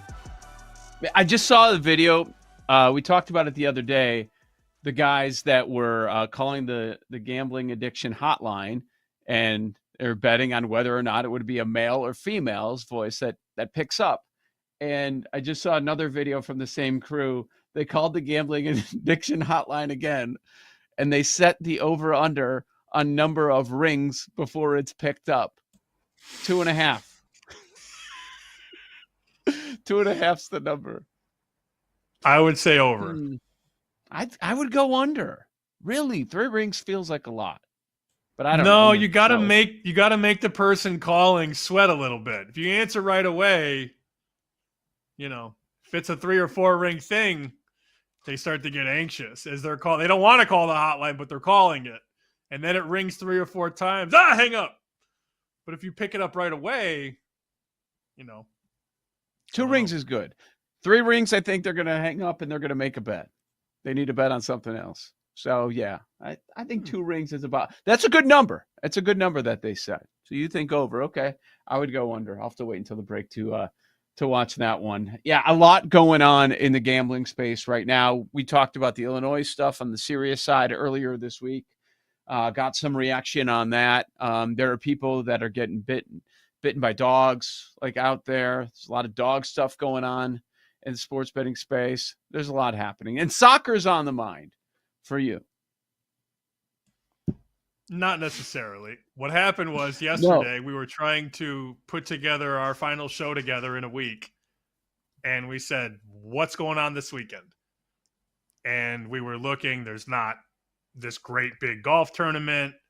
You don't have any more NBA, no more NHL. Football is still months away. You got baseball, WNBA. If you want to bet the UFL or CFL, by all means, go for it. I'm not going to help you there.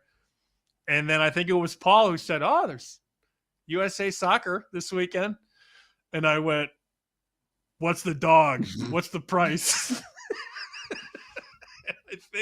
I think we learned, Paul, that Costa Rica's 5-1 to win on the 3-way line this weekend against USA?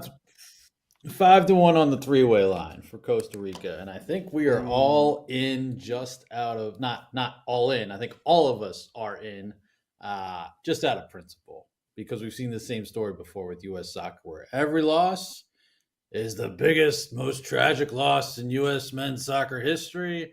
And every win is the biggest win and the stepping stone for them to become a world soccer superpower. I think we're on the same page about this. The fans are just the worst. I know we talked about Yankees fans over the years. We've talked about Lakers fans, Cowboys fans, Patriots fans with all the winning, all the dominance. There are fan bases that are super annoying. I don't think any of them hold a candle, though, to the U.S. men's national team fans. Just the worst fans. They're always good. It's always their year. It's their time. They don't deliver. You make fun of the team, and then you're a hater. I wouldn't be a hater if you didn't cram it in my face every 2 to 4 years. That's why I'm a hater. Yeah, and I think that's fair. I think what everybody needs to do, we probably each know one USMNT fan, one big one. Text them all. I just texted one that I thought of first. Should I bet Costa Rica 5-1? And see what the response is. I'm very curious what the response is going to be from these fans. That they build it up. You see it with a lot of fan bases, especially some of the rabid ones. Like Chicago's a bigger market, but it's not a hard sports media market, and then they end up building themselves up, even though there's no reason to do so. But imagine with years in between what happens, and that's what happens with this U.S. men's soccer team every time. We know. So it just dawned on me. U.S. men's soccer team fans, they're Bears fans. They're Bears off-season fans. That's exactly what they are. But it's all across the country. It's extrapolated out over 50. the entire country. So these people are everywhere. Bears fans are mostly Chicagoland, Midwest. maybe a lot now in Arizona or Florida that are older. But the U.S. men's national team, it's not as big of a population as the NFL fan base, but it's everywhere.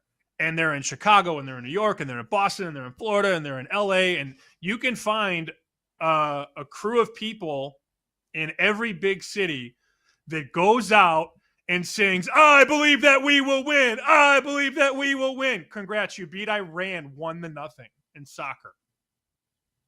Give me a break, dude. The biggest US be happy with being okay. Like they're just okay. Are they? Like, and that's okay. Are they okay or are At they bad? best, Yeah. C plus. Yeah. The fan that I asked said, should I bet Costa Rica 5-1? I don't like it. And trying to do any Twitter research would make you believe the USMNT is complete dog bleep. I don't think the return is worth it. Saying 5-1's not enough. Okay. I don't think that person knows what he or she said on the return part of things. Let's just strike that part from the record. Okay. Which part are you wrong about? That we should not be betting Costa Rica? Is that what we're like? This person is saying USA is going to win. Well, they should. Yeah. What are they in the three-way, Paul? Minus 800, 900? They should win. Minus 175. And wouldn't the most frustrating thing be a tie? Should we bet the tie? I mean, I love the idea of betting Costa Rica, but should we bet draw the tie? would be funny. And they would still freak out over that too, and how embarrassing it is. 100%. Even a draw. Yep. A draw would be a good look. I misspoke there. I didn't mean the three-way line. I meant what's like the true money line price? Do they have those, or do they just have three-way? Minus 500.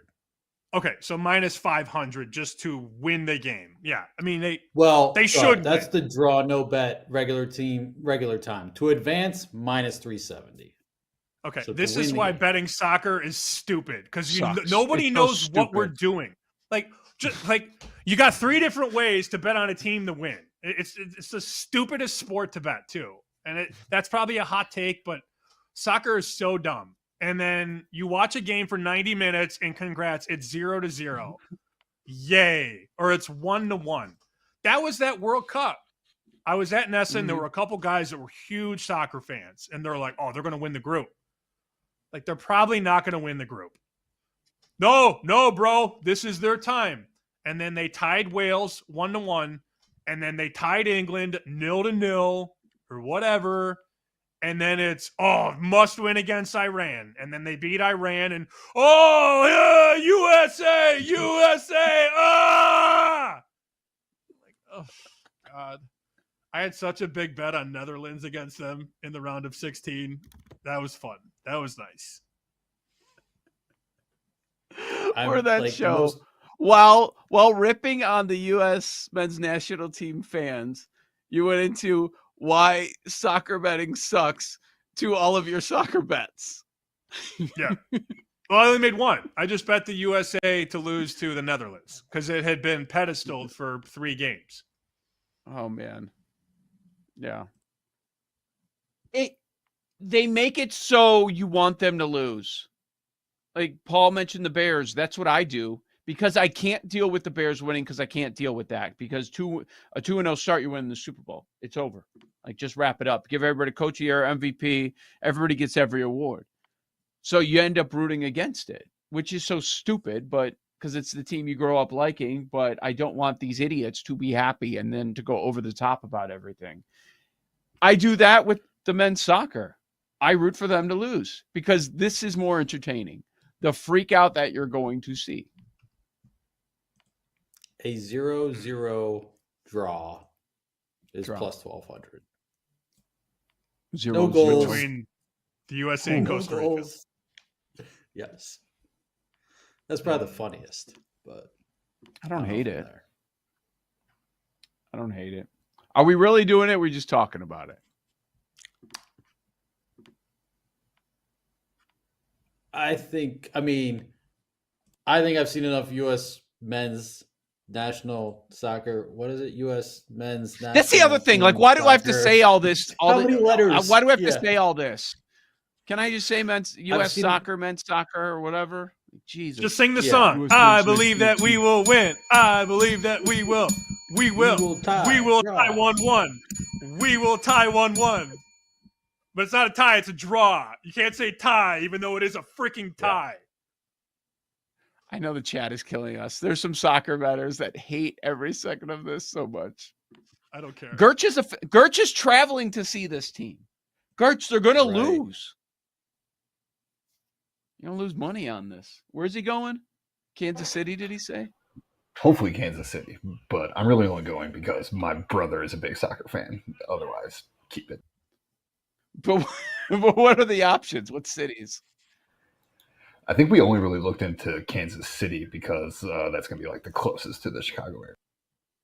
I believe they're all over. So according to this website, the following 16 cities are host cities: LA, San Francisco, Seattle, Vancouver, obviously not in the USA, but these are all in this part of the world.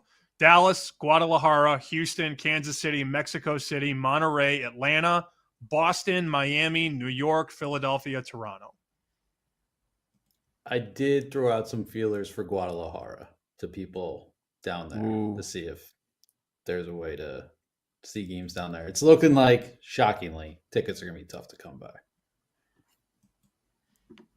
Dude, how is your trip going, by the way? Speaking of places to go right now, how's it been? I mean, there's a pool outside.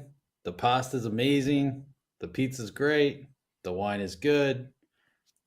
Yeah, I like Italy. Italy's pretty good. Yeah. Next are deep. Yeah. Deep. Yeah. I mean, I got one with a little bit more conservative today, but it's hot. Yeah. It's hot here. Yeah. How hot? 90s, but it's a dry heat. And there's a pool right outside. Saltwater pool. You can open your eyes underwater. Big. Oh, there you go. So that's cool. Yeah. The only pain in the ass is, I got to figure out what these idiots are going to talk about tomorrow. Yeah. Right? Like, I'm able to, tough. We plug it in after the show, but like the mornings, I'm able to take my time with it. It's not like I have to get up early. And so that's actually been kind of nice. It's kind of back to my old radio or TV days of 3 to midnight. It's not those hours, but afternoons. Oh, I love this shift, but I am not a morning person at all. And I don't mean that because I like being out. I'm up till 1 or 2 every night, or at least I try to be, to retain. That's when I operate at night. Not in the morning. So I'm a little jealous of your schedule. I did see this morning, by the way, boys and girls, according to LinkedIn, this is the 4th anniversary for Paul Aspen at Odyssey Inc. Is it really? You getting some congratulations via notifications? I got a congrats email from someone who I'm pretty sure I don't know. But dude, that's all it is on LinkedIn. People you've never met. Hey, Paul, happy birthday! I don't have any idea who this person is. Yeah, but thank you. Yeah, so strange. I just did it now. I just sent. I hit say congrats, and then it types out a generic "congrats on your work anniversary!" ! Send. There you go. Just such a weird thing to congratulate someone on, by the way. But who is going on LinkedIn every day to congratulate people on work anniversaries? That is insane. It's an insane move. If you know him, you just text him. Birthday person. Yeah. Kind of. But LinkedIn is way worse, unless you're desperate for a job. I don't know. LinkedIn got a message. I don't understand. Wild. From Sam Panianovich. Congrats on your work anniversary! ! All I did was hit say congrats and send. It was 2 clicks. That's how genuine that wish was, Paul. Click. I felt it right here. Wait, no, right here. That's the heart. Yeah. There are dudes trying to get girls on LinkedIn. I'll help you in your career. Get bitten by dogs, karma, that whole thing. No? So draw or Costa Rica? Draw. What are we doing? I like draw. I like draw. Draw's more fun. Draws. If we bet Draw's draw the and move. Costa Rica wins, we're gonna be pissed though. But I'd say draw. When is the match? I said match, not game that Sunday. time. I came prepared. Sunday? On the pitch. Sunday. I believe Sunday. Yeah, 7 Sunday. p.m. I don't know if that's my time or your time, but I think it's your time. Well, Eastern. This was Talking Soccer, and I hope you all enjoyed it. All right, good.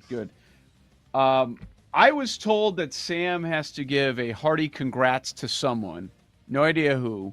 No idea That was why. it. We'll find We just out. did it. That was it? We just did it. Oh, I thought it was going to be something else. Oh, man. I thought it was something else. I'm happy. Dude, maybe I'm going on vacation, not you. That's kind of where my head is at right now after this week. Joe O, Sammy P, Bet Sweats, BetMGM Network. You're listening to Bet Sweats with Joe O and Sammy P on the BetMGM Network.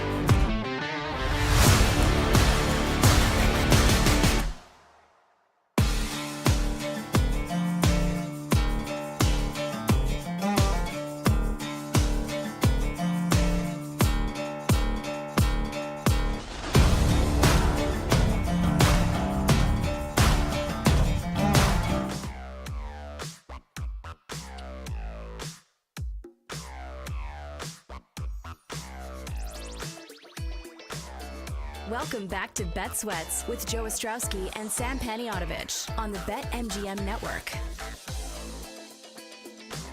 The number on Jacob Wilson is going down a little bit. Starting to see some national stories when people are realizing, oh, he's most likely to be the AL Rookie of the Year. I guess I should write some stories about this dude that's having a terrific season. The Jack Caggs number is half at a couple of books, including BetMGM to elsewhere. And the ranges from 14 to 30. Jacob Wilson, the lowest number I see is minus 650. That's down from where it was a week or so ago, where it was minus 1,000. I bring him up because I saw one of these pieces on him, ESPN.com. Jeff Passan talked to him. And the reason Jacob Wilson believes he has a lot of success is because of Fortnite. He said, kids are going to love this one. Parents are going to hate me.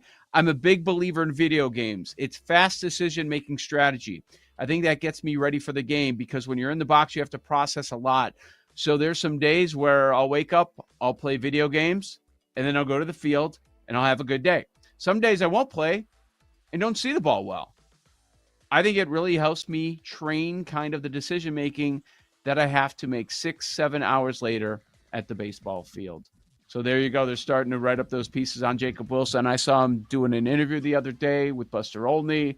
They're starting to get all that work in that background for if he continues this and ends up winning the AL Rookie of the Year. He would know better than I would about what it takes to be a professional baseball player, so I can't argue with anything that he said. I'm trying to remember the player. One of the White Sox years, got all these bad years run together. He was a reserve infielder, and he used to play. I'm looking through the rosters now as you were talking about video games. He used to play every 2 or 3 days, maybe. And there were times you would go into the locker room pregame. Everybody's kind of hanging out, sitting around, drinking coffee, playing cards, listening to music, whatever. It's very loose when the locker room opens.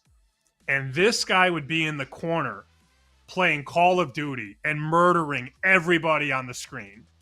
And it was so intense that it was awkward to be in there. You know what I'm saying? Like, he's in there, like, shooting RPGs and, like, spraying everybody down and, like, throwing grenades.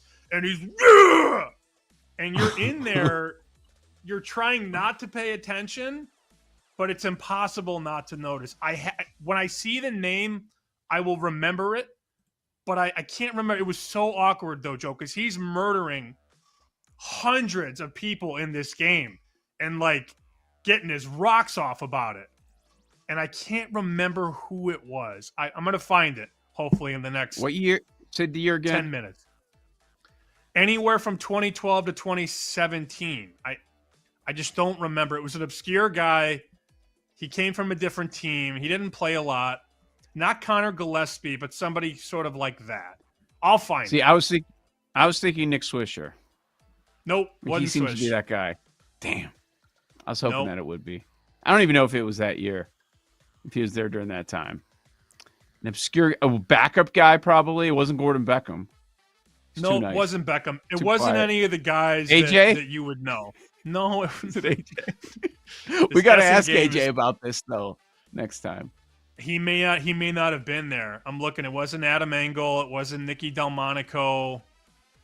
But it was one of these guys who was probably from, like, you know, a hunting state and really liked, you know, guns and all that. And that's fine. Wasn't Peavy. No, it wasn't a big name. It was a guy that never played. I told you he played like every 3 Dunn days. sucked. He never played. He's a hunter. I hate that Adam I brought Dunn, this what a up bum. because now you're just throwing out star players, and I can't remember the obscure guy that used to do. Not Cody Ashe. Josh Fegley.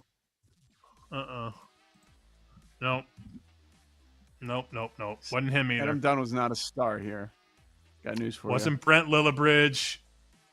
Wasn't. Love these names. I'm going down the list. Nobody cares about this. Let's just move on. I care. Really? What else do you care about on June 27th, minutes before you go on vacation? I think people care a Why lot. can I not remember who it was? But he would. It wasn't was John so intense. Danks, was it? No, it wasn't anybody He's not a good. star. I only Jeff wanted to bring up. Is it Jeff Keppinger? Jeff Keppinger. I don't know. No, There that you wasn't go. him. No, wasn't him. Oh my god, This is riveting stuff. I know.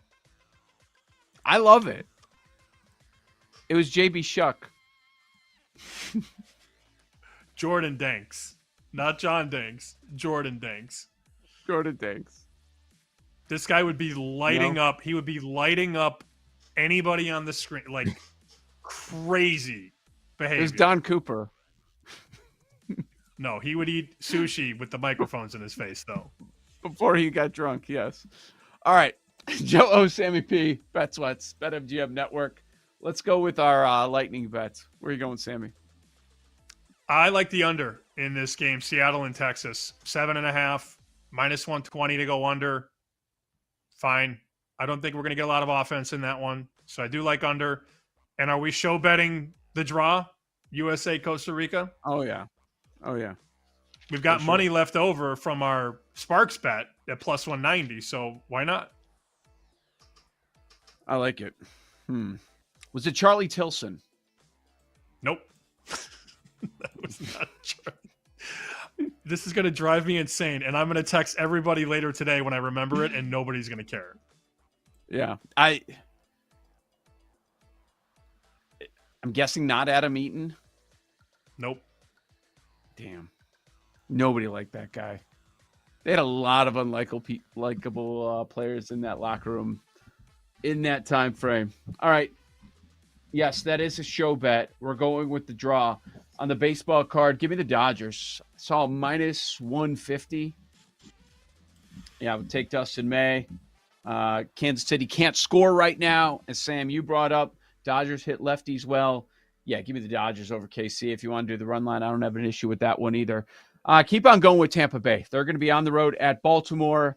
They are the hottest offense in all of baseball right now. Been playing well for a good month or so. I like backing the Rays. They haven't done me wrong for a while. I made the mistake of trying to go against them. I'm going to go back on that Rays side as they visit Baltimore this weekend. So those are the two sides I like in Major League Baseball that I have for lightning bets. Paul Aspen, do you have anything? I'm just sticking with the draw scenario with Costa Rica and the USMNT, whatever. So yeah, that's what we got. I looked at the draw and the 0-0 draw in particular, but we'll just go draw. Okay. Was it Matt Latos with 1 T? No, but Matt Latos was guilty of other things in that clubhouse. Oh, good Lord. That Like guy was farts? a piece of work. No, worse. Wow. This could mean so much. Okay, so he's got to be a bad guy, right? Can we confirm that? Oh, really? That's how you're going to leave us? All right, Jake. you got anything? Ask one of our friends that we know. Ask her about Jordan Matt Burnfield? Latos. No. Her? Her. Jordan Burnfield. This White Sox middle infielder rather, is going to drive me insane. I'm going to find it if it's the last thing I do. Okay. Jake? Nicky Delmonico? I'm obsessed with this search. Now I want to know too.